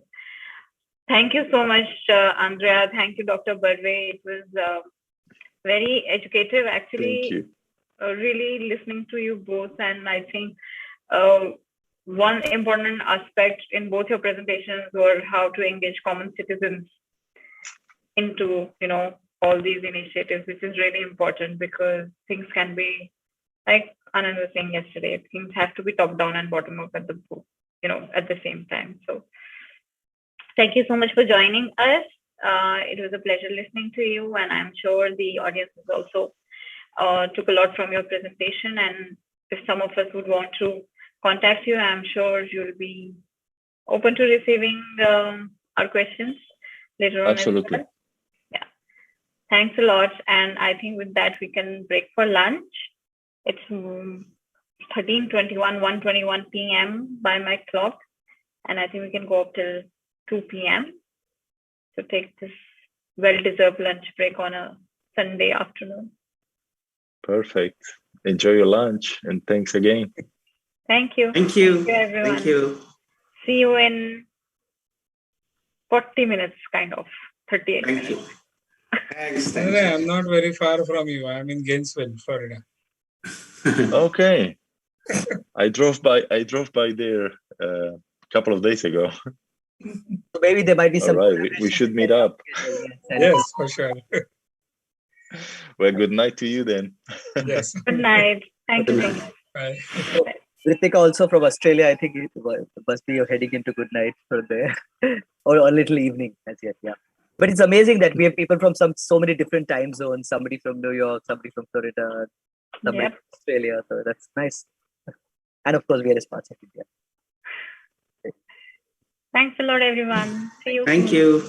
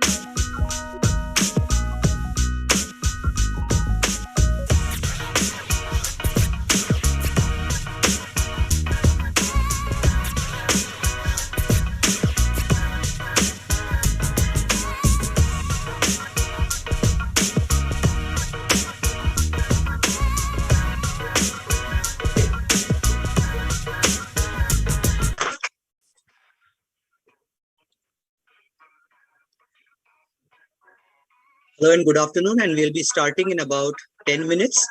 So all the guests who've come in, kindly wait. It'll take us about 10 minutes to start post lunch. Till then, please enjoy the music. हाँ ले ले इसकी बीवी है Poland से taker हाँ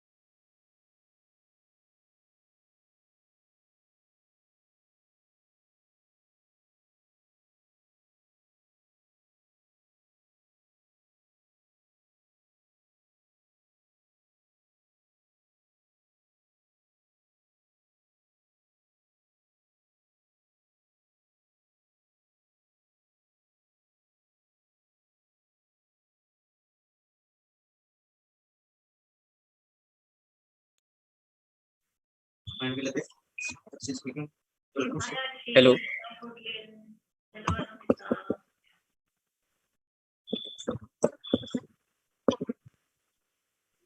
Hello, am I audible?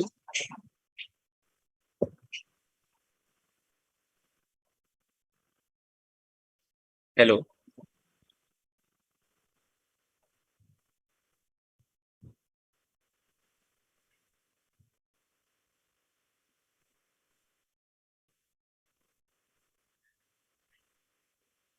Yeah, you're audible.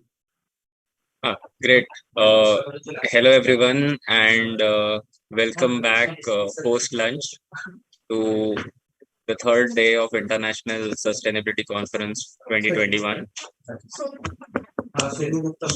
Right now, we are going to head into a panel discussion, and the topic will be clean energy. The speakers are here. I have made you the co-host, so you can unmute yourselves and share your screen. Just one request to the speakers: kindly do not let in any participants. We have volunteers who will be doing the same. This is just for security issues. So I would like to call upon Purnima Palekar to introduce the session.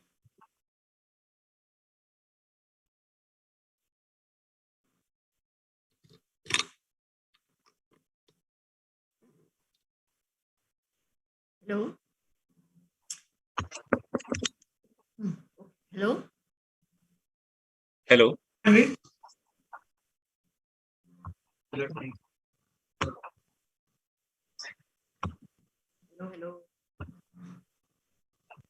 Hello. Yeah. Mandvi, can you hear me? I can hear you, but you can't. Can you hear me? Yes, we can hear you. Okay. Yes. Great. Sorry, I actually couldn't hear anything, and I was saying a lot of things, but I don't know. Okay. Go ahead, please. Okay. So since I couldn't hear Rahul, I actually don't know what he was saying.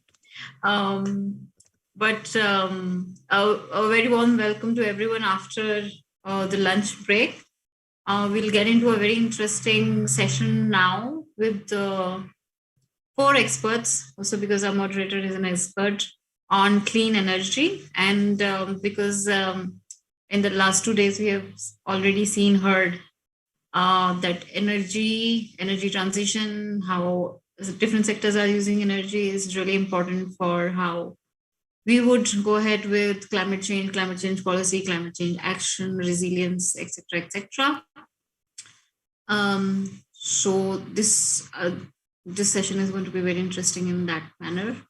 The panel will be moderated by Ashish Mehta, and later on he will introduce the experts to you. So let me just quickly welcome Ashish and all the experts present here, and to give you all a brief background about Ashish.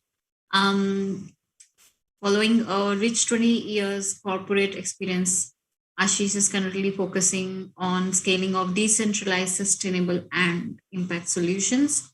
He founded Second Nature, a clean tech and impact advisory, and is a partner at Minus CO2, a clean tech developer leveraging retail impact investment. Ashish believes the impact finance ecosystem can simultaneously achieve the goals of economic, social, and environmental justice, positioning Second Nature as an enabling link between social enterprises and investors. Welcome, Ashish, and I hand it over to you. The floor and the ground is yours. Okay, thank you. The virtual ground is mine. Thank you, Mandvi, and thanks for this opportunity. So I'll just get into it because I think we have a really good, distinguished panel here.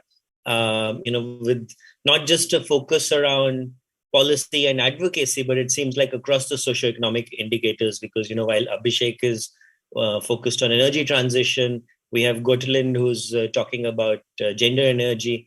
and Anumita, who's obviously focused on the mobility side and how do we transition into clean mobility. So I'll introduce each speaker as we talk to them on their domains. So it's more flows like that. So I'll start with Abhishek. Abhishek is to give his background. Abhishek is the founding partner of Indic Associates. I don't see Abhishek actually. Let me just no, he was there. So there are mostly two Abhisheks. Abhishek, are you there? Abhishek Kumar? Abhishek, no. Abhishek, no. From NDCC, no. No. I'll follow up. Right. You go ahead. Yeah? So I'll switch that. Gotalind, you will go first then. Let me just introduce Gotalind Alba. She's a researcher and advisor on sustainable energy and climate change policy with a special focus on gender issues, energy and climate policy and governance. Physicist by education with a working experience in research policy and management. And she's the co-founder and member of a global network, which is looking into these issues of gender and energy transition, which is naturally very crucial in this domain, called Gender CC, Women for Climate Justice. Recent projects are a lot in the research side, advice, and developing methodologies. I, in fact, remember attending one of Gotalind's sessions maybe earlier this year. Again, it was over Zoom. And she presented a lot of case studies across the globe where you're transitioning this and looking at the model of gender with energy and how do you achieve justice, because it's not just the technical side, but also the socioeconomic side. Gotalind, you're going to be making a presentation. So if you're ready with that, I think they have already given you rights to share screen. You can go ahead and share your screen at about 5 minutes for you. Yeah. Yeah, thanks a lot, Ashish, for the kind introduction. And please, so if I go over time, just give me a clear signal. I'll be the gatekeeper. Yeah. Okay, so I'm opening my PowerPoint now. Oops. Can you see it? Yes. Okay. So, yeah, coming just back from the COP in Glasgow, and yeah, I think you're the host, but I think your government hasn't played a very good role at the very end. I think we're all aware of that. Yeah, we'll talk a little bit about that through the session itself. I think it is the elephant in the room. Yeah. Unfortunately, yeah. So that's briefly about my organization, but I think you already said what needs to be said about my organization. We have also a number of members in India. So we work with the All India Women's Conference, currently primarily on a project where we try to integrate gender into urban climate policy.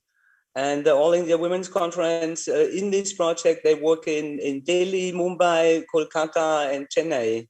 And I think that is quite interesting. So they have developed recommendations based on a gender assessment of urban climate policy, and now are mainly doing advocacy towards local government, which is, I think, not easy in India compared to other countries. So now coming to my topic, gender aspects of energy. So I have also, of course, worked in the global north. So I'm based in Berlin. So we have done studies on gender and climate change and all the sectoral issues of climate change in industrialized countries. And I have also a little bit worked on climate change and energy in the global south, or learned from our partners.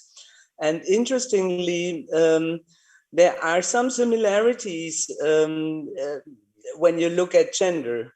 So for instance, there's always this thing popping up. So the energy sector is male dominated. I think we all know that. Women are in charge of care work also in industrialized countries. and are mainly or are often in most cases in charge of cooking. So men also in my country, they cook when just they... one, sorry to interrupt. Your slides it's still on the title slide. Did you want to go forward? Oh, but I have moved it forward, so I'm on the second. Okay. Anybody else is on the second slide, or because I'm seeing only the title slide? First slide only. First slide only.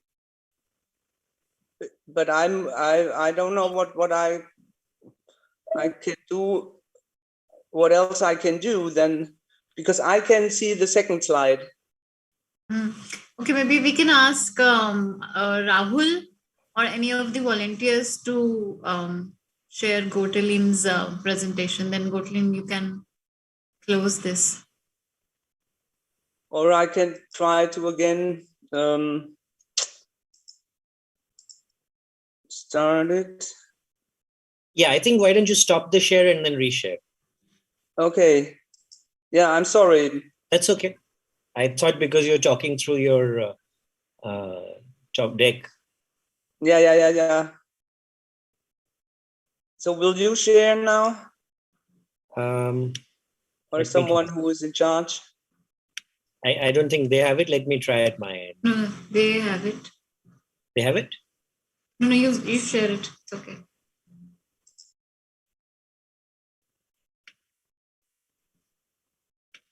Okay, great. Okay. Can you all see the second slide now? Yep. Okay. Now, can you move forward to the next one? I'm on the second one now. Yeah. Okay. So still also in industrialized countries, women are in charge of cooking, and this is a very energy intensive issue, and women are in most countries still in charge of household issues, and so they have a lot to do with energy, and in principle they have the potential to let's say to save energy or to switch to clean energies, but the problem is if they have the capacity to do so. So one issue is who has an influence on household decisions, so on the technologies used. So for instance, in my country, it's about the, let's say, larger technologies, whether they install a photovoltaic system. That's mainly the males who decide about that. And another issue that is, I think, a global issue, that energy poverty is primarily female. So if energy gets more expensive, or if it's a problem to collect wood in the rural areas, it's mainly affecting the women because they're in charge of household energy, of cooking, and also have less income and less wealth.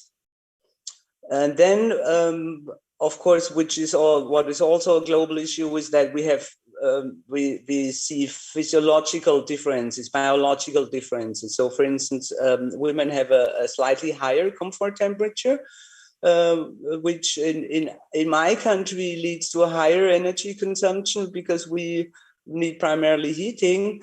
But in a tropical country, for instance, in a hot country, so AC systems, air conditioning is in most cases too cold for women, and even there is now evidence that the mental the mental performance of women is reduced when it's too cold.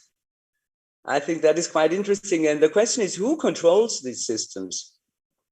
But of course, then we have some things that are different, or where we don't know, where I don't know the situation in developing countries or in low-income countries. So in high-income countries like in mine, it's really very clear, and there is a lot of evidence that women are much more in favor of renewables and energy efficiency, and much more strongly rejecting risky and carbon-intensive technologies. I think that is an interesting finding, what you can find in all countries where they made surveys on this. So in principle, women are more climate friendly, so to say, and also their behavior is more climate friendly. But the question is, do they have a say also in industrialized countries? And often women have less knowledge and less interest in technologies. So for instance, in my country, we talk a lot about smart homes, smart grids and so on, but this is predominantly a male issue. And then also when it comes to energy efficiency, women have more health concerns, for instance, about insulation materials or so. And when we look at the global south, I think that is common knowledge that there are a lot of constraints in access to clean, in particular cooking energy, and the problem of indoor air pollution. And can you move one slide further, please? So when the consequences... I'll just request you to wind up now quickly. Yes, the consequences for energy policy, of course, it's always necessary to better involve women in decision making, but that's not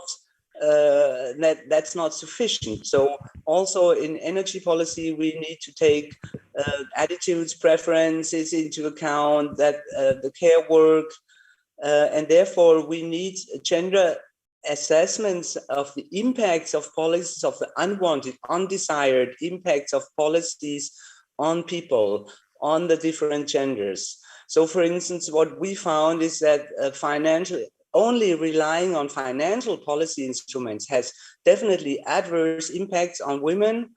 And so what we conclude is we need more regulation rather than only preferring financial policy instruments. And also, of course, we need to challenge structural inequalities that are let's say, the root cause of the effects we see. And one final question. So so far, there are many activities on clean cooking, in particular for rural areas, but also for urban areas. So where there is no proper infrastructure, but I haven't seen any solutions yet. Any real solutions. And I think that is a problem that remains for the moment. And I think it would require more deeper social changes, societal changes. Thank you.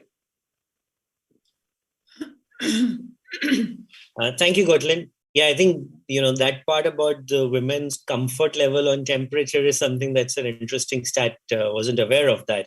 And it's very pertinent for what we're doing in India, because the movement is towards getting more and more central conditioning and air conditioning, which is on the cooler side. We have a more tropical climate. But you're absolutely right on, that these factors are across the globe. It's not a global north versus global south divide when it comes to women's authority, power taking responsibility in the gender aspect. I'll just continue now on this, and then we'll come back to you also on, trying to tie in some of those conversations. I'll introduce Anumita, who's, just one second, let me close my presentation. Anumita is here, right? Anumita Roy Chaudhary? Yes, I'm here. So she's going to be, she's a clean mobility expert, Executive Director, Research and Advocacy at the Center for Science and Environment. And CSE has been in the news a lot in the last few days as COP coverage is there, because I think a lot of your folks are there. So maybe there's a color that you can bring in from that standpoint also.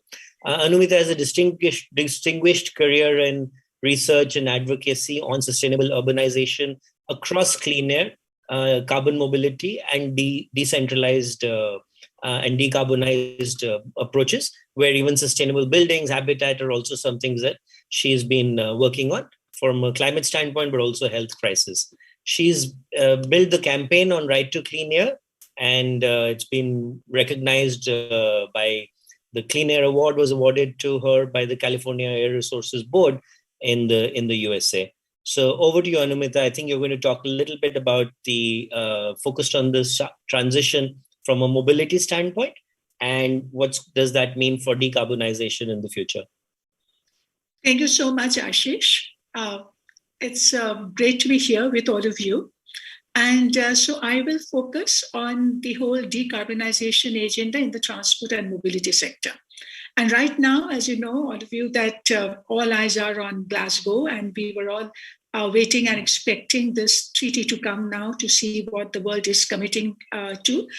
Within that, I've followed the COP conversation. There has been a lot of focus on transport during when the COP was going on. In fact, there was a transport week that was organized during the COP period. And what is coming out very clearly, that the agenda of decarbonizing vehicles and the transport sector overall is turning out to be a very big challenge. And all the data that exists today shows that if you look at the long-term trends in different sectors globally, if you have seen some reduction and some bending of the curve in other sectors, like manufacturing, for instance, but the transport sector emissions have remained really obstinate. And all countries are struggling very hard to reduce transport sector emissions, given the kind of motorization that has exploded across the world. And today, what the International Energy Agency is saying, that the energy intensity of the transport sector has to drop by at least 3.2% on an average annually till 2030, so that we can at least begin to bend the curve.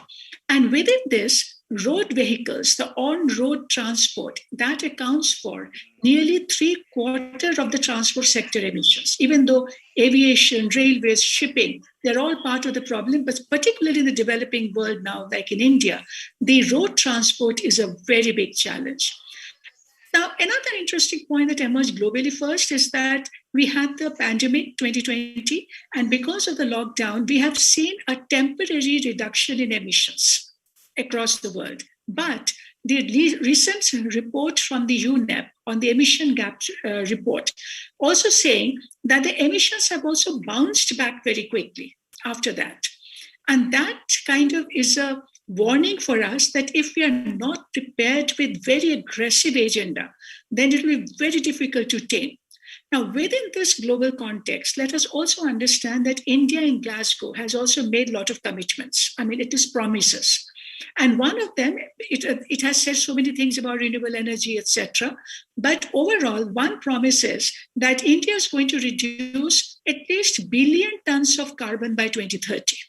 Now, this 1 billion tons will have to come from different sectors. And clearly transport in India, therefore the domestic agenda that now we have to develop to be able to meet that target, and 2030 is not very far away.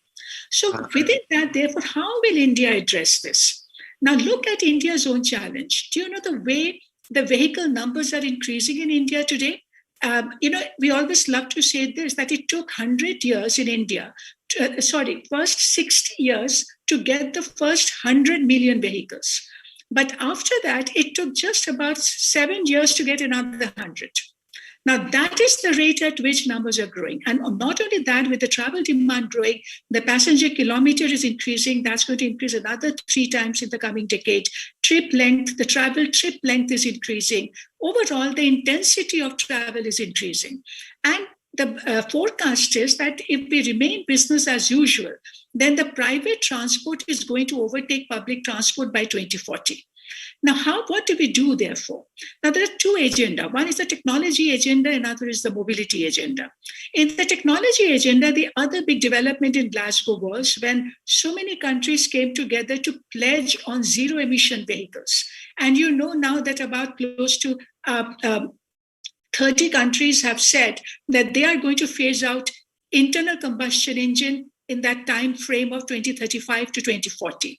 Now, India technically is a signatory to that, even though what they call is not fully committed, but with a rider that India is going to focus more on the two-wheeler, because two-wheelers are the sizable component of our traffic on the road, and which is also our own dilemma. Now, so that's where they're looking for the big transition. But imagine if India has to move in that direction, and India certainly requires a commitment today, because internally we do not have any mandate and legally binding target for ourselves. So even when Niti Aayog is saying that we need to be at least 30% electrification by 2030, but current market is about just 1%. So imagine from 1% to even 30% by 2030. It cannot happen unless we have got the clear legal mandate and the target, and industry has to therefore respond to that target.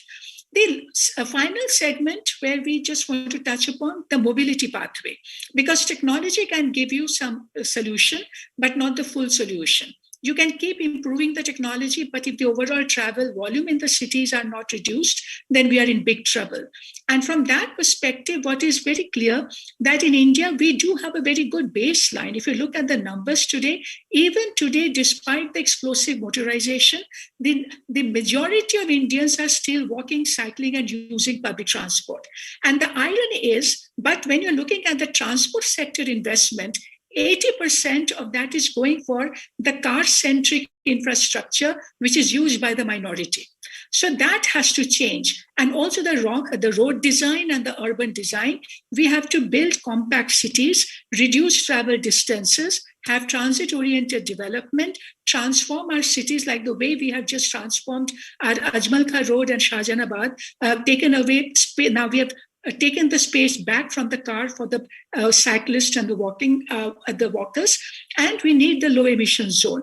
Now that transformation of street public transport scalability, that is the big agenda that we need to look at, because we cannot continue to lock in carbon and pollution in the transport infrastructure.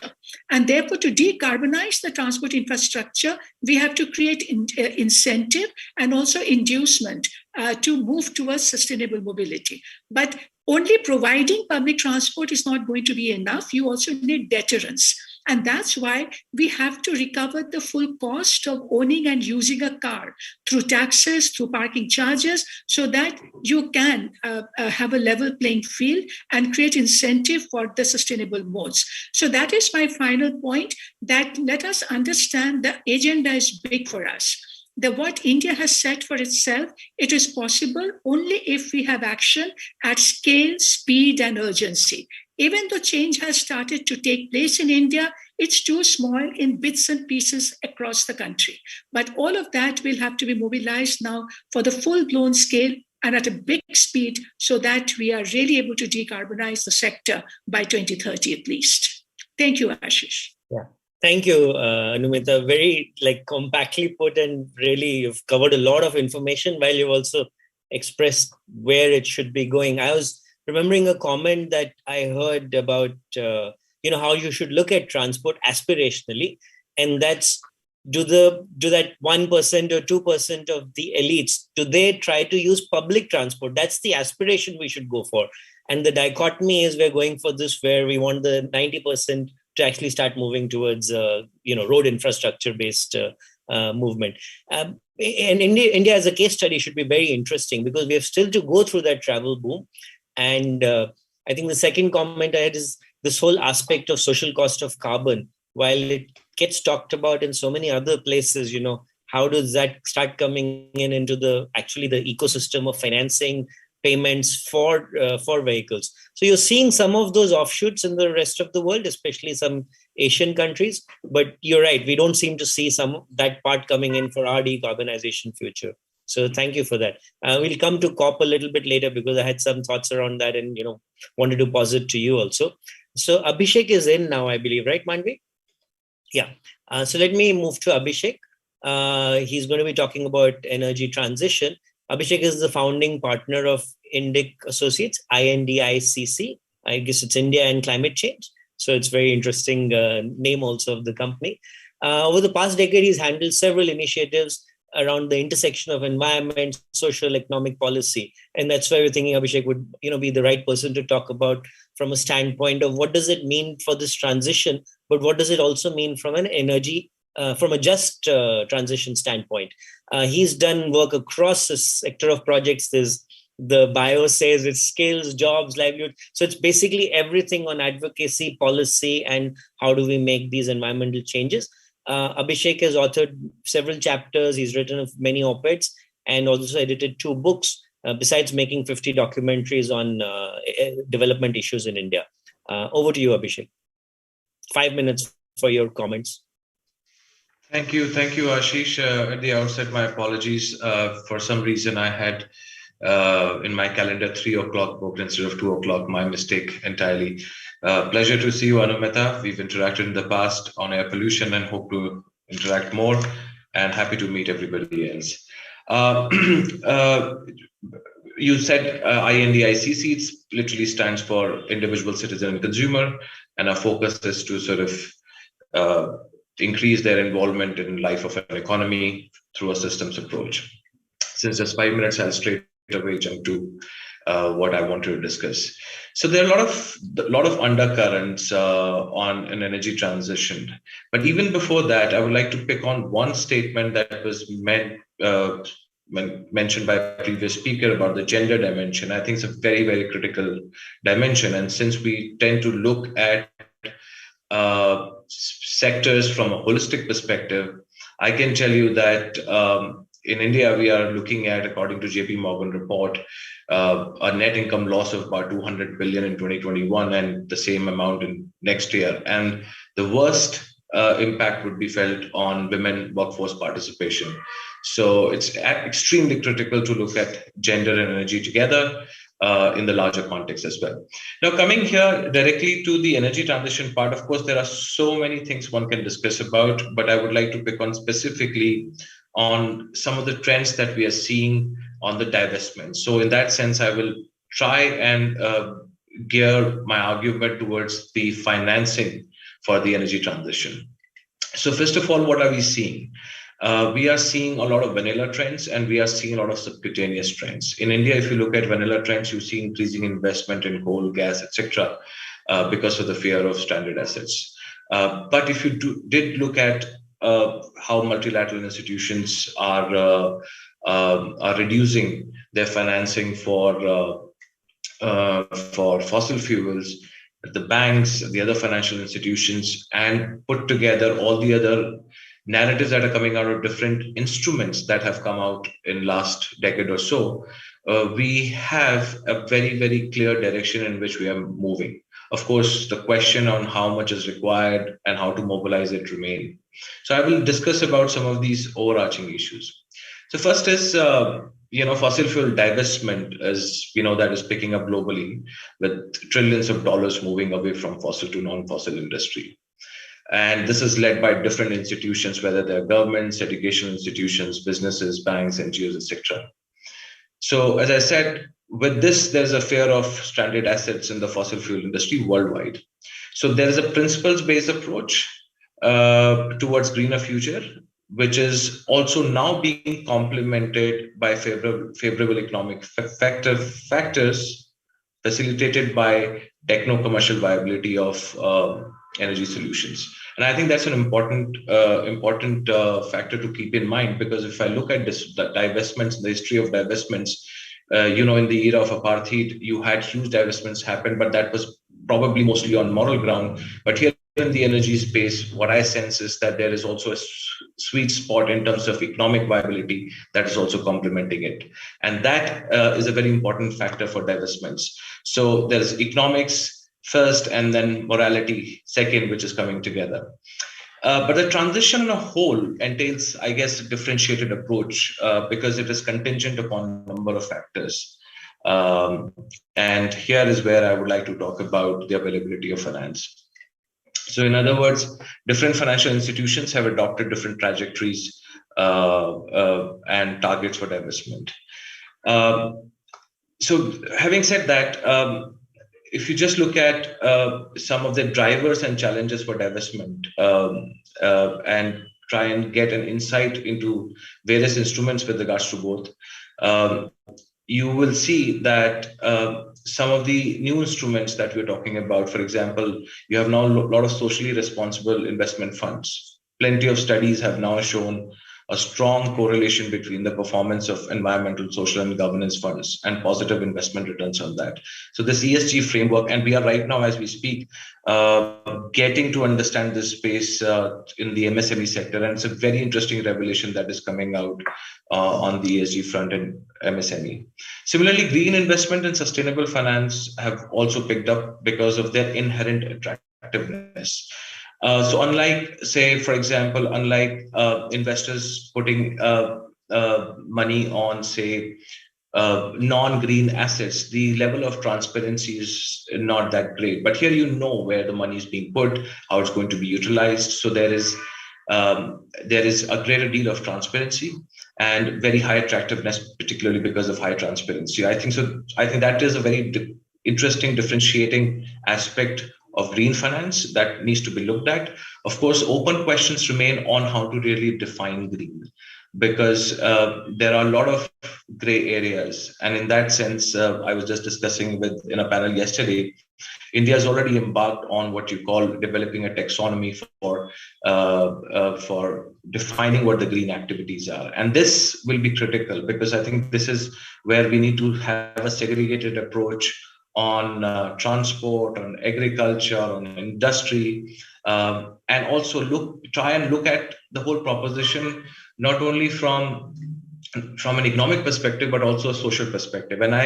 And that's where it's going to get a bit challenging vis-a-vis energy transition. Why am I saying this? I'm saying this because social factors for green financing, if you really embed into green finance architecture, then one critique could be that you are making it contingent upon something, which is a typical model that one would have done, say, with IMF and the World Banks, the structural adjustment programs, which came with a lot of contingencies and conditionalities. So the art of transitioning and laying finance over transitioning, including social aspect, is going to be challenging, but nonetheless very, very important aspect. So I think this conversation also needs to be sort of thought out in a very, very comprehensive manner. Interestingly, what we are seeing is that there is now a global alliance for banking on values, a network of more than 60 financial institutions and just close to about 15 or 16 strategic partners operating in over 50 countries that have come together. And this is a very interesting thing, because the banking on values ecosystem and consortium could actually lay a lot of clarity, could actually provide a lot of clarity on how to understand the financing aspect of it. So I think there is another need for India to sort of closely monitor the conversations that are happening on that account. You also have some of the narratives which have not found mainstream space. Sorry. Yeah. I'll just quickly go through it. You also have some of the more interesting narratives which have not really found their space in terms of being mainstream with respect to finance. And I would like to highlight quickly, for example, you have principles on business and human rights. You have CSI, you have national voluntary guidelines on social and environmental economic responsibilities. So I think an argument that I'm trying to make is that time has come to sort of look at a very convergent approach with existing instruments that exist over there, bring them, mainstream them, and try and see how we can basically influence the entire financing landscape, but a layer on top of a taxonomy that would be the first step to sort of understand the whole green financing space. And I think when you speak of, to just sum it up, when you speak of energy transition, we can't really divorce these things from finance. And these are the underlying undercurrents, which I think are absolutely necessary to understand how the finance will flow. Thank you. Yeah, thanks, Abhishek. I think you've actually converged it and ended at the right spot also, because I personally also look at it from a very impact investment standpoint.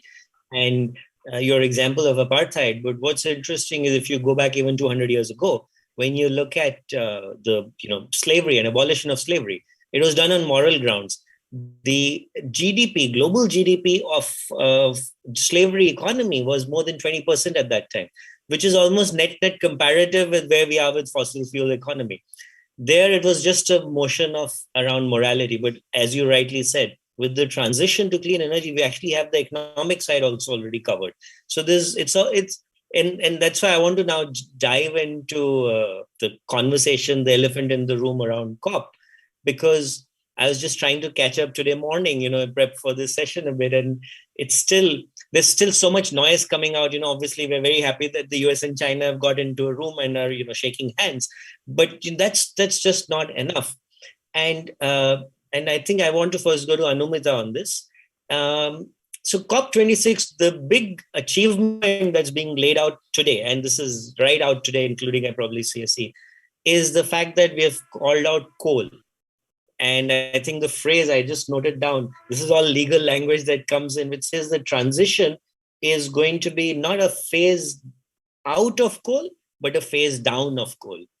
And if you could contextualize it a bit, not just from a standpoint of what does that mean for CSE and, from an India standpoint, because we are still seen as the big coal, we are still setting up coal plants as we speak.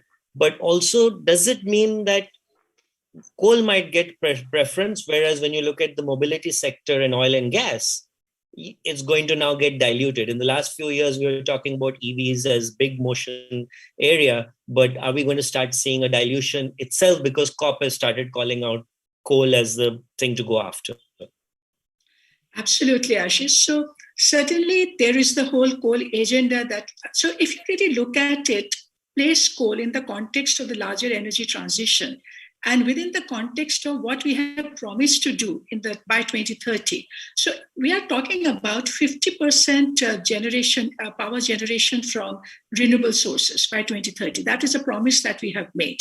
We also want to reduce the 45% energy intensity of the economy and then move towards net zero in 2070, and then billion ton to be reduced. Now, coal has to be placed within that.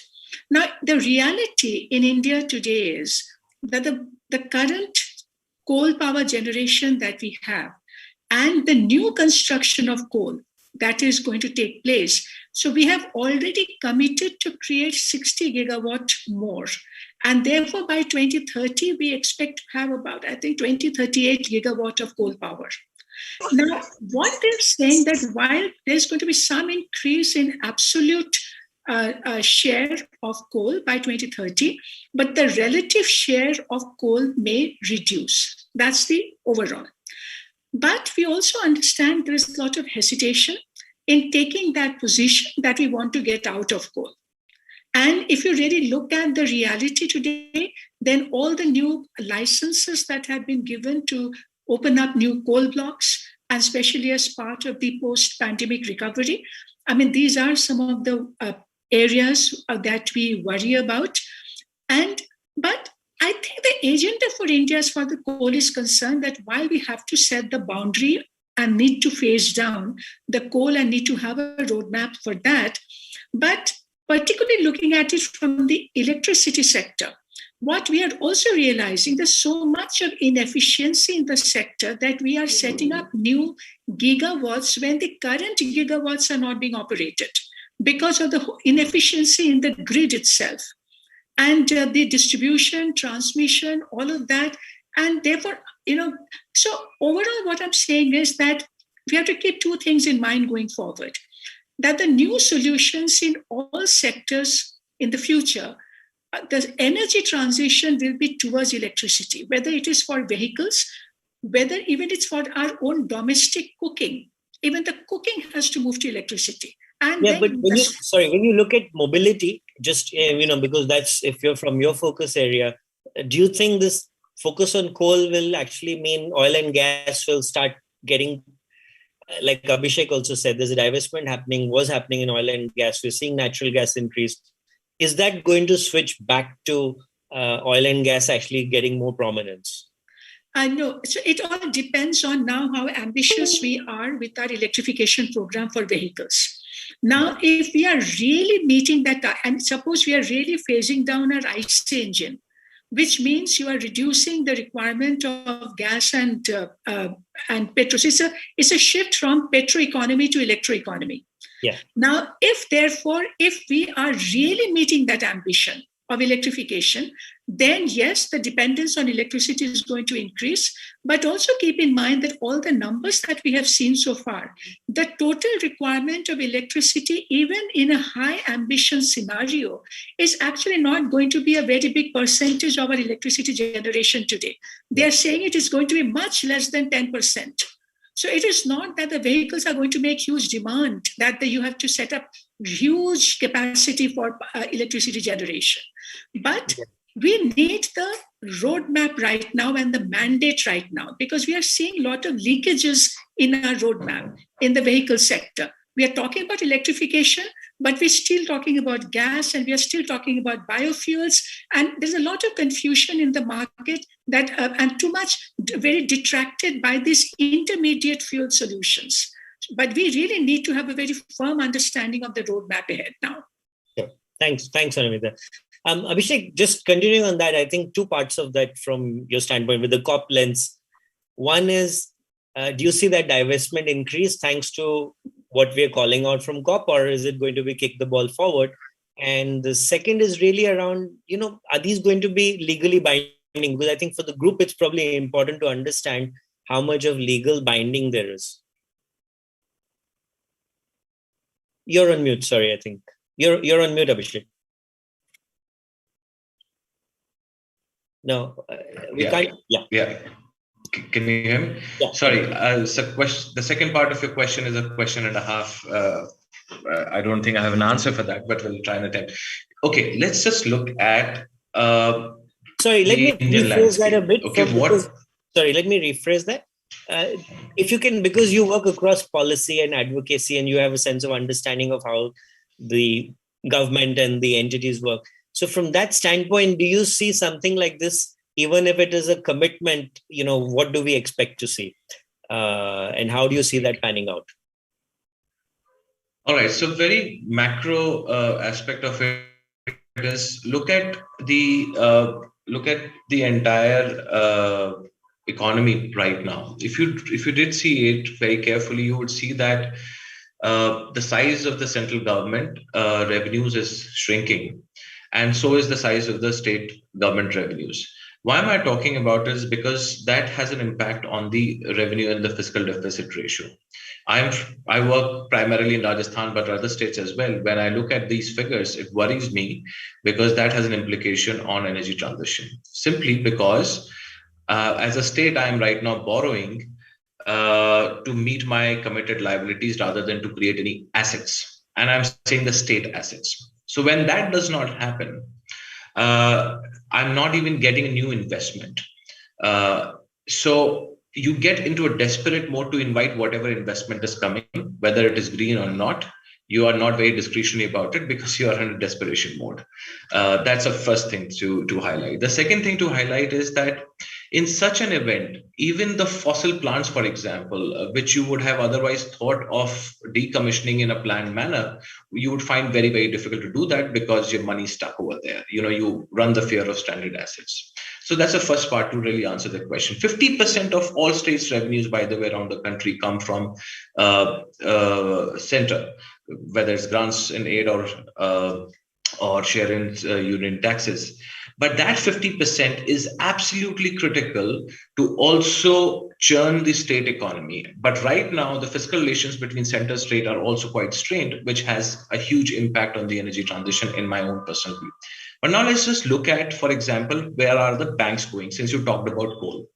I have some figures in front of me. I was working on a paper, so I'll just highlight just the percentage point of in percentage points. State Bank of India, for example, has a total exposure to coal and power sector to the tune of about 2,000 crore, which is about 8.8% of its lending portfolio. I'm talking about 18-19.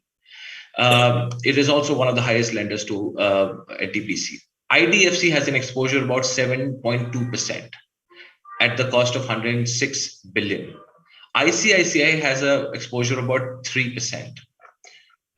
Axis Bank has an exposure of about another 3% as of 18-19. PNB has an exposure of about 6.8%. So what you're seeing is a very interesting trend. The private banks have a lesser exposure, but also lesser volume per se, and nationalized banks have a higher exposure. Now, in the context that I spoke about, the economic context, there is a fall, structure slowdown in demand, inequality rising. There's an enormous pressure on governments around the country, state governments around the country, to sort of keep the revenue cycle ticking, their own tax revenue and the non-tax revenue. And for that, they need a lot of investment. So a lot then will depend on how the private sector really gears itself up for the game. How conscious are they in terms of making it green. And that's where we need to do a sectoral analysis, whether it's in power sector, mobility sector, agriculture sector, etc., that what is the portfolio of green assets that are being created and how are we mobilizing finance for it. Very quickly, I like to sum it up with another thing. I just ran the quick analysis of coal-fired finance. I'm talking about 17, 18, and 19. When I'm looking at, I see a decreasing trend.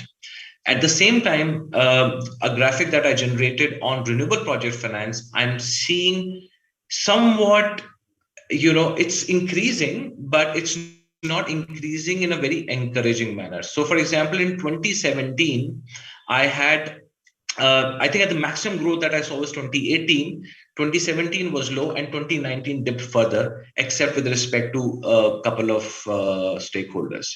So it's an interesting space to watch out for. I'd like to sort of end this, sum up my intervention by saying that in the larger economic context, there's a greater role to be played by the private sector in order to ensure a robust transition towards green.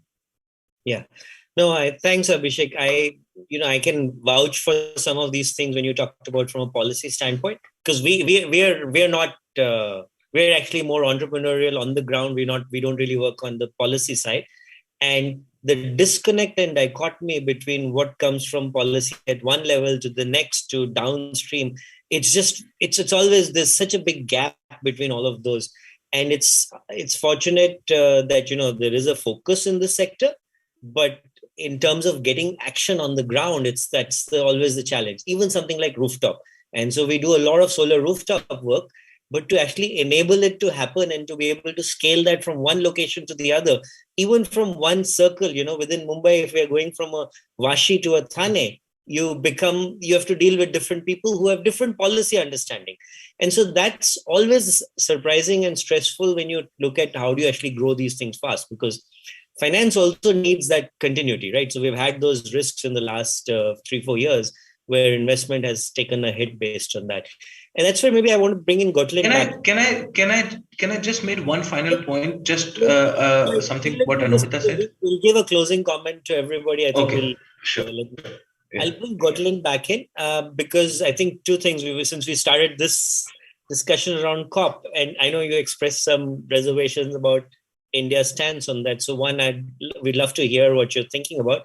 But like Abhishek also said, the gender transition, and we don't see much of that conversation, to be honest, happening at these forums still, right?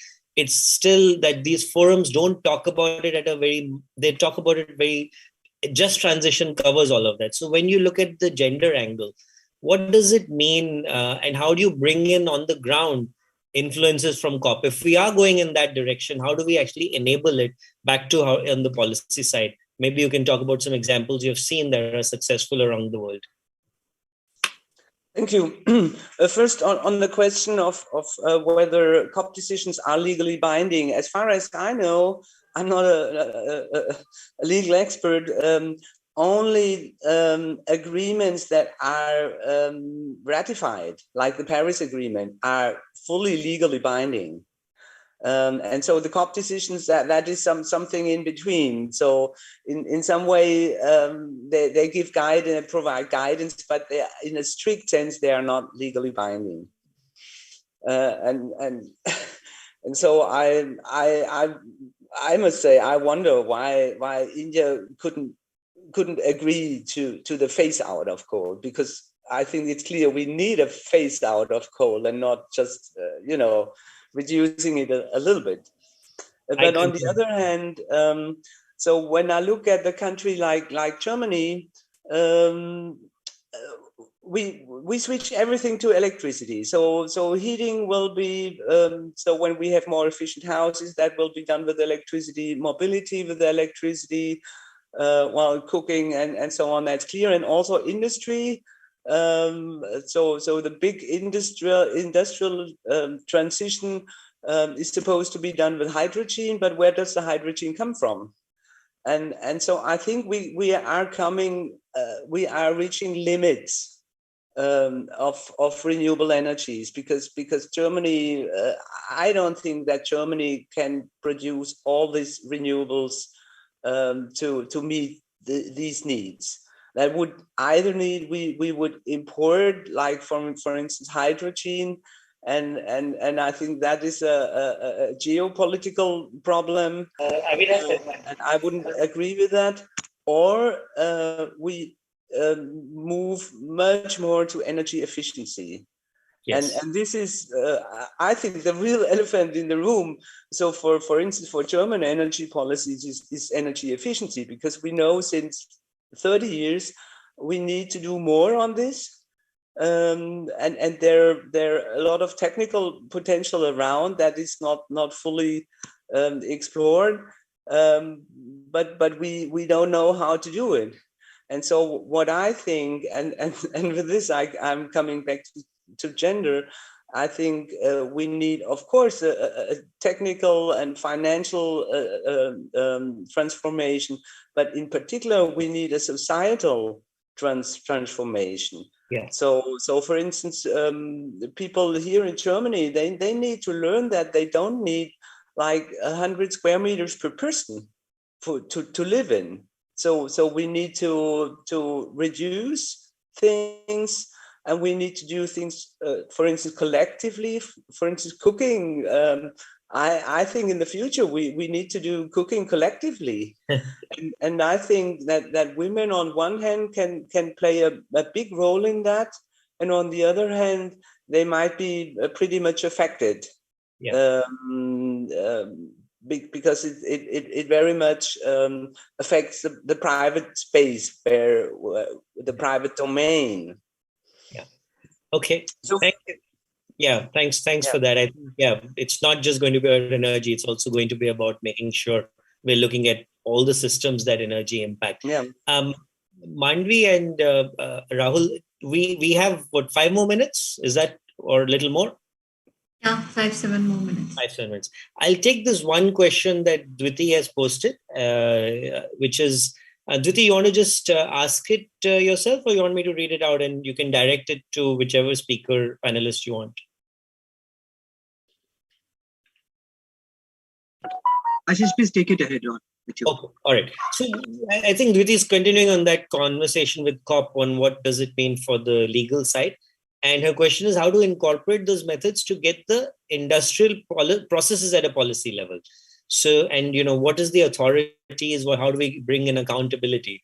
So maybe I'll hop it across to Anumita first, because you work on that CSE side with what's happening at a policy level, and we know transport is in that space where mobility has to go through those accountability measures.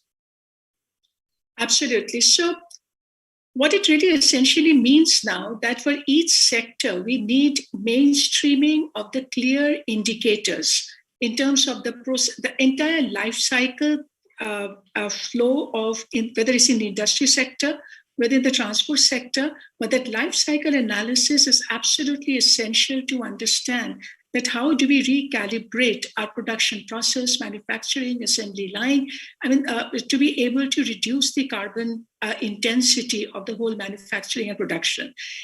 At one point, we had done a very interesting exercise where we had done green rating of Indian industry. And we had taken some of the key industries in India, like we took cement, we took automobile industry, chlor-alkali sector.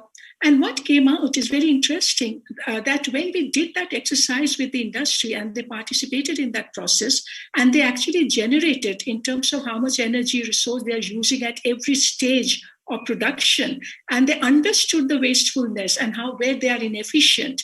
And once that feedback went back to them based on that analysis, it started to get integrated with their corporate policy. And then we did the second time rating, we saw the improvement. Now, that's only the principle that we have to establish in terms of accountability, and now the policies will have to be designed that way to give mandatory, legally binding targets to each sector.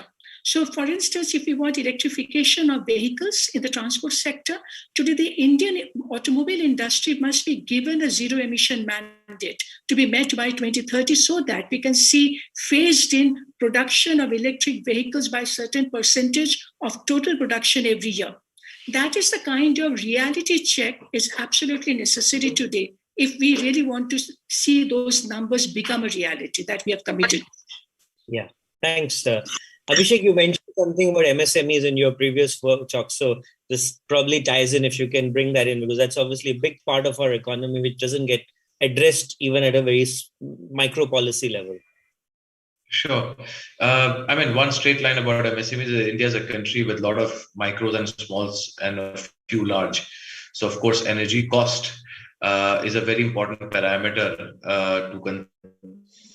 to consider, because we just ran an analysis of sample 500-700 industries. What I'm seeing is energy costs about close to 500% of the operating expenses for many small and micro enterprises just in Rajasthan. If you run that analysis in other states, you will have a huge.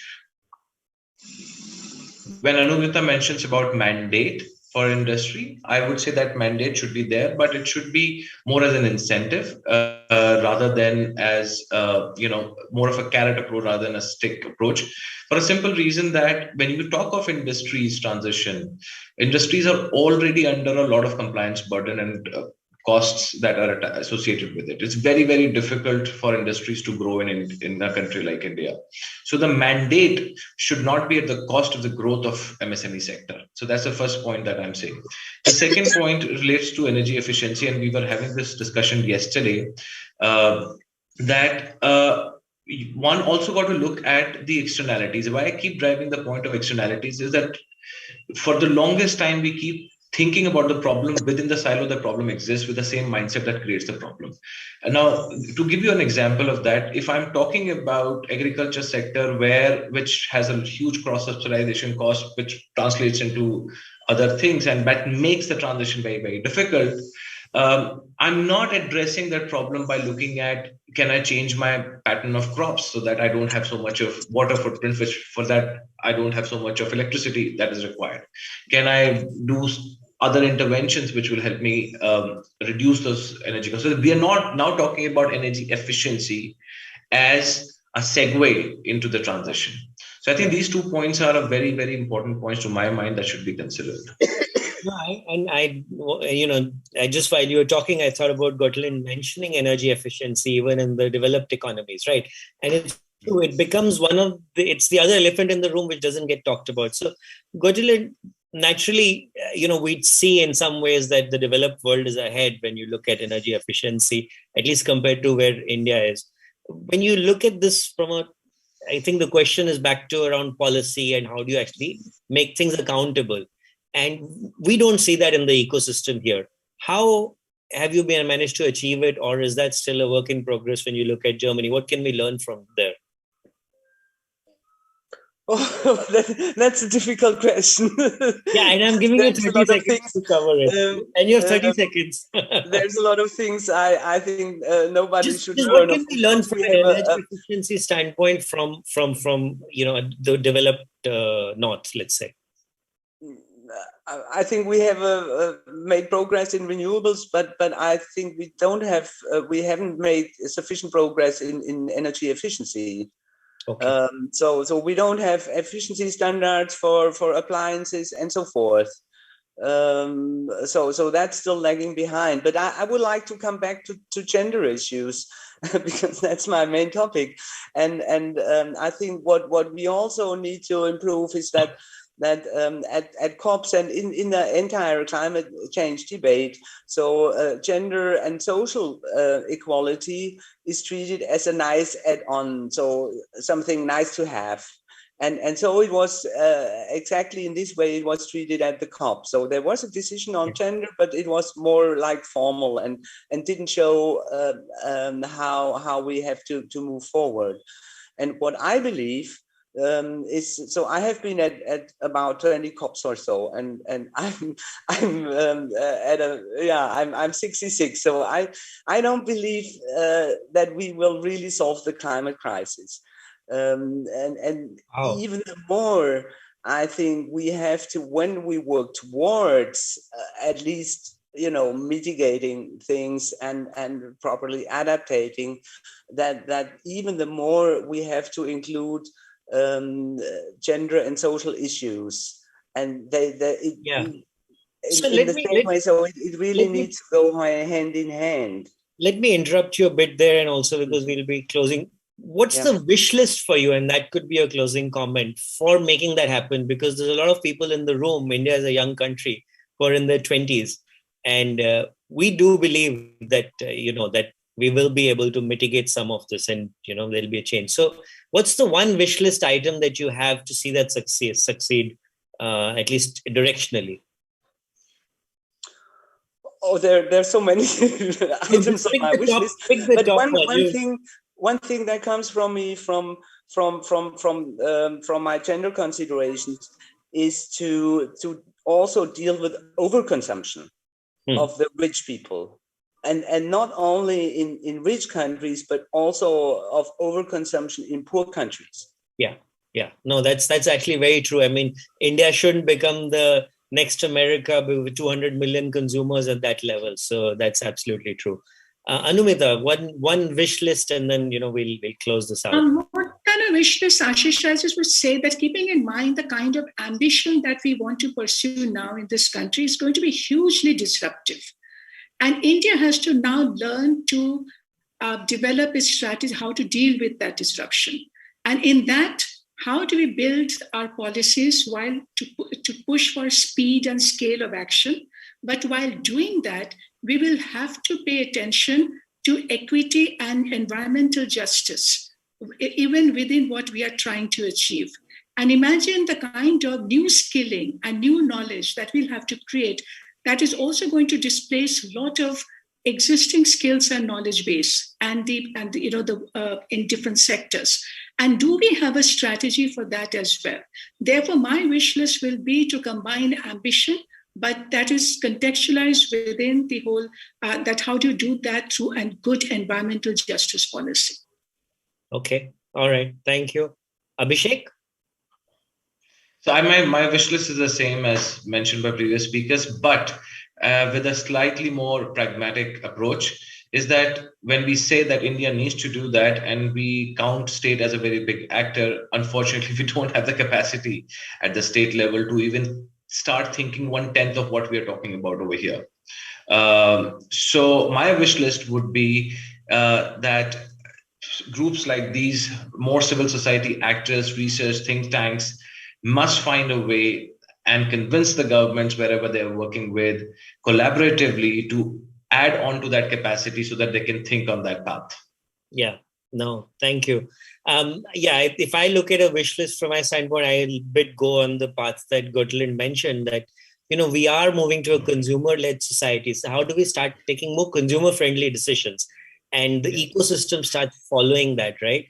It's almost like if 1902 or 3, when Henry Ford was rolling out his automobile, and somebody was investing in, stables for horses. We seemingly caught in that dichotomy where we're saying next 10 years, we're going to be achieving all of this. But at the societal level, we're still very consumption oriented and very consumption driven. And, it's almost like consumers will drive the change also for us. And India sits in a very nice framework there, because we are going to go through these expansive changes in the next 5, 10, 15 years. So the opportunity space actually is in India. And as an entrepreneur, that's what I look at it that way, that, this is more of an opportunity space. So that's where I differ a little bit with Gotland. I think you're right. We will. I think the Paris Agreement already said 1.5, or, there some reports are saying that's a 2.4. Some are saying it's a 2.7 degree rise. We're obviously not going to be where we want to be. That's clear. But at least let's directionally move fast to that. So with that, I think, Mandvi, Anand, I'd like to wind up. Thank you to all the panelists. I think you presented a lot of really interesting information and nuggets from your expertise areas, but very contextualized, both what's happening today, where the future is, and really from like I said, the elephant in the room with the COP. So back to Rahul, Mandvi, Anand. Thank you. Thank you, Ashish. Yes. Thank you. Thank you so much. Thank you, distinguished panelists, for taking out time on a Sunday. It really means that we are a we are a tribe that is looking forward to, getting some climate action in place. And it's really heartening to have all of you here and talk about these initiatives, ideas, wish lists that even if some of us could take up and work on them, I think it would make quite a lot of difference. Thank you, Ashish, for excellent moderation and also giving in your side of the expertise.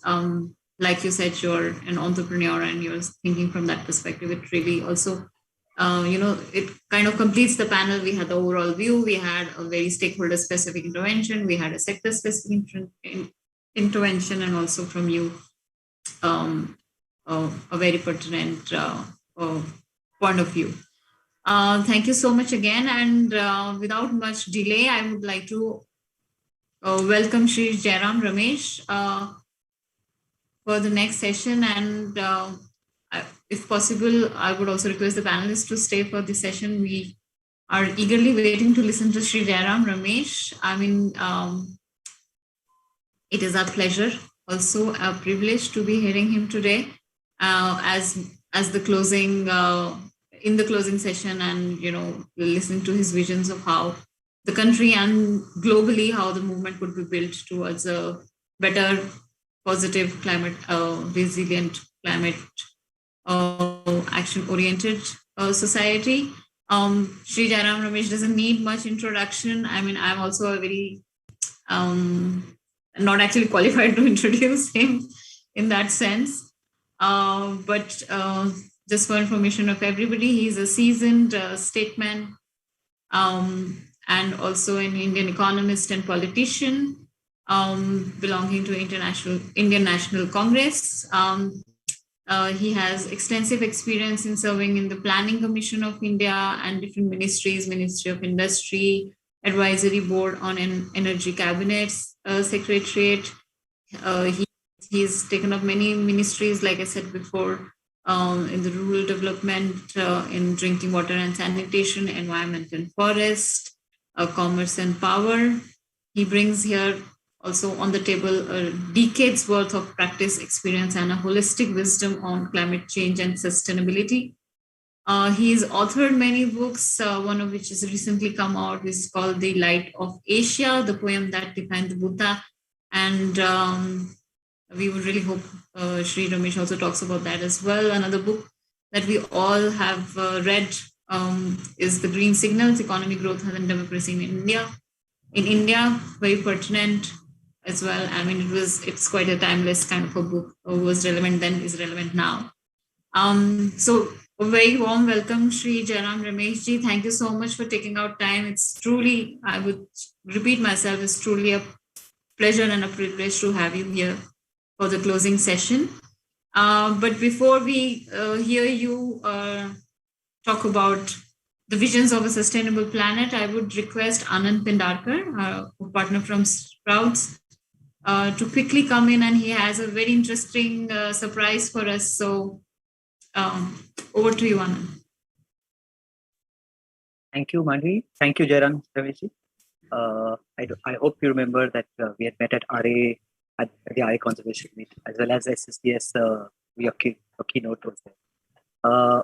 We've been working for last 30 years trying to document the biodiversity of the Bombay coastline, as well as of the RA Milk Colony. And we've put together the material of that into a book, which is on its way very soon. But before that, we've created an app for public access, a free app that is there.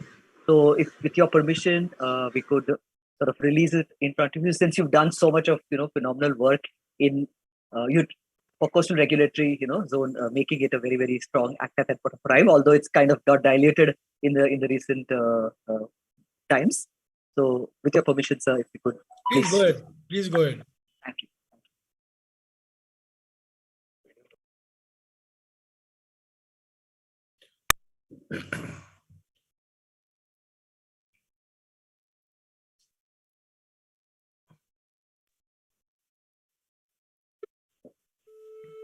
Later, I would request all the participants to download and have a look at the app as well.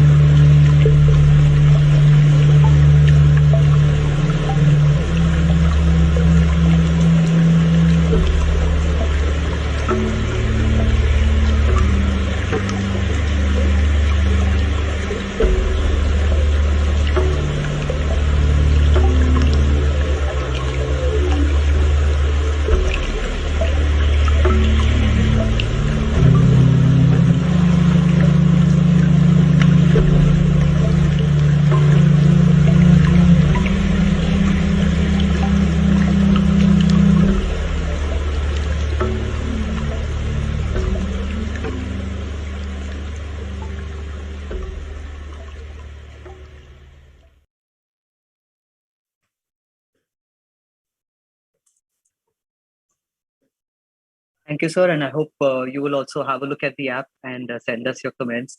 We would like to hear from you. It's been 30 years of work, and about over 100 students and individuals have contributed to this work. And we hope that while the coastal road is being constructed, at least some bits of this information, of course, we presented some of it to the court, but some consideration is given to this silent biodiversity which exists. So over to you for your keynote speaker. Very good. Thank you very much. And this app of yours fits in very well with the few remarks that I wanted to make. We are all now caught up with the headlines in the news from COP26 in Glasgow, which has just come to an end. And while what happened in Glasgow will be analyzed and will be reviewed, I think it's important to recognize that we, in our obsession or fixation with the vagaries of climate change, we tend to overlook the other environmental issues, the other planetary boundaries that are under stress. And some of these boundaries we have already crossed.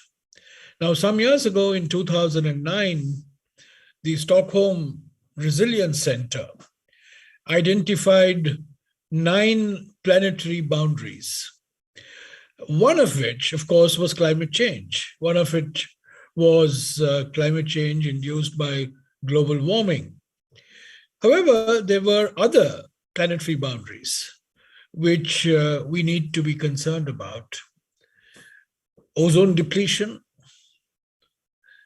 We have the deforestation. We have loss of biodiversity, which is directly linked with the app that we have just seen now. We have the biogeochemical cycle, the nitrogen and phosphorus cycle. We have the particulate emissions, aerosol pollution. We are seeing it in many parts of India right now, which are faced with a health emergency on account of buildup of particulate matter. And we have the problem of chemical contamination, a very serious issue. And we have the hydrological cycle, the water balance. So these are different planetary boundaries. Climate change is one of them. But these other boundaries, the ozone, the biodiversity, the particulate matter pollution, the chemical contamination, the water cycle, the biogeochemical cycle, nitrogen and phosphorus, are equally crucial, are equally important. And I think it's important, it's therefore very, very, very necessary for us to ground our debate in this whole variety of issues. After all, in 1992, when the UN Framework Convention on Climate Change was signed, the UN Convention on Biodiversity also was signed. But we don't talk too much about the Convention on Biodiversity. We talk largely of the UNFCCC. And we know now today there is an intimate link between the loss of biodiversity and climate change itself. The second point I'd make is that increasingly, we have to look at these issues not just as environmental issues, but these are public health issues. Whether it's climate change, whether it's ozone depletion, and certainly where it comes to particulate matter, pollution, aerosol buildup, and chemical contamination, the impacts are immediate, are short-term in the public health.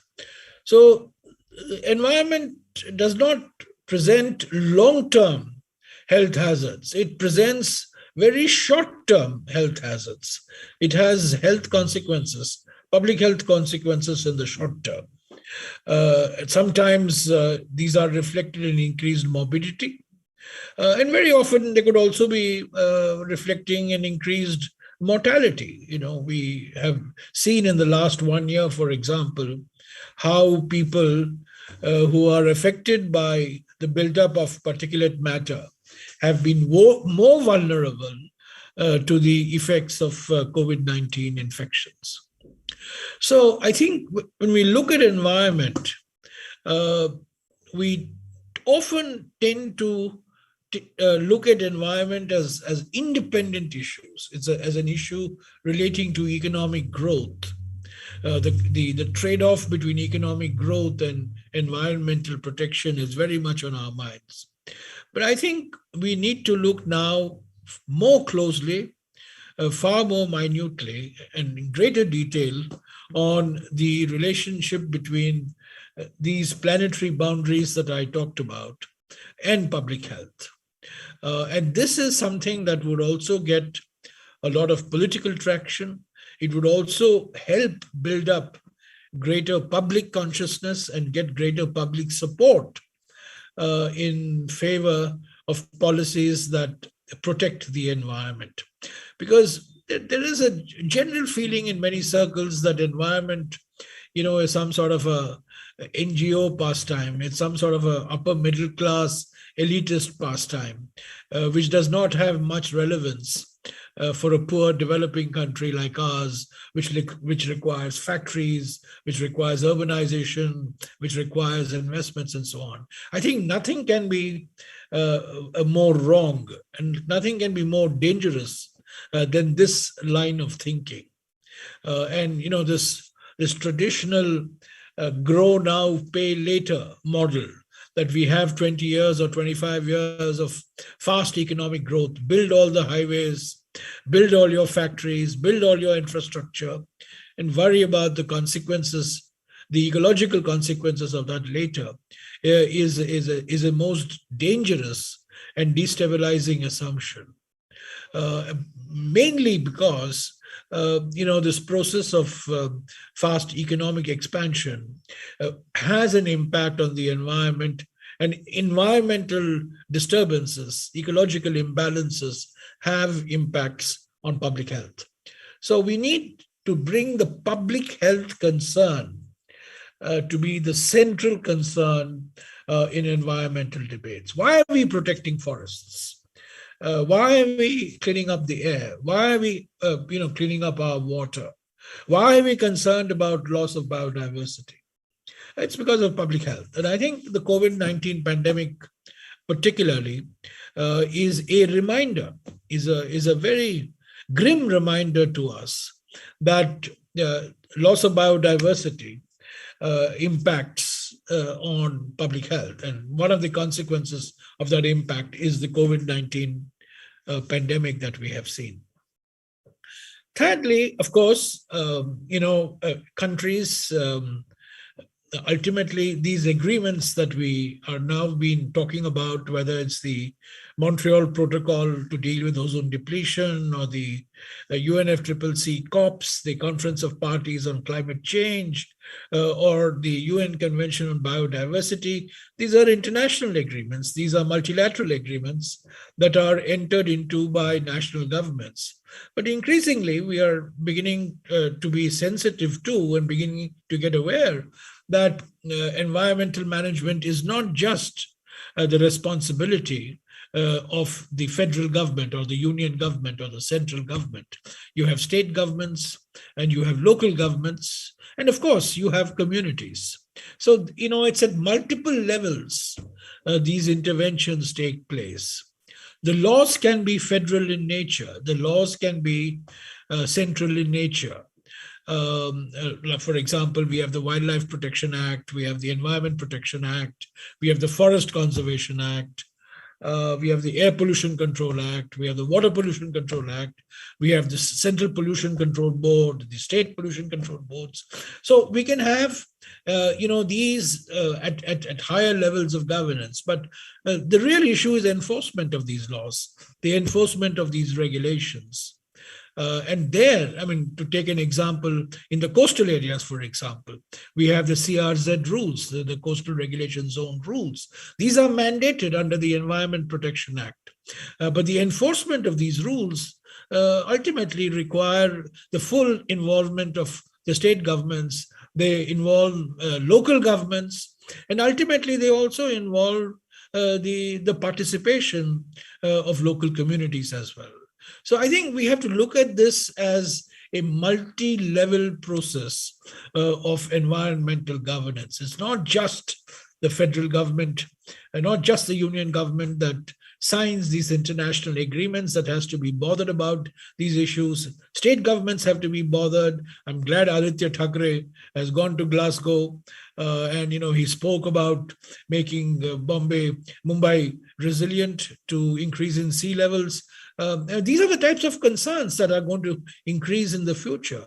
And then local governments will have to, again, to take the example of Mumbai, one of the remarkable stories is how the municipal corporation responded to the COVID-19 pandemic, and that was a response of the local government, not just of the state government or the union government. So my point is that environmental governance will involve multiple stakeholders, multiple levels of intervention, community, local government, state government, and then the union government, of course, at the apex level. Now, we have very progressive laws, we have progressive standards, we have rules, we have regulations, we have institutions, but sadly, the enforcement machinery has been very weak. The will to enforce these laws has not been as forthcoming as it should have. And I think in the years to come, there will be extraordinary pressure from us, both domestically and internationally, to be far more serious about enforcement of these laws. There's no point going to Glasgow and posing as a great Vishwaguru of the environment when you're not enforcing your own laws in your backyard, when you're diluting your environmental laws, when you're weakening your environmental regulations, when you're emasculating your institutions like the National Green Tribunal and so on. So I think, this institutional strengthening, a very important aspect of domestic accountability. And in today's world, what is domestic, what is international, that boundary is getting blurred and is very fuzzy.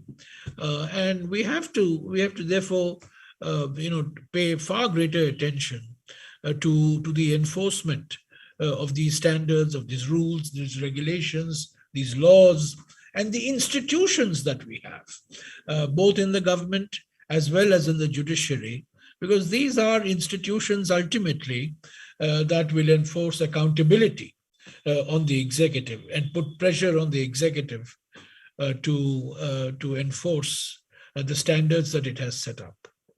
So all in all, sustainability is something that we have come to recognize as absolutely fundamental and basic. We need rapid economic growth. We need inclusive economic growth so that the benefits of growth, flow to all sections of society. But in addition to growth being rapid and inclusive, it also has to be ecologically sustainable.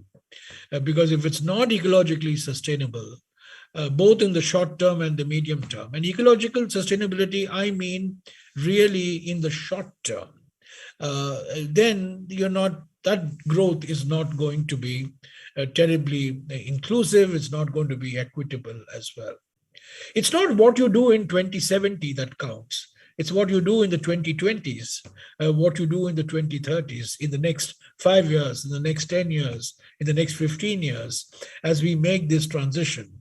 And the fact is that this transition is inevitable.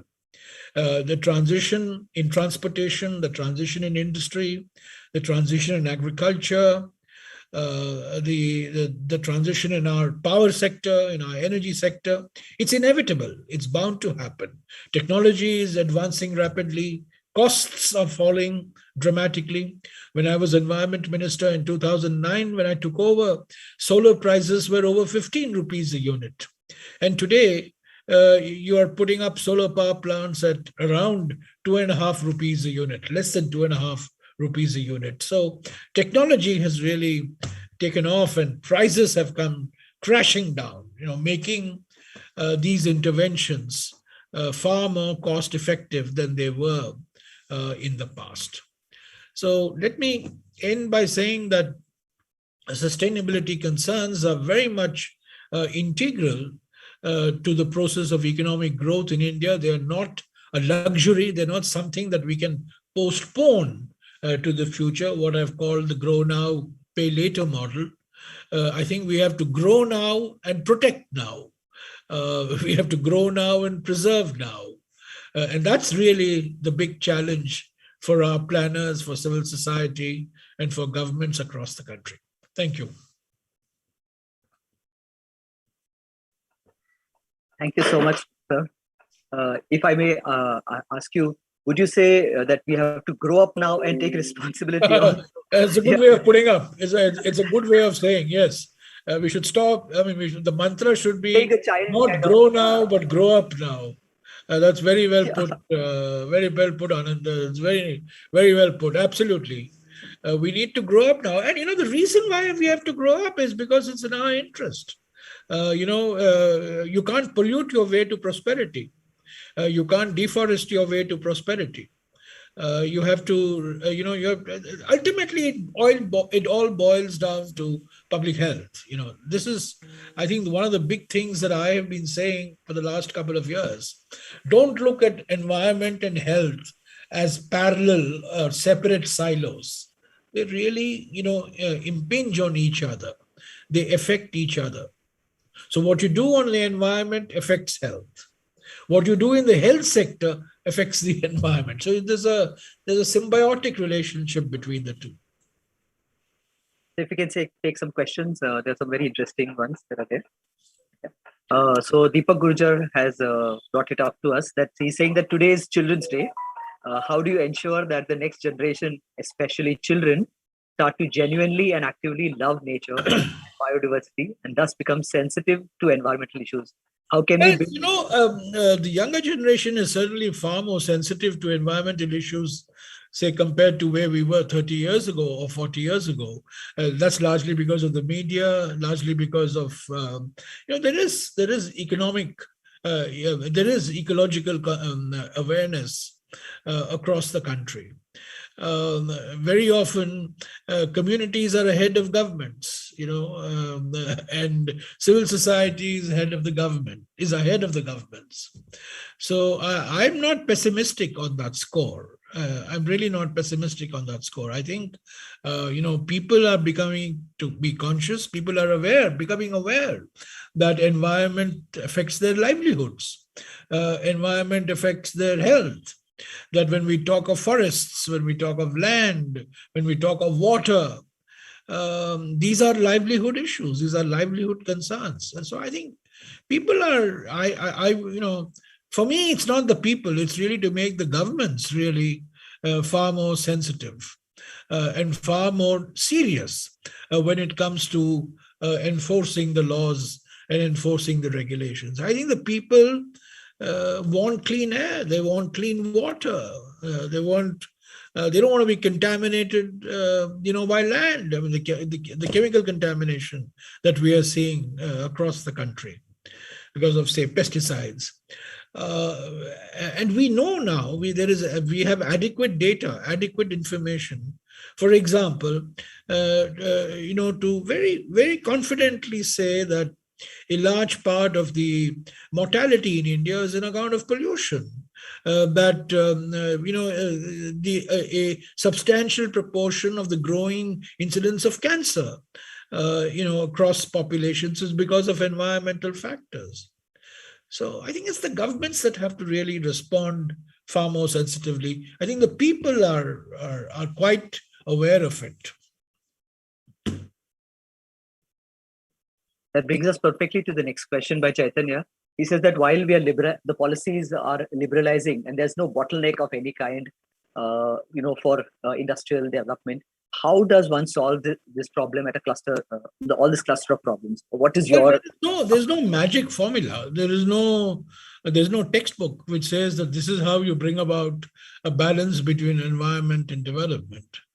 It's we have to resolve these conflicts. We have to resolve these issues, whether a dam should be built in the upper reaches of the Ganga, on the Mandakini and the Bhagirathi.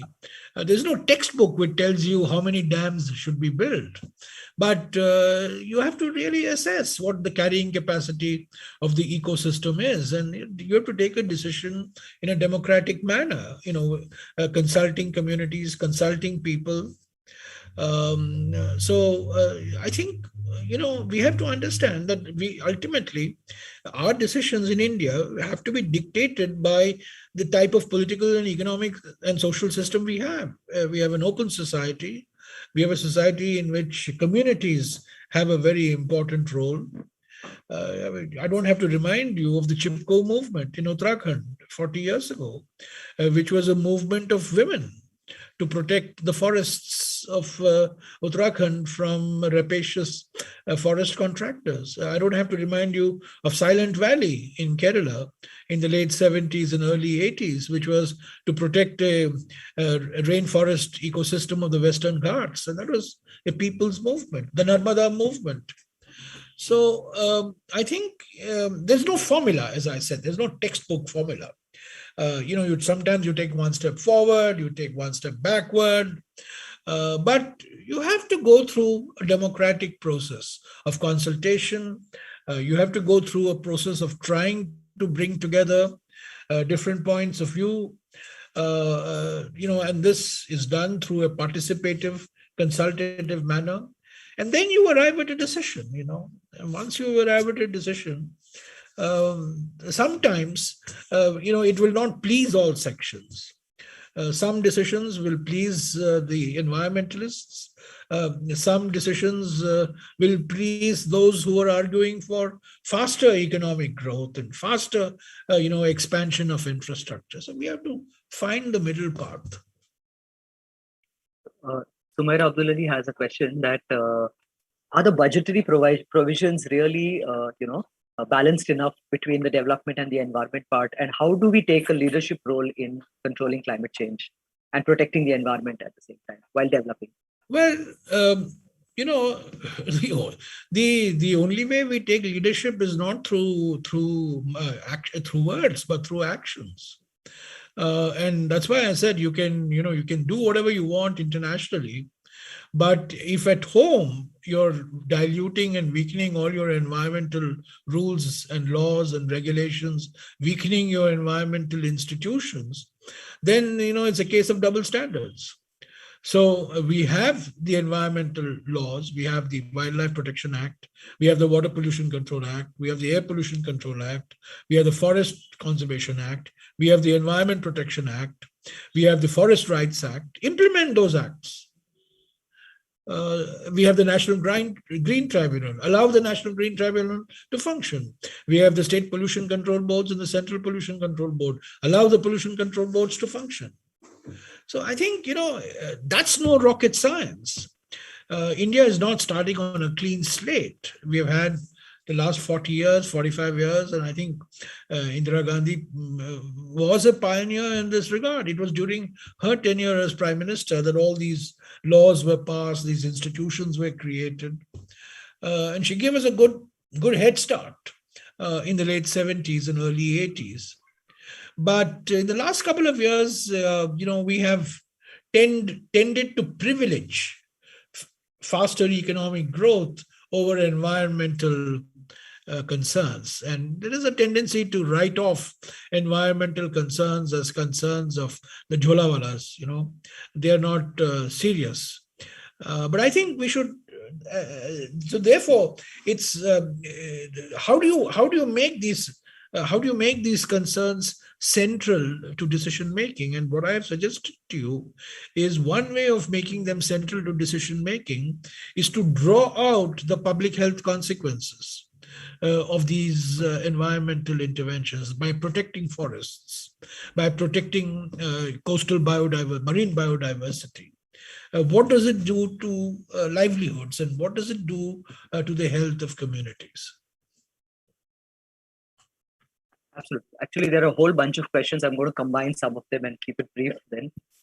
One is that, in terms of as an opposition party, when we go and make commitments about at COP26, what do you think in terms of methane reduction or reduction of forest cover, or even industries like single-use plastic are being pushed in a very large way? There is no control or regulatory systems that are in place. How do you think both citizens and what is the political and systemic process that should be enforced? And do you think that going to courts is always the immediate solution in such a way? Or how should the democratic process function? The National Green Tribunal was set up in 2010 to provide the public with an avenue for enforcing their accountability. In many cases, the National Green Tribunal has in fact helped the public. It has, I know, for instance, many cases in city after city, whether it is the protection of wetlands, whether it's the protection of lakes, whether it's the protection of some endangered ecosystem, the National Green Tribunal has been effective. And because it's been effective, the government wants now to clip its wings and emasculate its scope of activity. So certainly the National Green Tribunal is an instrument that's available to civil society, that's available to the NGOs, it's available to the public. Any individual can go to the National Green Tribunal if you don't have access to either a government body or to a collective entity of private citizens. A group of private citizens can go to the National Green Tribunal. So I would encourage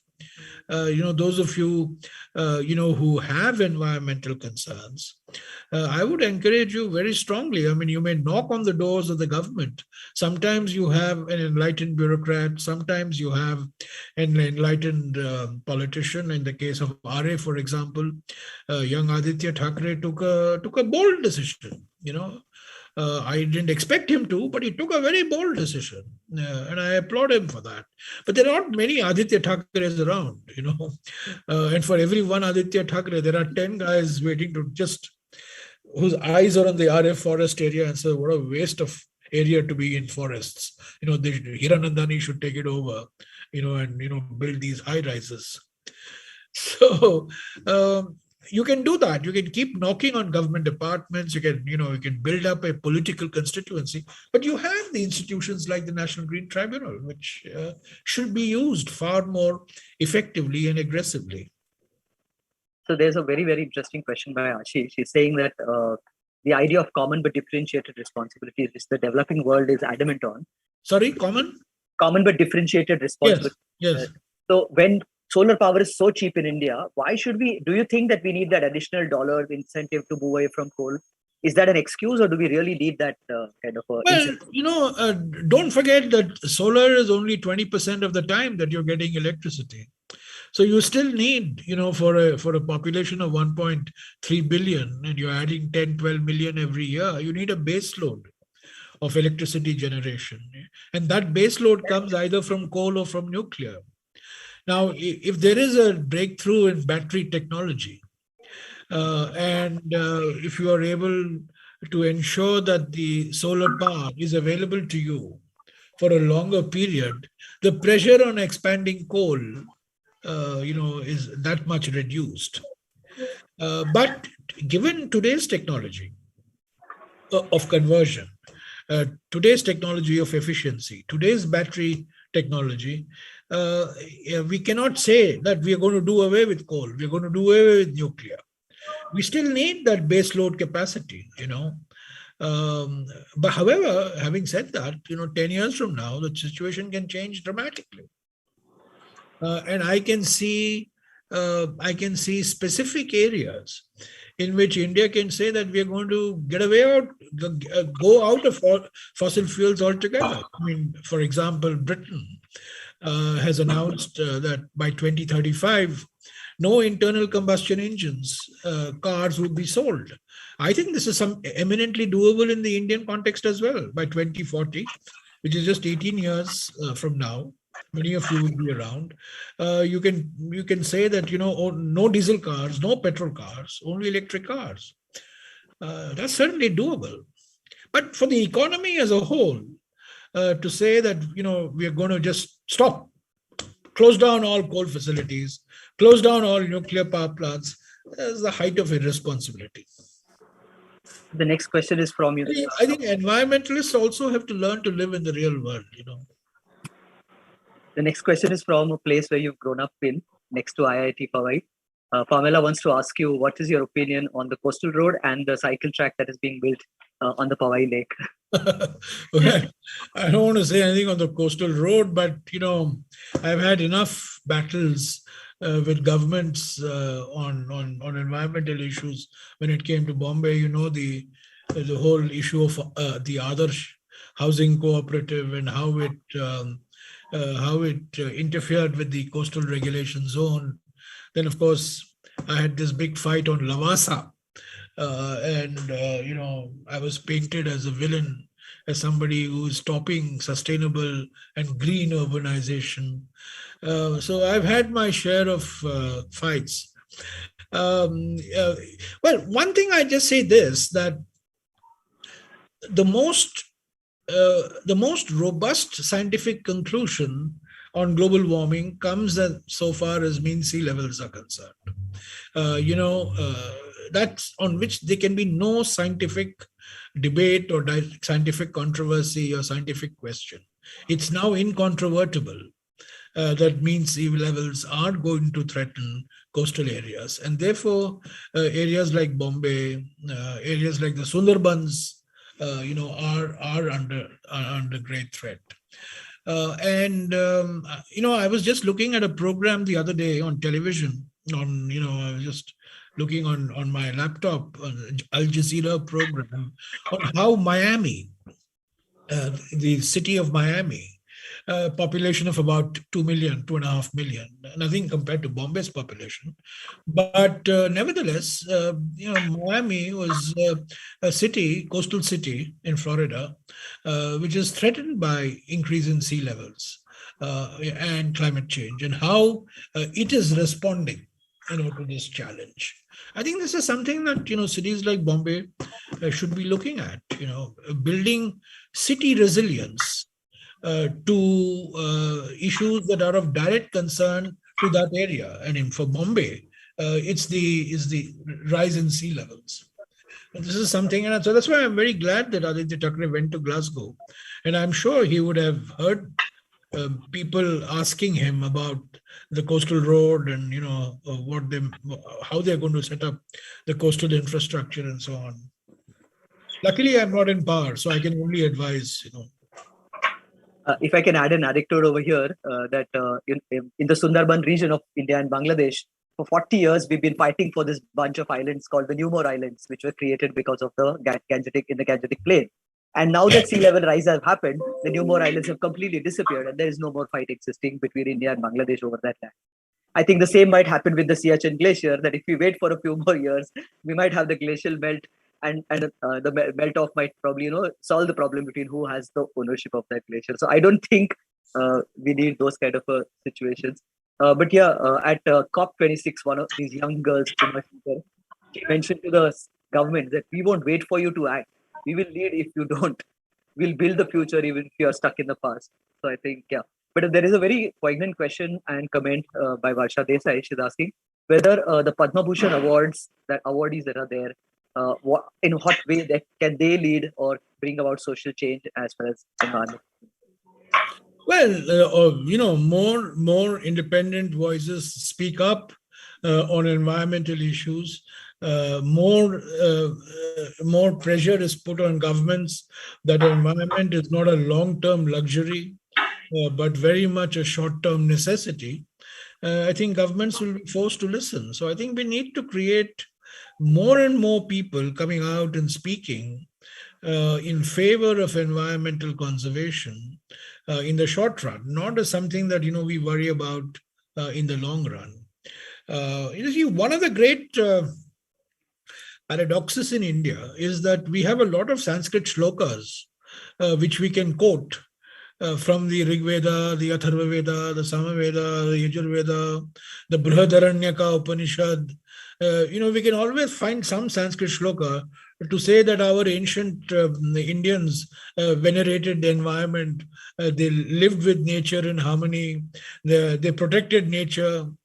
In fact, if you go to the Ministry of Environment, the office in Delhi is a new office built a couple of years ago. As soon as you enter, you will see a Sanskrit, saying, greeting the visitor, Prakriti Rakshati Rakshataha. Nature protects those who protect it. So, this is all great. I mean, our Prime Minister goes and quotes from the Rig Veda in Glasgow. But, shloka is no substitute for action. You can say all these shlokas, but what do you do in actual practice? That's what counts, no? You can say all the shlokas you want, and then you end up, removing all the CRZ rules. You end up removing all the, the weakening the environmental impact assessment process through the EIA notification. So it's, we pat ourselves on the back for being a nature-based civilization. We pat ourselves on the back that Lord Ganesha, is an elephant god, right? He's a Vakratundam. He's got the curved trunk, the Vakratundam, and his Vahana is a mouse. We take great pride in the fact that we have a goddess Durga who rides a tiger, and we also have a Durga who rides on a lion. So our gods, and one of the great figures of the Ramayana is Jatayu, the vulture, right? So all this is very good for making us feel good, but it's also a substitute for not doing anything. So, and that's really what we need to focus on, not on how great our civilization is, but on how it is important to enforce these laws and regulations and standards and rules now. Can you tell us a little bit about the Light of Asia? Well, let me see whether I think I have. This is the Light of Asia. It's only the commercial I'll do for my book.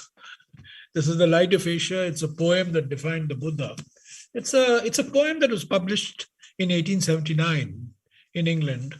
And then it got translated into 30 languages across the world. It influenced many personalities in science and politics, in literature, people like Gandhi, Vivekananda, Tagore, Nehru, Dr. Ambedkar. It got made into film.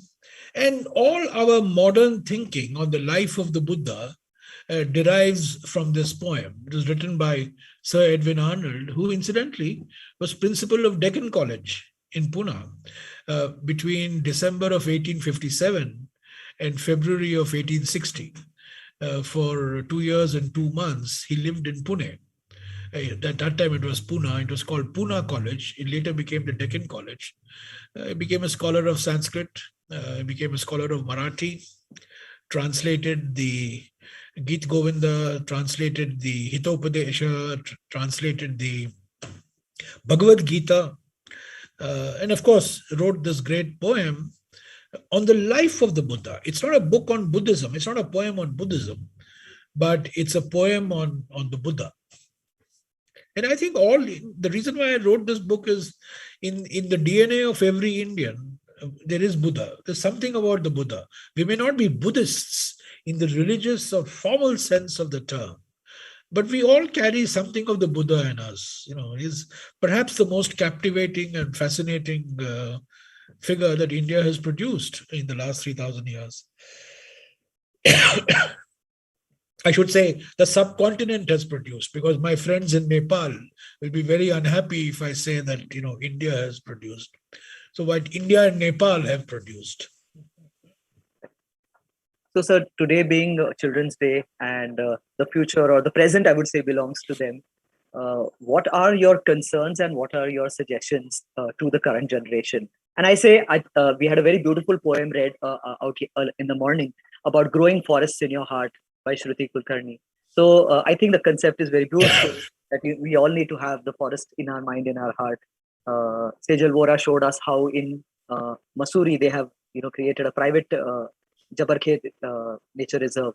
So what is your message to the youth of today, to the children, as to how do they, in this situation of 4 cyclones a year, and so Delhi, you can't go out because of the air pollution and smogs that are there. How do they keep themselves positive? Of course, besides reading The Light of Asia, how do they take active steps in changing their present and future?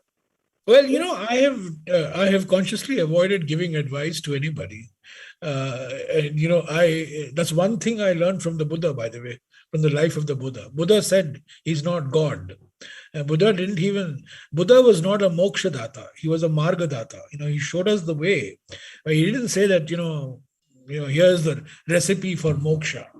So I tend to normally, when somebody asks me, what advice would you give? I tend to be very reluctant to do so, because you have to find your own way. You have to find your own sort of response. But all I'll say this, that these issues of the environment, we are discussing environmental issues, but there are other issues also in India, and I think the defining issue in India is the nature of society that we want to build.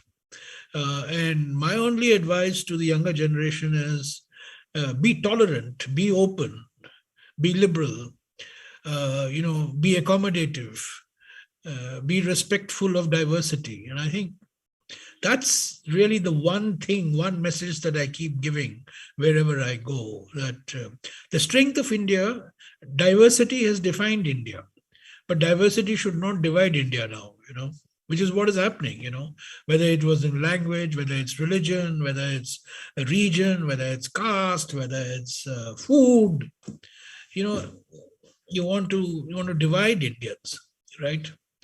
So I think the ability to live comfortably in diversity, the ability to recognize that diversity is a source of unity, is something that should come to us from a very young age. I was brought up, not to recognize religious differences or linguistic differences or differences in the way what people believed or spoke or ate and so on. But today that's no longer the case. The overall environment is such. There is, fanaticism of every type. There is also, by the way, eco-fanaticism. You can also be an eco-fanatic. So I think so you have to avoid this fanaticism of any kind. Like you have growth fanatics, you also have eco-fanatics. So you have to avoid these extremes. So if you can spare a few more minutes, we have 3 questions. Is that okay with you, or shall we email them? Are you okay to take 2 more questions? Yeah, sure, go ahead. Thank you. So question from Dviti in Odisha. There are steps suggested by the Union of Concerned Citizens for addressing the gap between adaptation and mitigation of climate change. How, according to you, should we shift? What is the shift required for implementation? Well, adaptation is something that we are engaged in all the time. Adaptation is a consequence of the resilience, and humanity always adapts to change. There's nothing great. In fact, I have never been very enamored of this distinction between adaptation and mitigation. But yes, we have to. Human beings adapt. Some people adapt on their own. Some people are forced to adapt. Some people adapt proactively. Some people adapt after the crisis hits. But adapt we will. Human beings are extraordinarily adaptive species. But it's the mitigation aspect that is, more controversial and more problematic. The fact that we have to adapt is a given. And we are always adapting. Migration, for example, is a form of adaptation, right? You want to migrate because you can't take these challenges in the areas where people are migrating out of the Sundarbans. And that's a form of adaptation, allowing mangroves to grow, along the coastal areas. That's a form of adaptation. So adaptation is something that is inbuilt in us, but mitigation is something far more difficult. Yeah, I think we are very, very famous for our jugaads, if I can use that. Yes. That's the Indian adaptation of things. Right? So question from Abhishek Kumar is that India is such a large country and cities and towns are springing up everywhere. Urbanization is absolutely sort of spreading uncontrolled. How do we prevent, can we lay out guidelines for replication of models like, Delhi or others who really become sort of toxic models? And my question additionally to that is that are there any carrying capacity studies to these places? Because what we soak in and what we leave out for the other citizens, that's where also the disparity comes in, that I take your water and I give you my garbage to handle. So we are taking from Tansa, we are taking the water away and we are leaving them with tons and tons of sewage. So how do we prevent these models from being replicated? Well, we have long gone past our carrying capacity. So we can do all the carrying capacity studies that you want. And the conclusion will be that we have far exceeded carrying capacity. When I was minister, we carried out a couple of carrying capacity studies in the context of rivers, for example. What's the carrying capacity of a river? What is the minimum environmental flow that you should ensure when you're building a dam on a river? So that is for a limited ecosystem. But carrying capacity of cities, India has every city, whether it's Delhi, Bombay, Hyderabad, Bangalore, Kolkata, we've long gone past our carry. One could say that India itself our population is probably well beyond our carrying capacity. So I don't set much store by these carrying capacities. But I think what is important is in the consumption patterns that we have. See, it's not population per se, but it's consumption that creates the problem. Now, take China, for example. Between 1992 and 2015, population of China was stable. In fact, marginally declining. However, in 1992, China accounted for 10% or 8% of global emissions. In 2015, China accounted for 27% of global emissions. So population stable, but the contributions to emissions going up 3 times. Why? It's consumption. It's the way you consume.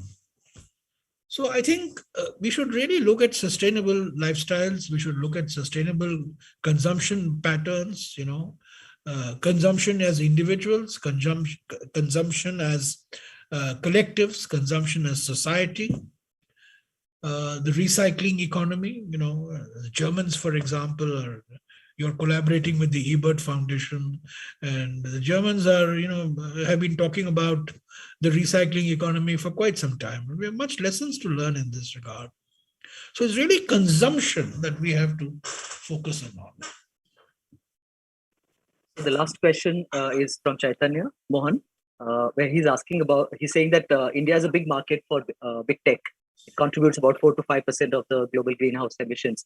But the big tech's, pro-climate rhetoric versus the policy action that is there, that's very, very mismatched. So, the amount we are putting into digital infrastructure to develop nationwide, is it really worth the volume and the velocity that... Sorry, the amount of resources we are devoting to? Big tech, digitalization. Digitalization. Well, this interaction that we are having is an example of a low carbon footprint interaction. If we didn't have this interaction, what would we have been doing? We would have been meeting in the Moria Sheraton or the Claridge's, or the India International Center in some auditorium with some ACs.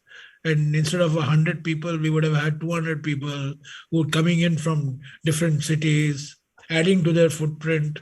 So in a way, this is a very efficient form of communication, and it's a very low carbon footprint form of communication that we have been forced to because of COVID-19.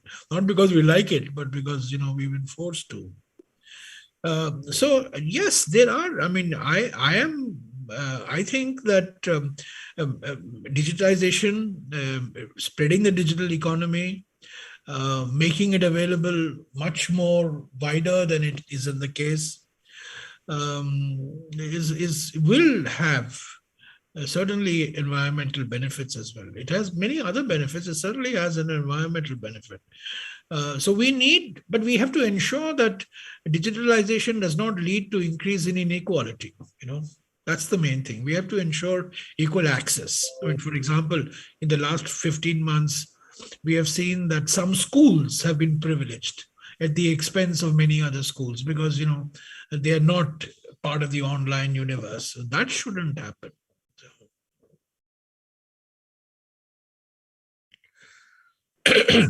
I may add, sir, actually, we were considering an offline conference with a limited number of about 100 odd people. But the location that we were considering was Yusuf Meher Ali Center, which is next to Karnala Bird Sanctuary, which is a 60-year-old, eco village in the community.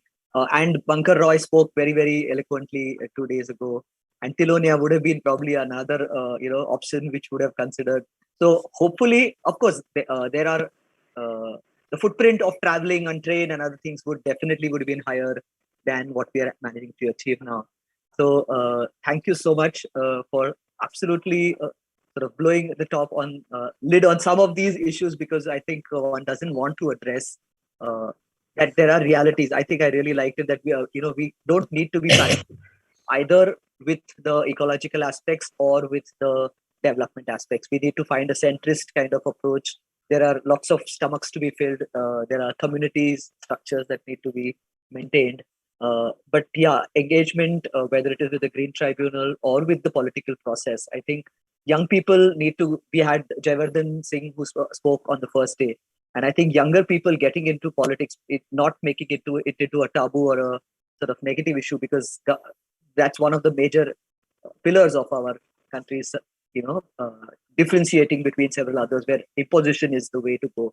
So thank you so much, one, for launching our app at such short notice, and please keep pushing the environmental agenda. Please keep asking these questions on our behalf in the places where we cannot reach, and keeping the biodiversity agenda on the forefront, whether it is at the UNDP or at the local level that is there. And we would one last point I would like to say, that actually this conference is going to culminate into a climate actioners manual.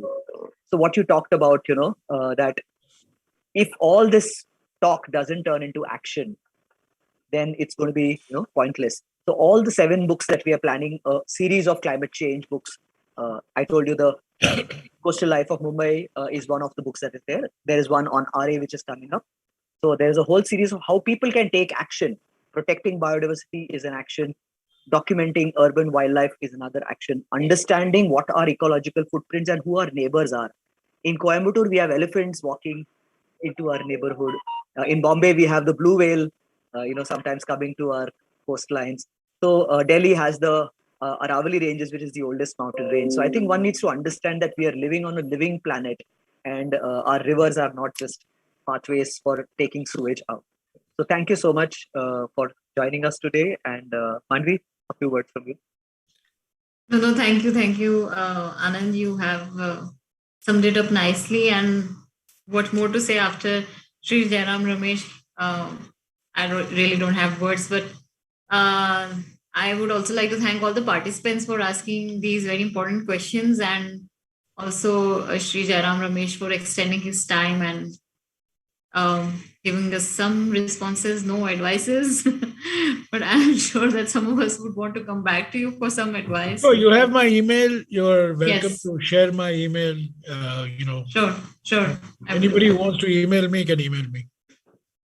That's so generous, and thank you so much. We'll be in touch definitely with you. And I would like to close this session with your permission. Thank you. And have a nice evening. Thank you so much. Thank you very much. Thank you, Anand. Thank you.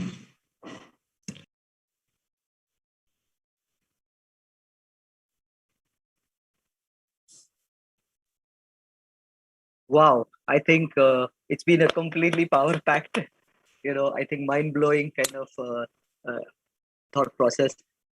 it is very, very rare that you can find somebody so passionate. I've had multiple interactions in the past where he's gone into every parts of the Western Ghats. The Bombay, I remember in Bombay, there was a press conference which was conducted for the Coastal Road, and Mr. Jairam Ramesh, there was a fisher lady who wanted to say something, who had come on a wheelchair. And till the mic could come, Mr. Jairam Ramesh got off on the stage and he went over there and he said, no, you don't need to come to me. I have to come to you. You are the grandmother, you have the vision, and I have to talk to you and listen to you. That is how my responsibility is. So it's been really amazing that we had such a stellar series of talks and presentations. We're going to give you a little bit of ease on the heavy load that we've been seeing, and we'll watch a small film which we wanted to hold before, but since Mr. Jairam Ramesh was with us, we will watch it now. So please enjoy a short film.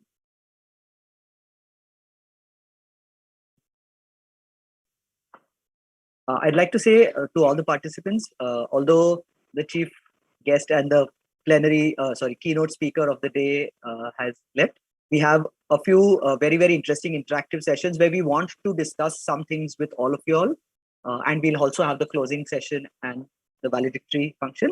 So please stay with us till 5 p.m. for another 30-35 minutes. Over to you, Rahul.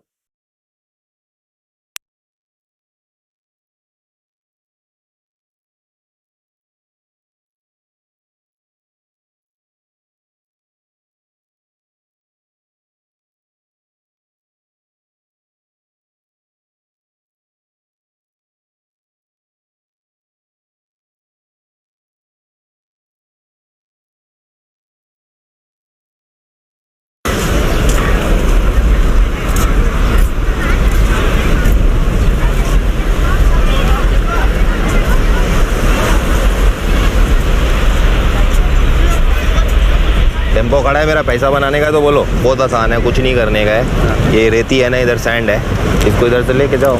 अभी आप देखो इधर इस शहर में कितना construction होता है ना, बड़ा बिल्डिंग सब कुछ है, उसमें सबसे इम्पोर्टेंट क्या है, रेत है हमारा। तो मैं क्या सोच रहा था कि इधर से रेती आप लेके जाओ ना, तरक्की करना है ना लाइफ में, सिंपल है। रेत पड़ा है फोकट का, हमारा देश का रेत है, लो बेचो यार, कमाओ ना, क्या टेंशन है, ये लेके जाओ ना सर। देख रहे हो आप इसका क्या चल रहा है, रेट हो रहा है, मैं ट्रक व्रक सब अरेंज करके देगा इधर से।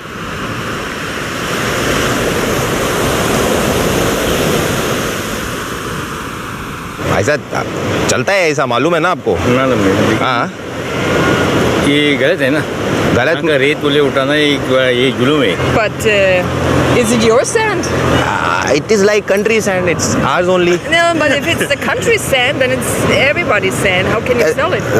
I am one of the everybody, so I am just selling. आप जिधर बोलोगे मैं आप लेके जा सकते हो। मेरा इधर खड़ा रहता है, डेली का काम है, जिधर बोलोगे डिलीवर करेंगे। हमको कुछ पेपर वर्क दिखाओ, कुछ तो रहेगा ना। इलीगल है ना? इलीगल सर, इलीगल तो है मालूम है, लेकिन क्या है, लीगल इलीगल के बीच में ही तो बिजनेस है, धंधा है ना, उससे ही पैसा बनता है, ऊपर तक सबको मालूम है।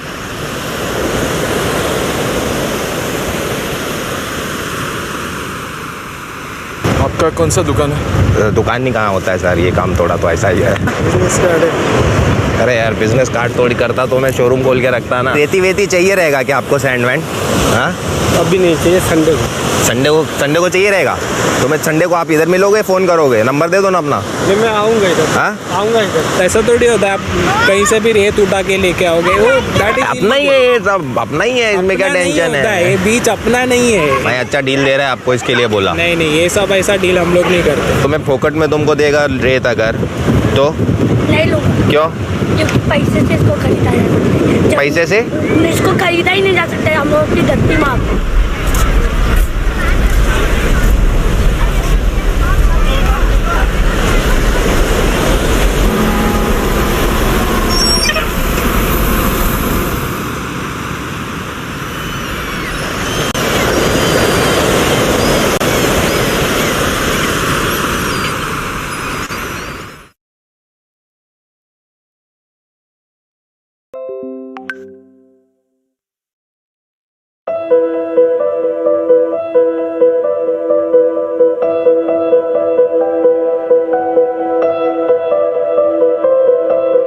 Mumbai, I got everything here. Dreams, ambition, home. I grew and the city grew. 7 islands became one. I needed more. I cut mangroves, trees and every patch of land possible. Along came roads, bridges, factories and globalization. I wanted more. I reclaimed the sea and water bodies and maidans and even the skies.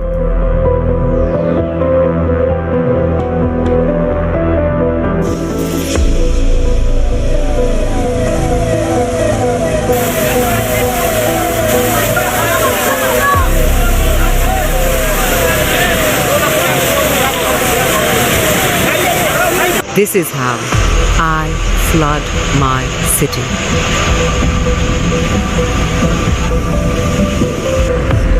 Rising sea levels, unplanned reclamation, and an inadequate drainage system clogged with mismanaged solid waste. A drowning of the dream city every monsoon.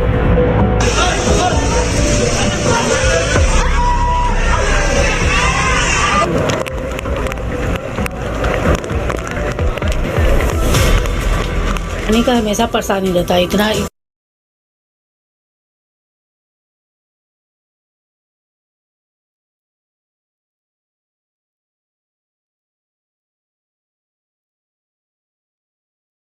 इतना पानी घर में घुसता है 2 बार 3 बार, एक बार नहीं 2 बार 3 बार, last बारिश में भी पानी घुसता है। पानी यहाँ तक आता है और नुकसान 10 से 15 हज़ार का नुकसान होता है और रहने की तकलीफ भी हो जाती है। फ्रिज में पानी, कबाड़ में पानी, ऐसा पूरे कपड़े मेरा बहुत, बच्चे लोगों को तो मेरा एक भी बस्ता और किताब बुक कुछ भी बचा नहीं था। कितना जल्दी हटाएंगे, अचानक में रात को पानी घुस गया 1:30 बजे रात में, सोए थे सब बच्चे।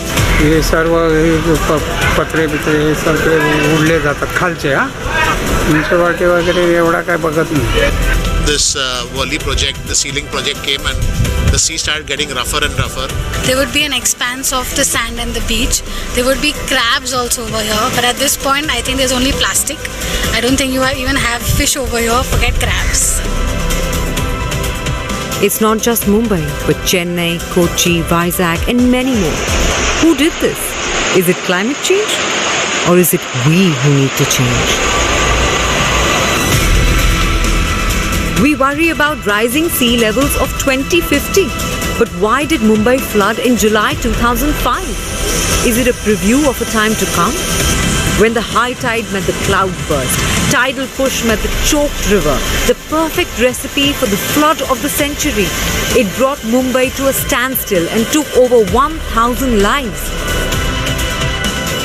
2005 के फ्लड के बाद जितने कमीशंस के जितने भी रिकमेंडेशंस थे about the plastic, about the debris, about the river line, or about rehabilitation of surrounding low-lying areas, या दूसरी रिवर के जो कनेक्टिविटी जहाँ से डिस्कनेक्ट थी उसके ऊपर काम नहीं किया गया. काम पूरा सिर्फ एक ही डायरेक्शन में हुआ, कॉन्क्रीटाइजेशन of river.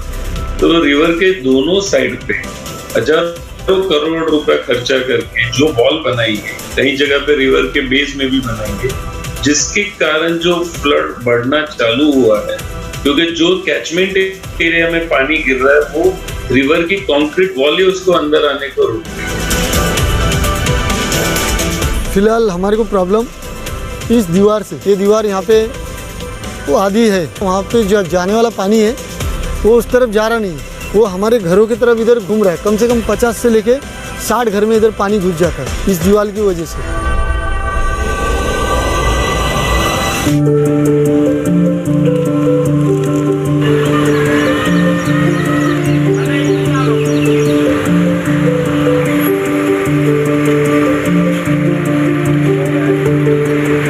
We still blame flooded rivers, clogged drains, submerged homes and no trains. Producing report after report, each saying respect the floodlines, the ecological flows and stop human disruption. Yet, the story remains the same and the frequency of flooding increases every year. all the ecological hotspots in every city should be identified, should be demarcated, and should be protected. Unless you do this, cities will definitely get flooded. Once the city expanded, people think that water bodies are no more useful. Urban planners think that these water bodies have no use, but these water bodies have got a lot of ecological functions. These are the recharge structure. These are the most important groundwater resource structures, and these are also the flood water carriers. And if you occupy, if you're going to encroach, this water will go elsewhere. So therefore, the city gets flooded. The impact of the flood is going to go up from one year to another because the vulnerability is also going up. And then begins the blame game. We talk about inactive municipal corporations. They talk about encroachment. Politicians step in for vote. What we don't talk about is what is right. Actually, concrete walls is it's a reaction, it's not an action. It is a poorly designed, ill-informed and shabbily executed approach. There are alternatives to concrete walls, and each segment of the river, we need to understand that it has its own microclimate. It has its own challenges and diversity. There are alternatives to concrete walls. There are geotextiles, reinforcements, as well as gabion systems. What we forget is a wall stops natural flows of wet and dry. Instead, we complain about floods and drought, missing the bigger picture of natural links. I believe an integrated approach will balance the engineering measures and our city's flood preparedness by understanding the flood hydrology and ecology of the natural landscape. This will ensure absorption and restoration of water cycles, leading to minimal loss of life, livelihood creation, and well-being.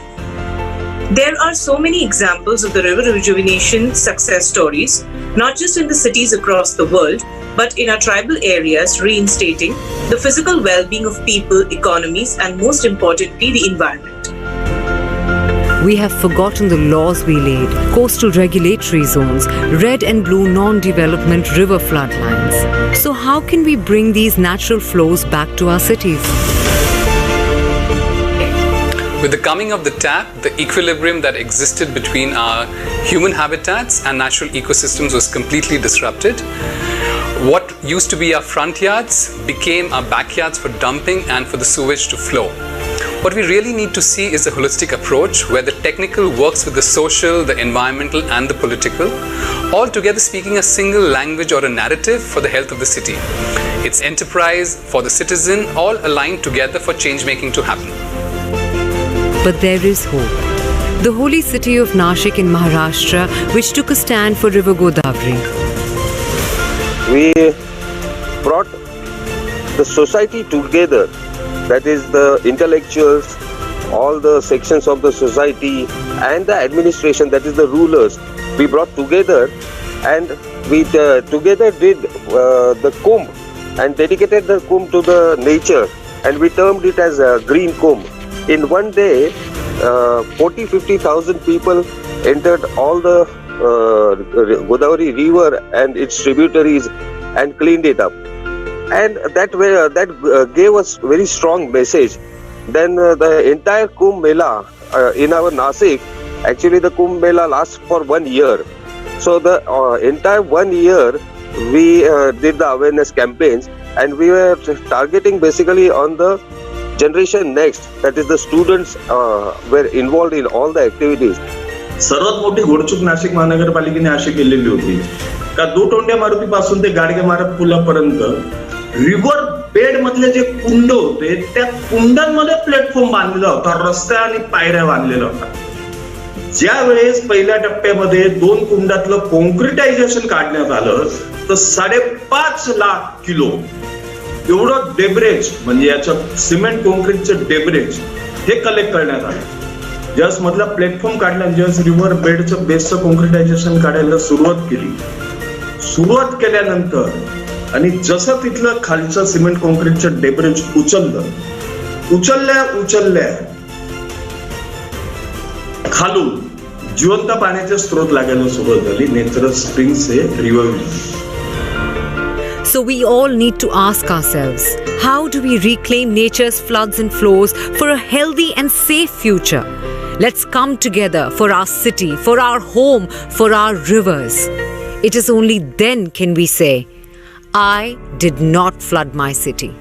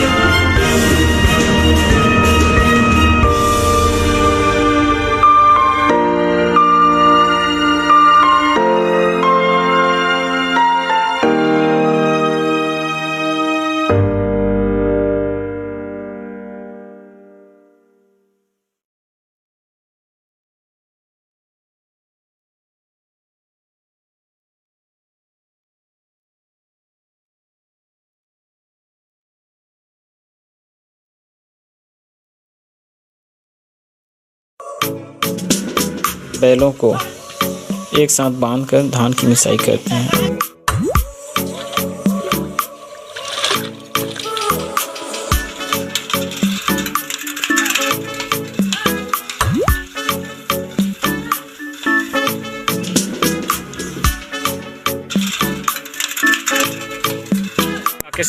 तो आज आपको इस video में दिखाने का प्रयास करूंगा कि गांव क्षेत्र किस तरीके का होता है।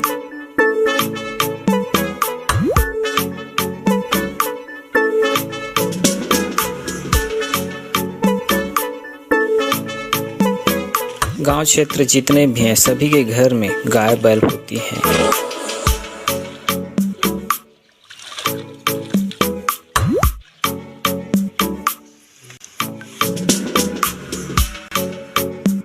लोग किस तरीके से बैलों को एक साथ बांधकर धान की मिसाई करते हैं। देख सकते हैं कि दाल किस तरीके से पीसा जा रहा है। इसे जांता कहते हैं जो पत्थर का बना होता है। गोबर से लीपा जा रहा है जमीन को।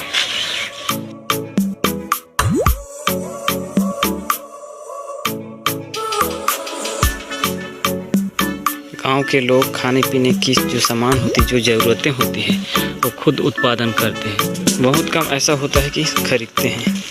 आप देखेंगे बाड़ी में बैगन लगा है और ये टमाटर की फसल है।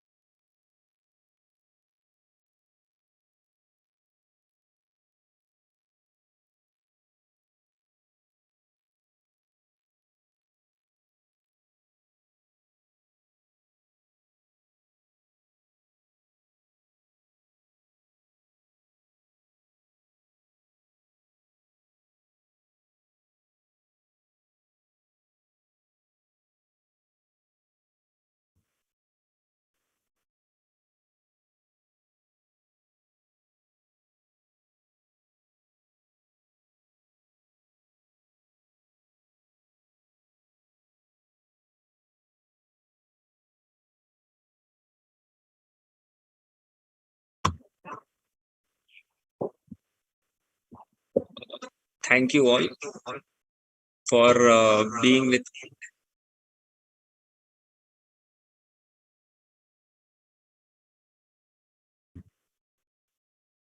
Hello. Thank you all for being with us and attending that lovely talk by Shri Jairam Ramesh ji. Now we will be moving towards the open forum. So I would like to invite Mr. Anand Pendarkar to be the moderator and take the stage.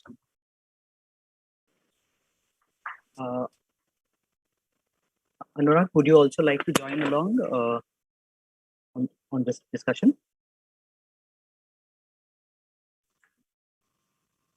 So basically, basically the idea is that we want, from the last 3 days, we've been discussing about a lot of intersectionalities of things, and we want to take this discussion ahead. Anurag, would you like to start on this one? You start. Okay. So one of the key points that we've been talking about across the 3 days, where you saw the yin-yang sessions being merged, that marginalization of communities and access to communities is very highly variable. So from all the participants that are there over here, I wanted to ask you that, was there at any point of time in your life that you felt that you were marginalized for A, B? There are multiple reasons that we can feel marginalized or we can feel discriminated against. So either you can type in your experiences of marginalization, or and second thing, you remember, please, this conference is about yin and yang. So while you're talking about the marginalization that you have felt, at the same time, what were the strengthening points where you felt that you were part of a community also? Which were the times when you felt, okay, that there is a community, a support community that exists for me? Anybody from the audience? And after that, Anurag, to you.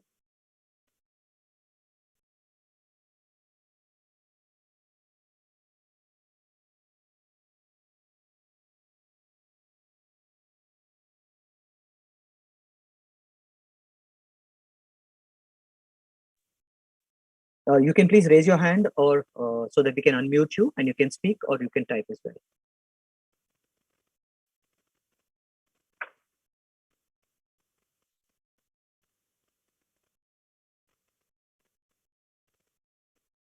I guess most of the people are tired now. Or they're all stuck yet. Wake up, give them some tea. Okay, yeah.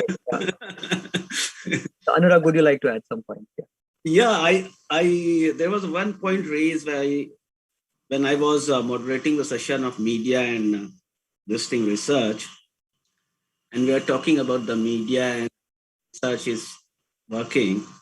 The thing has come up that all the researchers which are happening around the climate change and biodiversity are sponsored by the corporates. So we won't be able to get the right data. So they are doing the research for their own company. And the second thing someone said while talking that,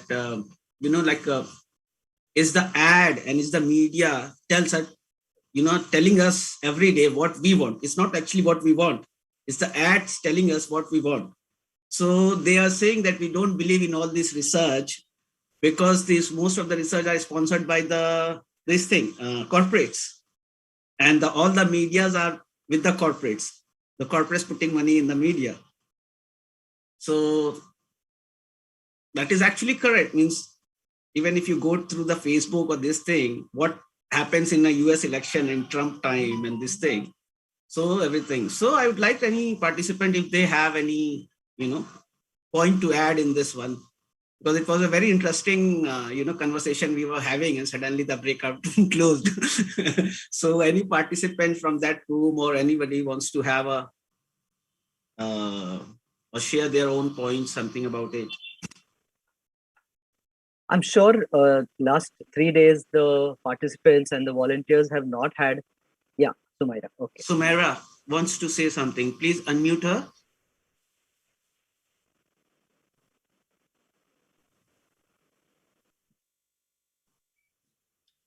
Well, I'm not going to say anything very new or different, I think, than I've already said. Sorry, I don't know what this video is doing. Can you see me? Yeah.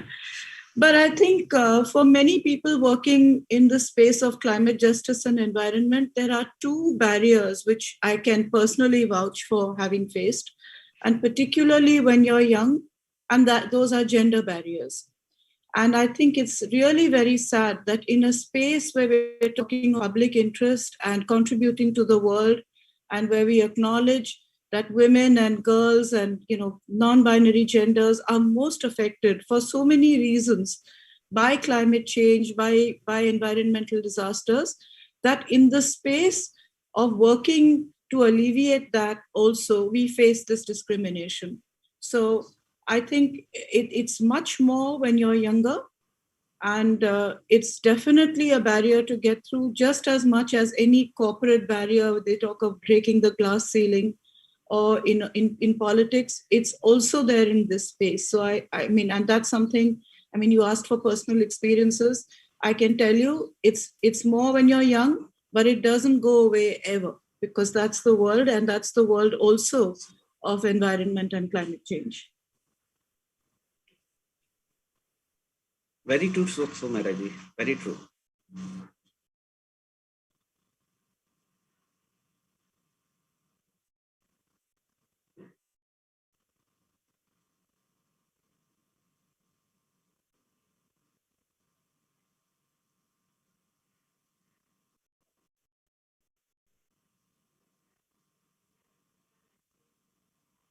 So the second question I had to participants was that how do we create new age and inclusive communities? In your opinion, now there are housing colonies which are coming with green dots, or there are specific kinds of like single people are not allowed, whether it is single married or single unmarried, or so in this, when you're talking of the whole LGBT spectrum, or we're talking of single parents, separated couples, or people from different cities, oh, we don't want person from this religious background, or we don't want even I remember a cyclist, two ladies who were cycling from Bombay to Kanyakumari.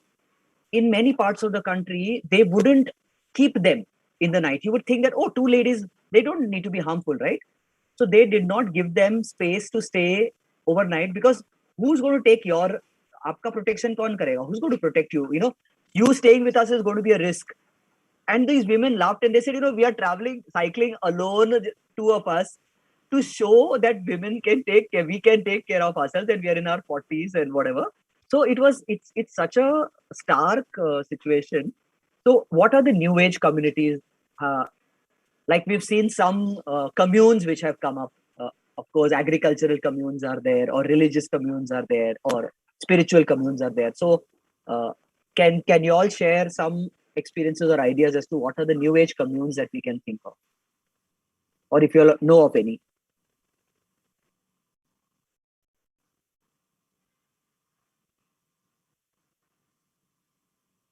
The forum is open for all. Please participate. Share your ideas. You're on mute, Anand.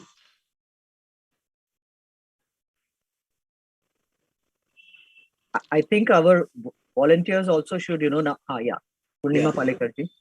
Yeah, I was thinking maybe, see, because we are so active on social media, we have access to other people.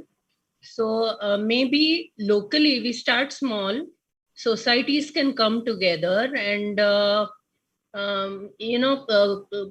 like-minded people can form groups and then raise their voice against maybe discrimination in societies or whatever.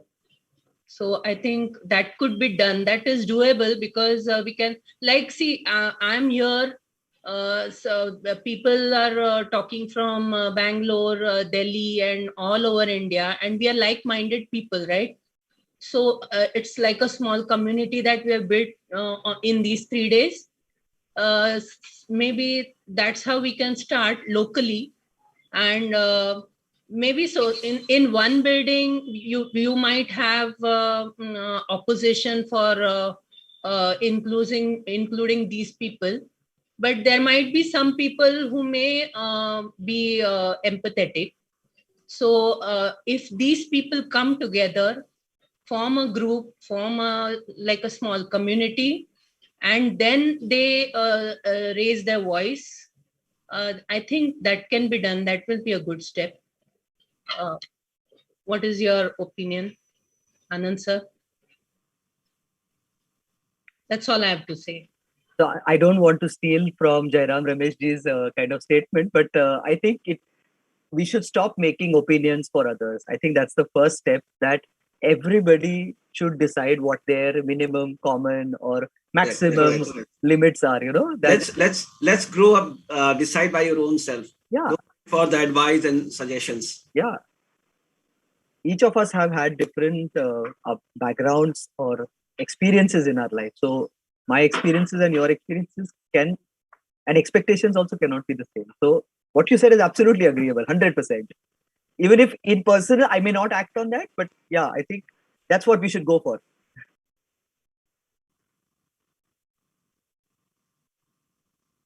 Let's go. I can see Mallar. Rahul wants to say something. Yeah, Rahul, go ahead. I can see Mallar Matre in the audience. Is that you, Arundhati?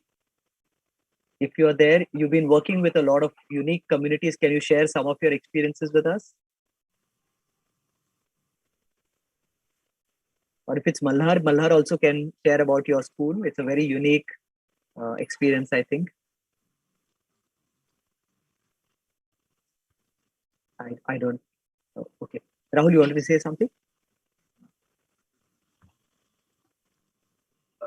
Yes. I am of the opinion that it might be just me, but we can just not buy so much stuff, you know. I do understand that, you know, some people like to shop and all, but I've never been big on that, and I feel that you know, that is one thing that people could do. Like, do we really need so much? Correct. Yeah. Rahul thing is reminded me, 2003, 2004, the UK has launched a site called I Want One of Those, just to, you know, show how the people are just buying the things, though they don't even need it. They buy it, they kept it in a almiras, and then it's there, but they want to buy it. Oh, okay. This I don't know whether it's still there, but it was a website. It's called I Want One of Those. That was the website name. One of? With the people. I want one of those things. Something was like those. That. Yeah. So to discourage the people, don't buy which you don't need. It means like it was. There's this thing that was saying that when you kept the clothes for 6 months, 1 year, you didn't wear it. You are wear it again after 2 years. So please donate to someone else. I think Ravina has raised her hand. Ravina Chandekar. Yes, hi, good evening. Actually, I can't start my video because the bandwidth is low. So please excuse me for that. Yeah, so I just wanted to say, like, only when you stop the judgmental part in the society from your mindset, only if you start developing that, only then can you work better for the society and the community around, for the environment.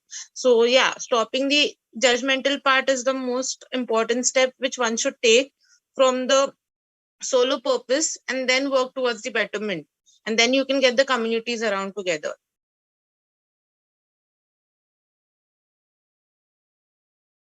Thank you so much, and it was a wonderful conference. Enjoyed it a lot. Thank you for having me.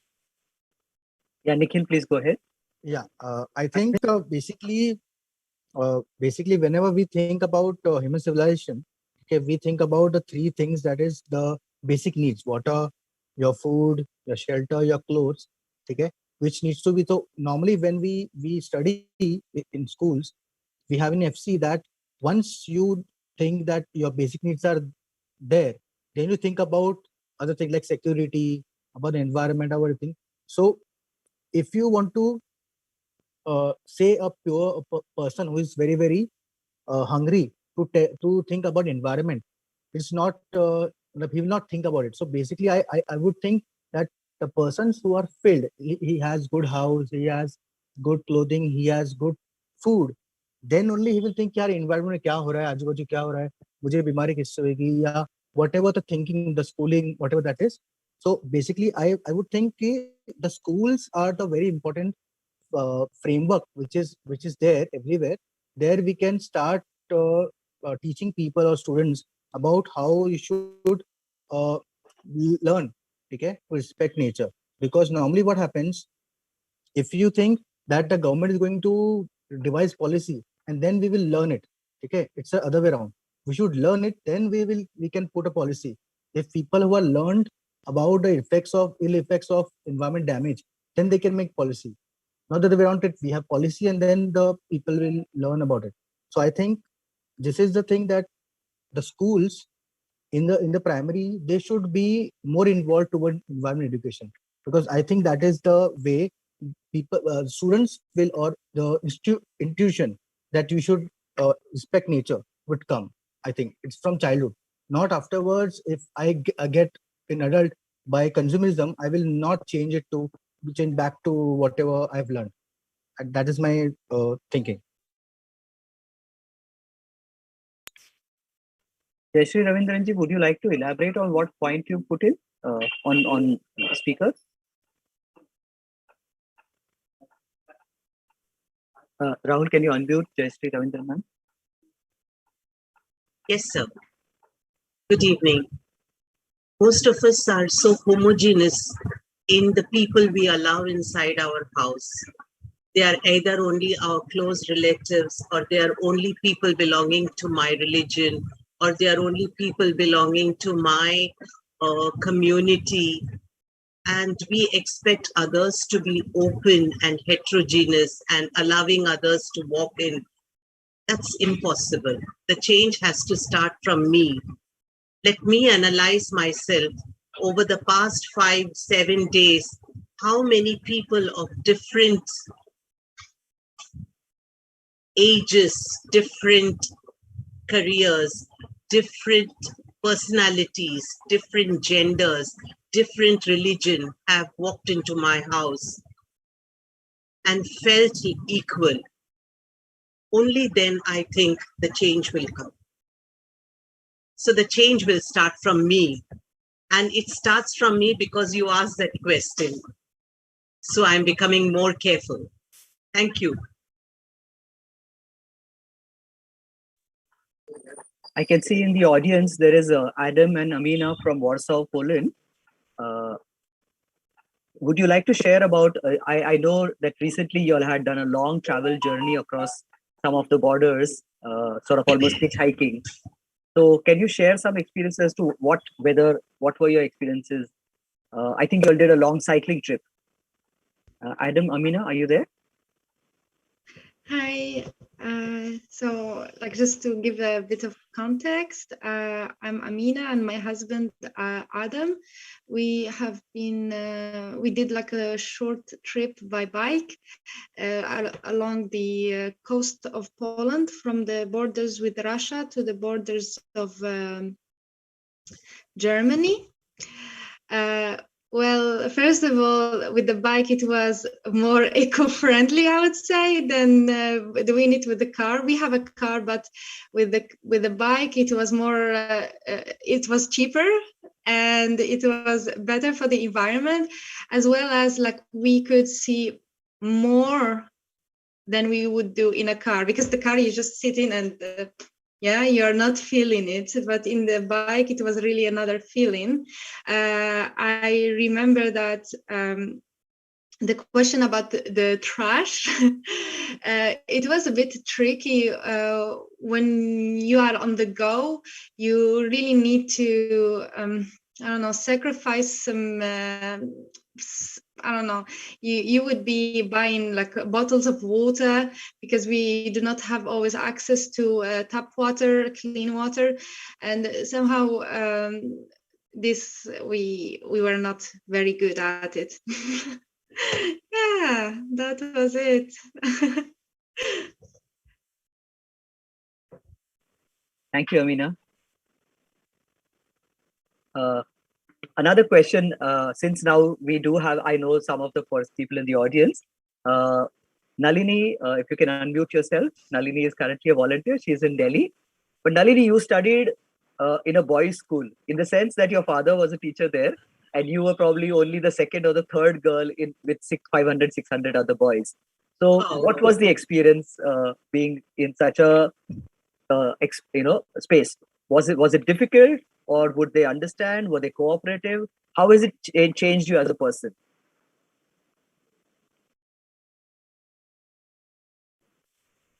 Nalini, are you there?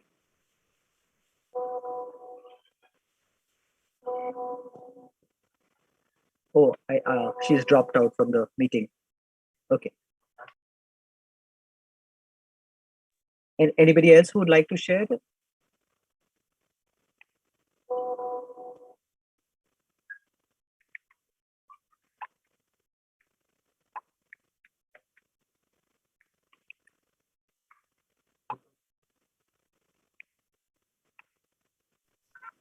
Okay, Nalini's just messaged she is joining in a moment. Sorry, Anurag, to you in the meanwhile. Sorry, Anna.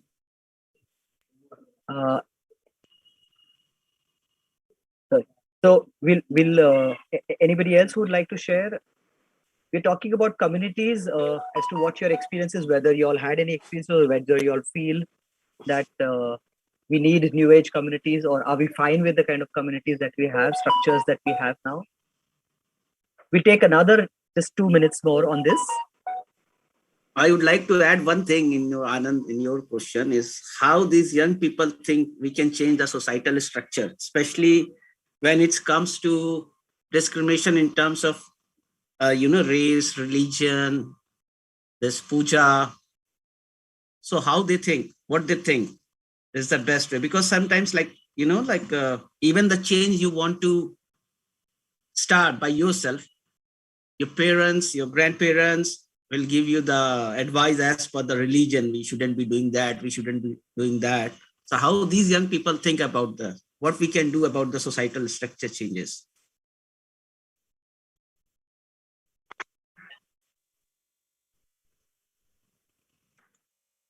May I say something? If no one else is? Yeah, please. Well, I'd just like to talk about the assumptions that people make.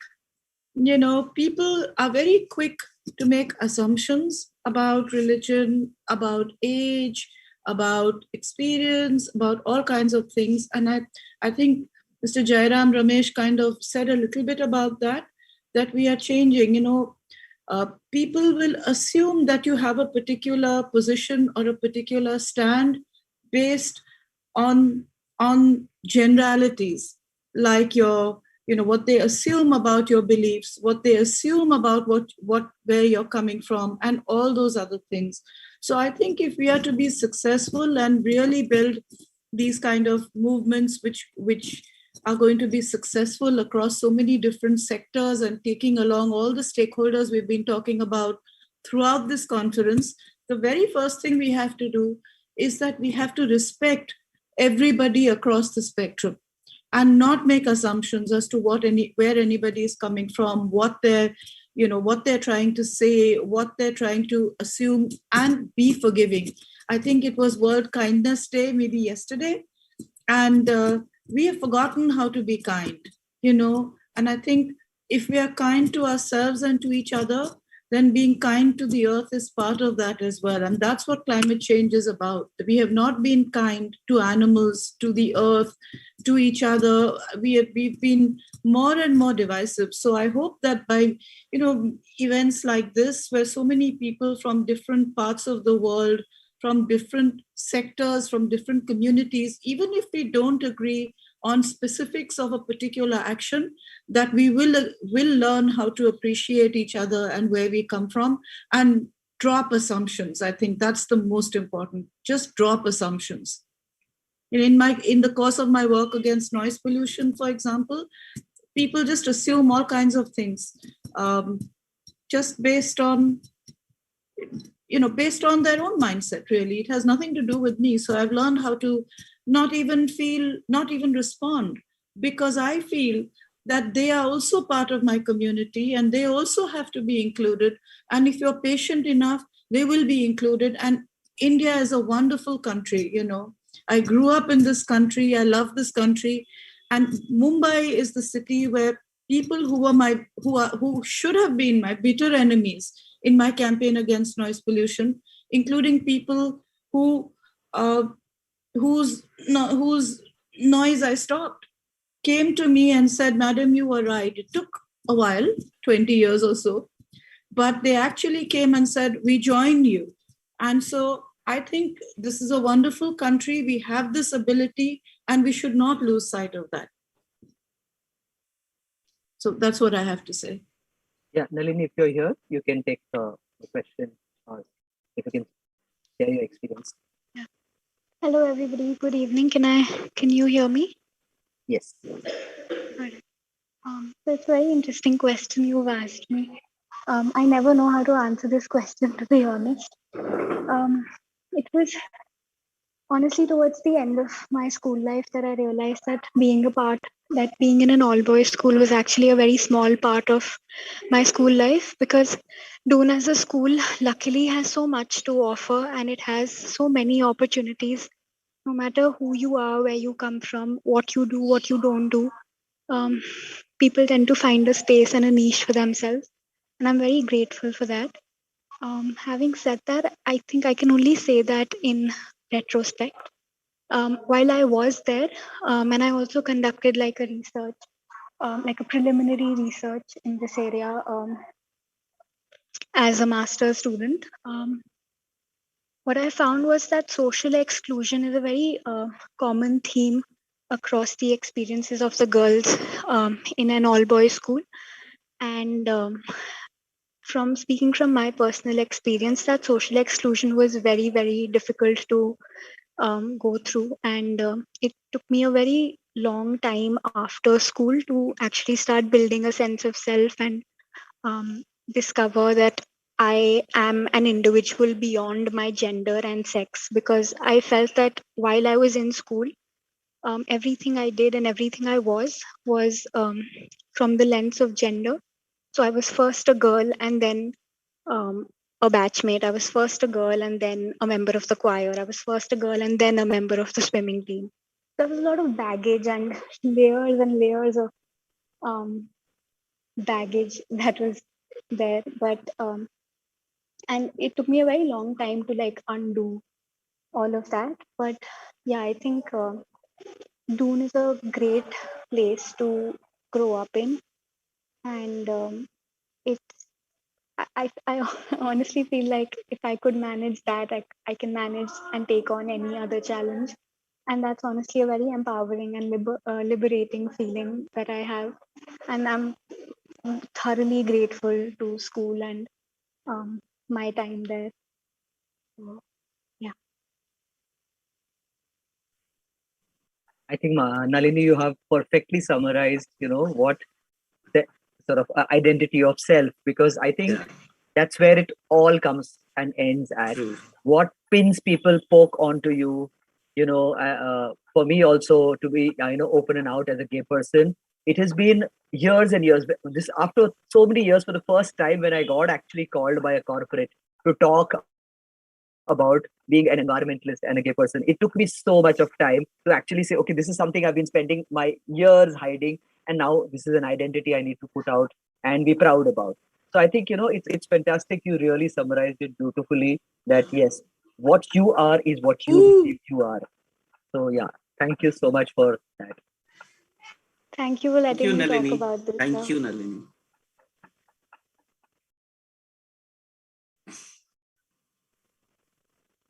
There is a comment in a chat from Pratishtha. When we listen something related to environment awareness, most of the time we think that we know it somehow, but we need to understand that we should be one raising our voice for these awareness related issues. So true, Pratishtha.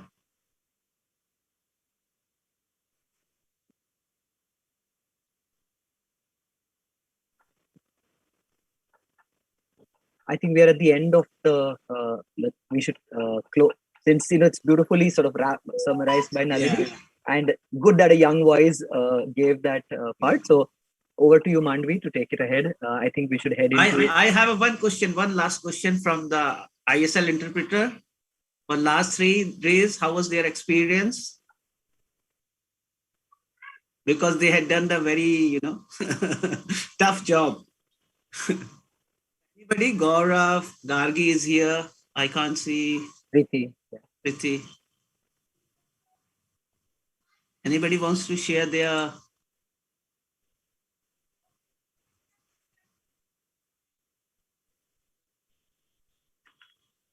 Gaurav is here.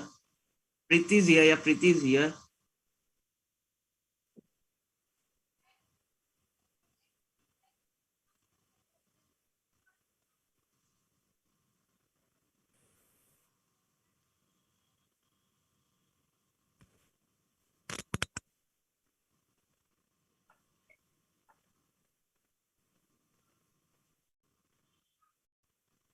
Gagi, do you want to say something?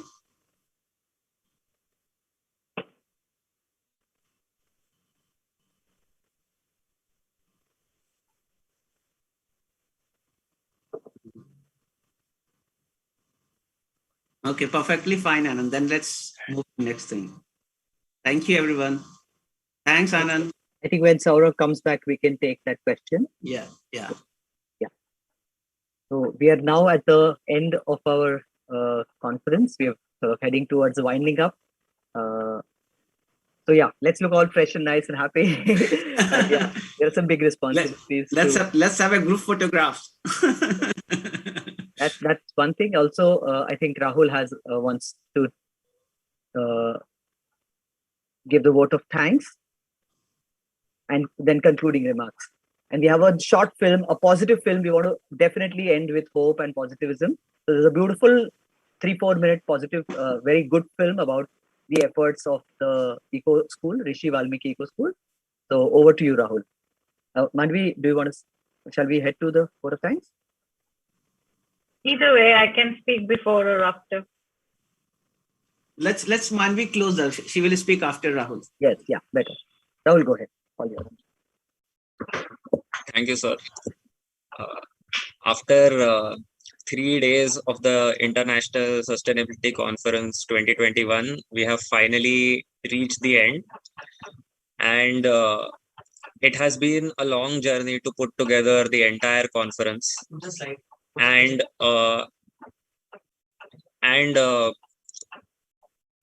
there have been so many contributors and supporters who have helped in their various ways and capacities to help put together this conference. And the task of thanking them has fallen to me. And I will try my very best to thank each and every one of you who have helped make this possible. However, if I miss any name, I very humbly apologize. The sheer number of people that have helped us prompted us to make this slide.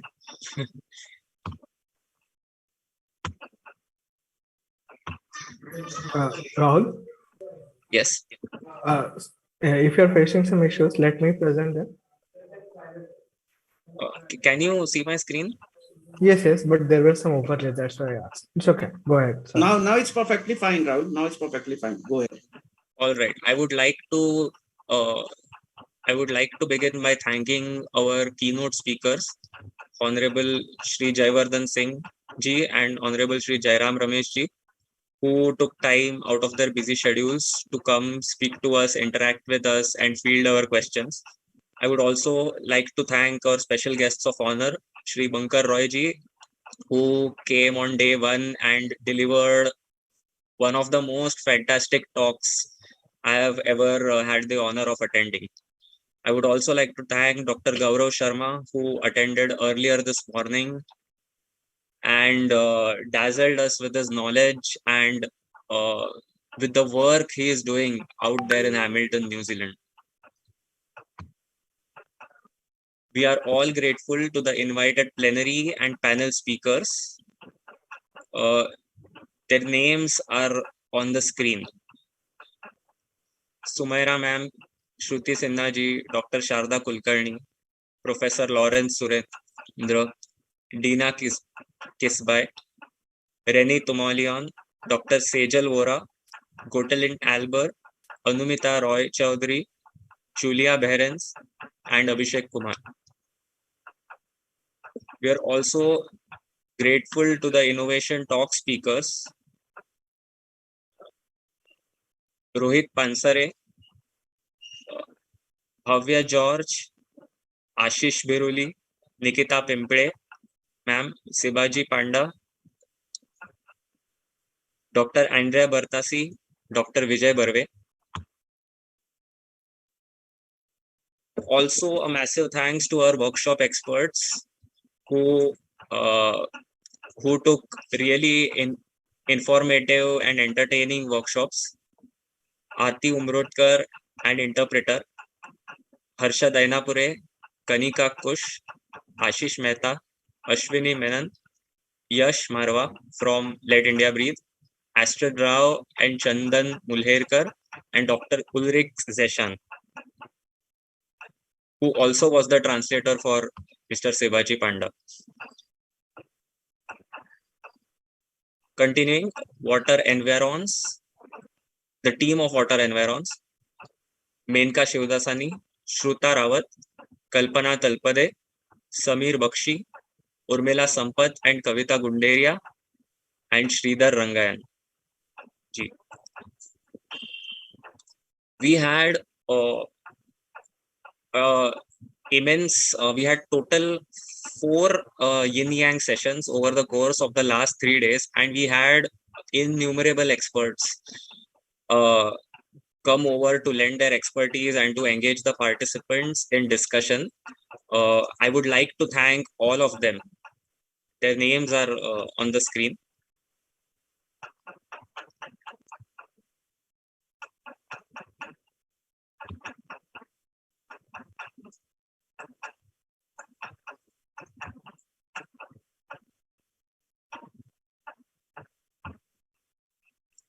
I would also like to thank our Yin-Yang moderators who came to moderate the session and ensure that such a huge amount of information could be disseminated in just a 1-hour session in an efficient way, that everybody got a chance to speak, could stay on time, and make the knowledge sharing session what it is. Manvi Kulshrestha, Anurag Shankar, Shailendra Singh Bisht, Sachin Kumar, Jayant Mahajan, Dhiren Tarpade, and Pinaki Roy. Also, we are most thankful to our Indian Sign Language interpreters, Preeti Sapra, Gargi Shukla, and Saurav, who have been tirelessly interpreting everything that has been said during the conference. They have been very seamlessly switching in and out to ensure that the conference remains most inclusive.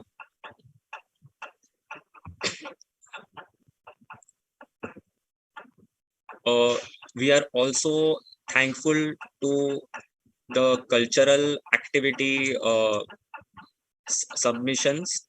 Apurva Pendharkar, please excuse the typo, and Hasrat, Dr. Sachin Kumar, Smita Nair, Mamta Sagar, and Kavya Sanjay, the Orao tribe, Anita Pendharkar, and Shruti Kulkarni for lighting up the conference with their expression of art.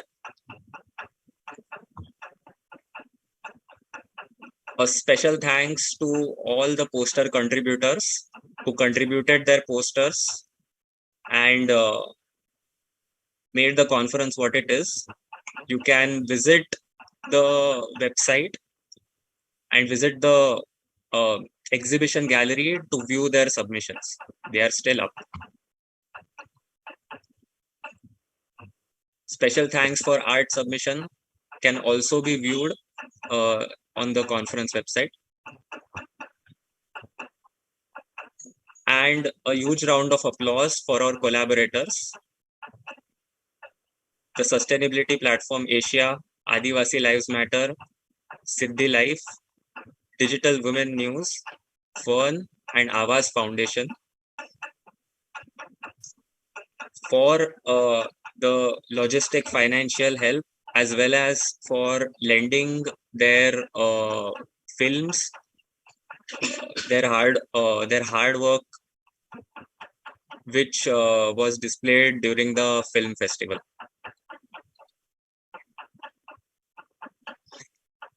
I would also like to thank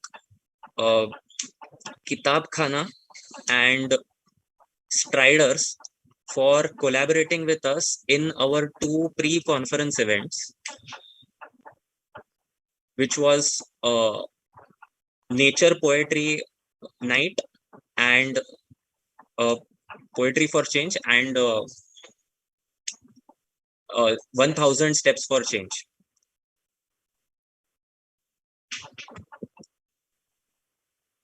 Some amazing individual supporters who supported us and the work we do in a financial capacity. Jayashri and CB Murali, Dr. Sharda and Kaustubh Kulkarni, Dr. Jayant Mahajan, Asha Kumbhat, Rishi Agarwal, Anil Hebbar, and Sangeeta Gupta.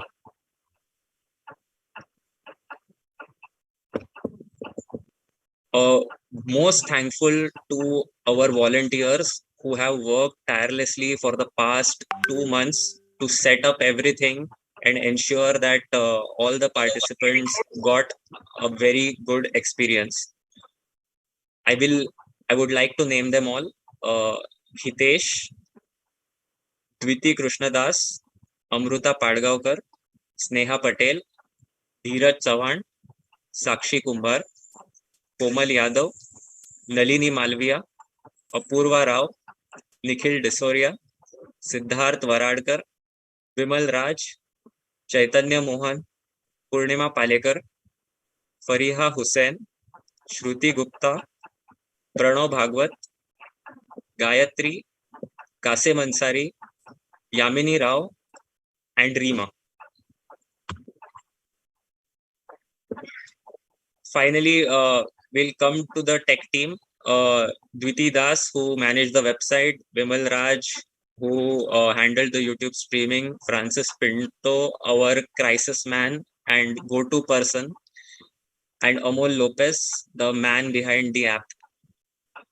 We would like to thank the designers, Yogesh Wagmare, who has designed the poster you see in front of you, Hitesh, Amruta, Dheeraj, Sakshi, Komal and Fariha, who have collectively made the different event posters as well as edited the cultural and film festival videos that you saw today.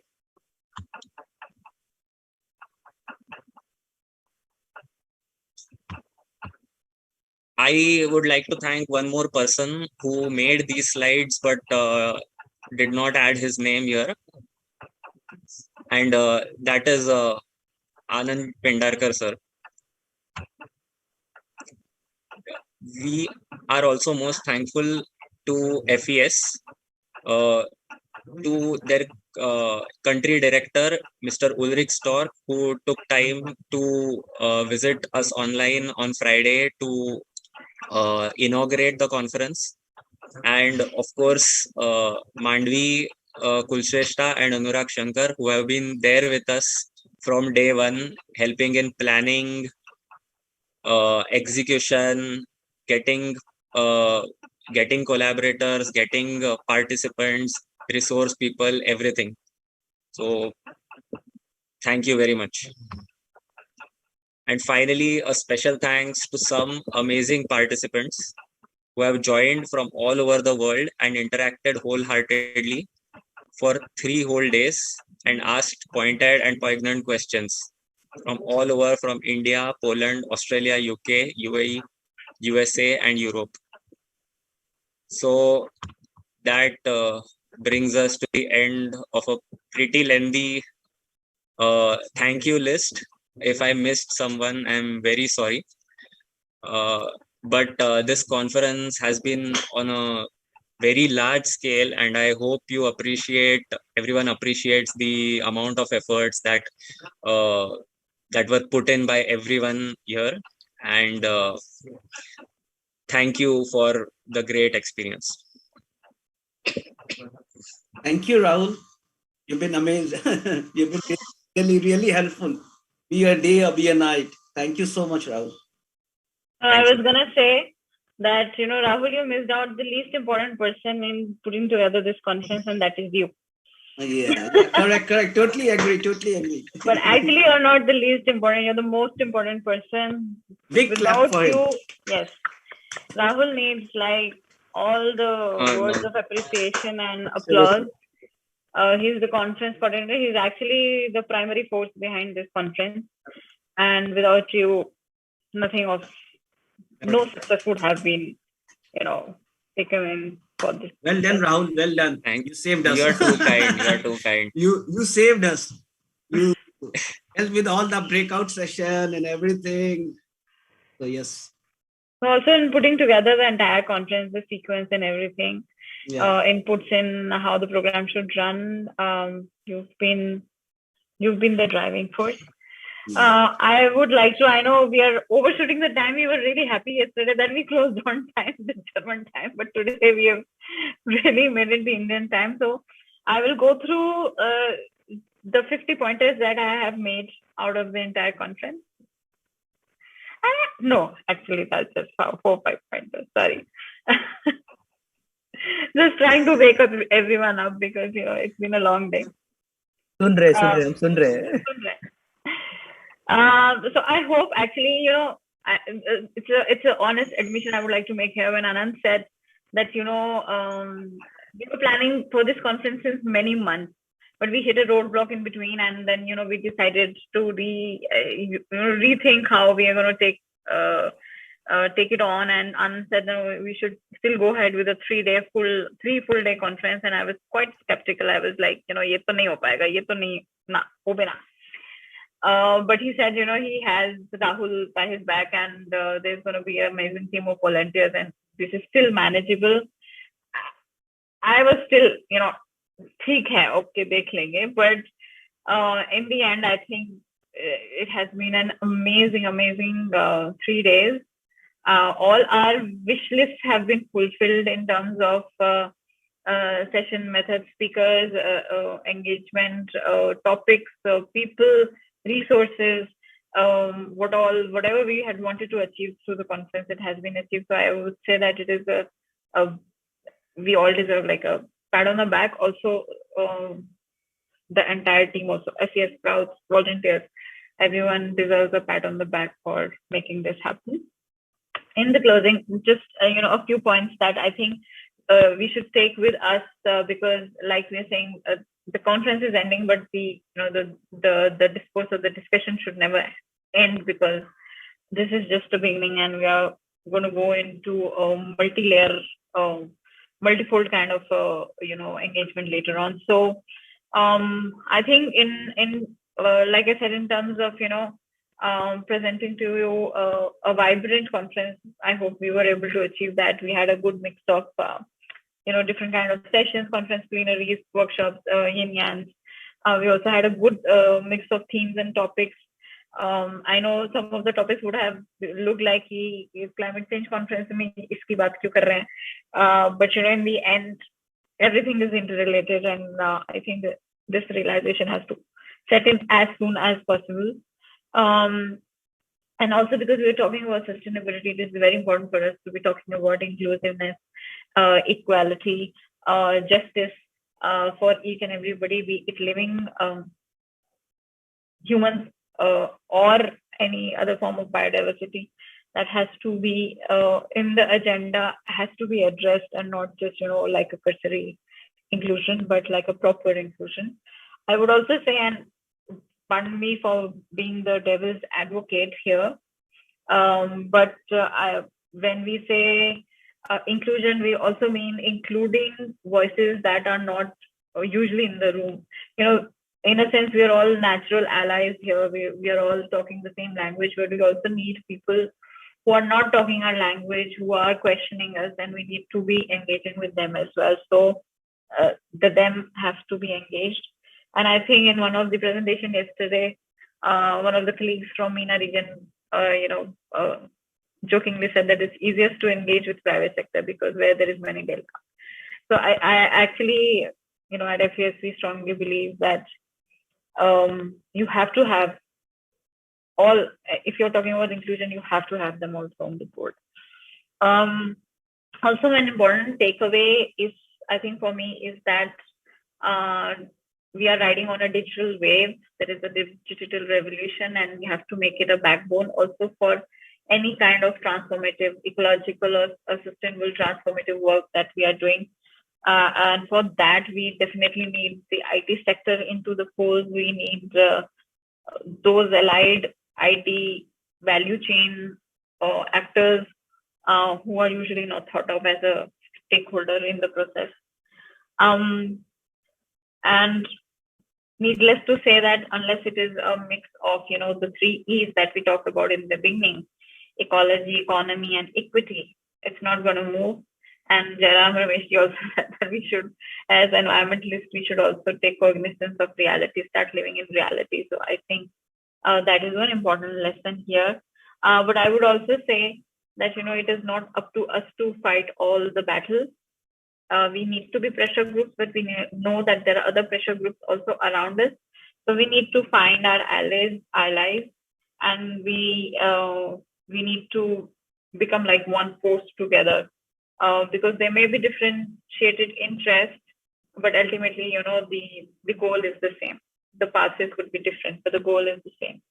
So I think that those kind of collaborations have to be forged. And when I'm talking about collaboration, you would already see that, these two entities, FES and SPROUTS, came together. And we could put together such a brilliant expo of people, organizations, resources for 3 days for you. Imagine if each one of us, were cross-fertilizing, cross-pollinating, what an explosion it would be. So I think it is time that we start building partnerships. It's time that we start building, repeating myself, pressure groups across the board, and not think that, I have to do everything myself. So there are many allies out there. We just have to reach out to them and talk to them. Yeah. And I think a very, very pertinent learning that I also took from Jairam Ramesh's speech was that, for long we have been looking at everything from an environment and sustainability narrative, and it's not happening. We should realize that. And maybe public health or, consume how the new consumer narrative is something that we should be riding upon. So, there are a lot of food for thought that have come out from this conference, and we should go ahead, try an experiment. We might fail, and that's okay. But I think it's important to keep reinventing ourselves and keep, riding on the new wave. So with that, I would close, and I would thank you all again for joining us, making this a success. It was really great interacting with you. Some of you might hear from us or might hear from others around this table board again, but we hope to keep continuing the engagement in some form or other in the future. And a big thanks to Sprouts for coming up with the idea and executing it to the finesse. Thank you. I give it to Anand now for one last word. Anand, one last word. You have it here. I can see. Okay. So the word is Vasudhaiva Kutumbakam. I'm going to take up from Mr. Jairam Ramesh and quote a Sanskrit word, which means the world is my home. Yes, Ubuntu. Okay. That breaks every barrier of gender, class, color, everything. Okay, and I have sort of put together, I will probably sort of, anyway, what I put here is that what all were the overlaps that we looked at, whether resources and gender, and disability and gender, policy and disability, access and disability, outreach and policy, energy and policy, equity and energy, governance and biodiversity, or industry and equity. So there are so many overlaps. They are all, subsets of each other. They are not silos.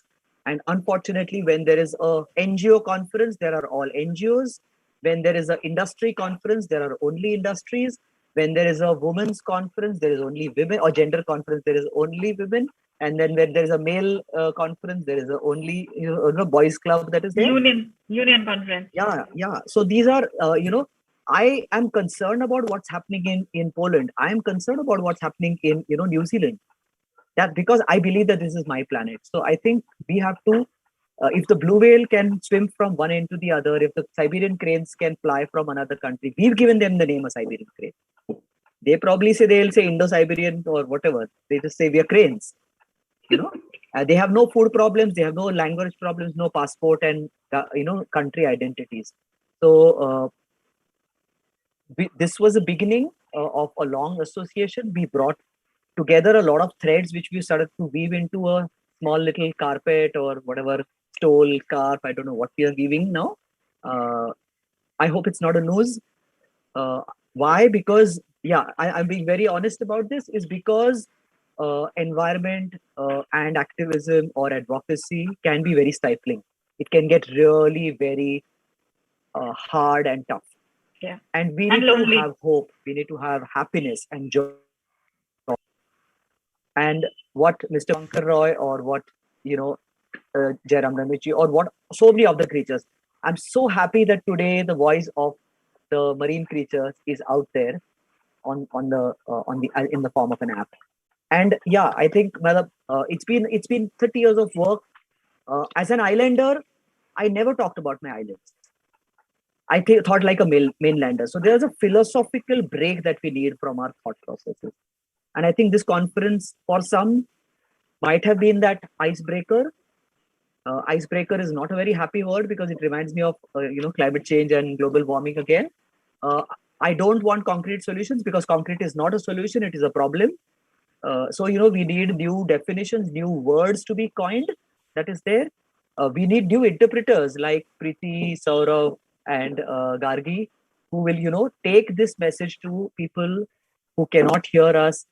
We need Mr. Bole, who will take this message to people who can't see what we are saying. But I think we need to transcend boundaries. We all need to be trans now, not in a trance at the way we are at this point. So please wake up from the slumber. A little note of dissent over here is that when we started this conference, we were like, only 500 people ka Zoom. We have a limit of 500. What if there are more people? Okay, we might have to take more. In a 1 billion country and in a 8 billion population in the world, we need to have more people in environmental conference. It's everyone's responsibility. It is not these 40 or 80 people's responsibility or 100 people's responsibility. Each one needs to get 100 because we brought those 100 people onto this planet. Then it is, and whether some of us have probably not brought 100 people to this planet also, but yet I feel it is collectively our responsibility to bring more people. We get them for cricket matches, we get them for dance concerts, we get them. Each of this is important, but this discussion is also equally important. And we presented it through music, art, science, discussion. And we can make it even simpler. Please give us feedback. We will send you a form and an email. Please write back to us. Whatever your genuine feedback is, we will be open to improvement. And I hope that this starting of an association will culminate in a climate actioneers manual. Action being the operative word here, that we will all act, not just listen and discuss and debate. And we are now going to close with a happy film of action that Rishi Valmiki School has done. So thank you so much and have a great whatever remaining part of the weekend that you have. And please care for the planet. Congratulations to FES. Congratulations. And Rahul, you did a fantastic job. All credit goes to you, sir, actually. And please take it. Chalo, let's take a bow. Thank you. Chalo, film dikha. Thanks. Lovely.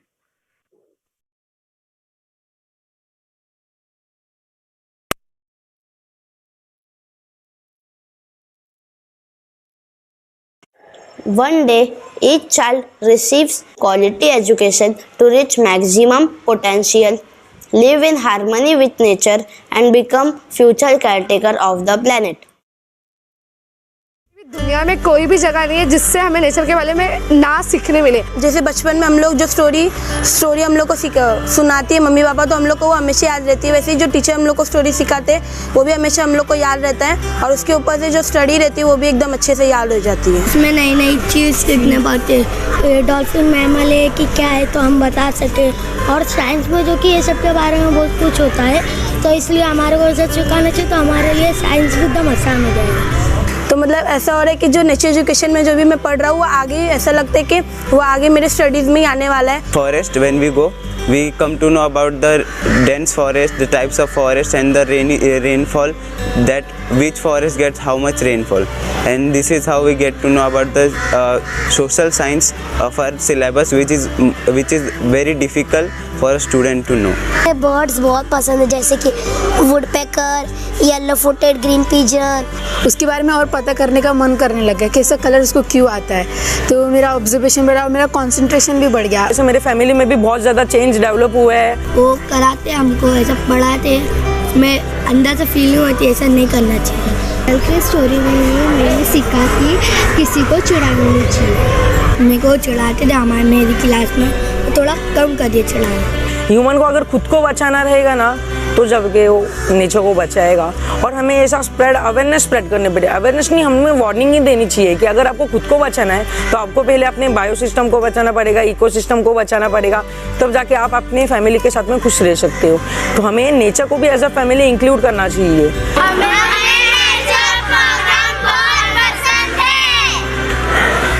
इसके पहले मैंने sounds कभी नहीं पढ़े थे। मुझे sounds के बारे में पहले नहीं पता। ए का साउंड ए, बी का साउंड ब, सी का साउंड क, डी का साउंड ड, ए फॉर ए, बी फॉर ब, सी फॉर क। नाउन से स्टार्ट किया था और अभी मैं पैराग्राफ भी पढ़ सकता हूँ और साथ में एक्सप्लेन भी कर सकता हूँ। तो मेरी इंग्लिश स्पोकन भी इम्प्रूव हो गई है। E for A, E for A, F for far, F says far, G says go। मुझे एक्सप्रेस क्लास बहुत ज़्यादा पसंद है। वहाँ पे अच्छा पढ़ाते टीचर, गेम खिलाते, उसमें पढ़ाई करना बहुत पसंद है मेरे को। मेरे को वो दोनों टीचर बहुत अच्छे लगते हैं। वो मेरे को पढ़ाए, नहीं तो मेरे को लिखा है। हमें आपको पढ़ाने में मजा आता है, हमें सीखने में मजा आता है।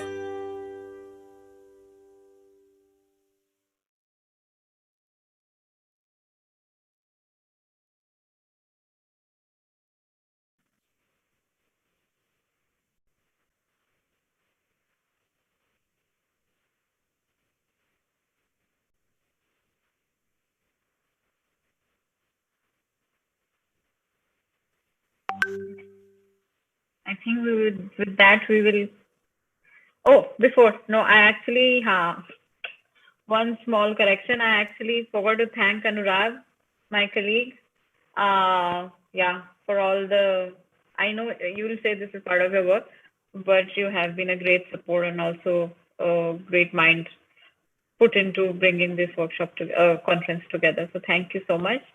And with that, and with thanking the ISL interpreted Preeti, Saurav, and Gargi, I would like to close the workshop. I declare the conference closed. Okay, quickly. Thank you, Manvi. Thank you, Anand. Thanks, Rahul, and all the ISL interpreter and all the volunteers. Big clap for volunteers and ISL. Thank you, everyone. Bye-bye, and have a nice evening. Bye-bye. Thanks. See you again.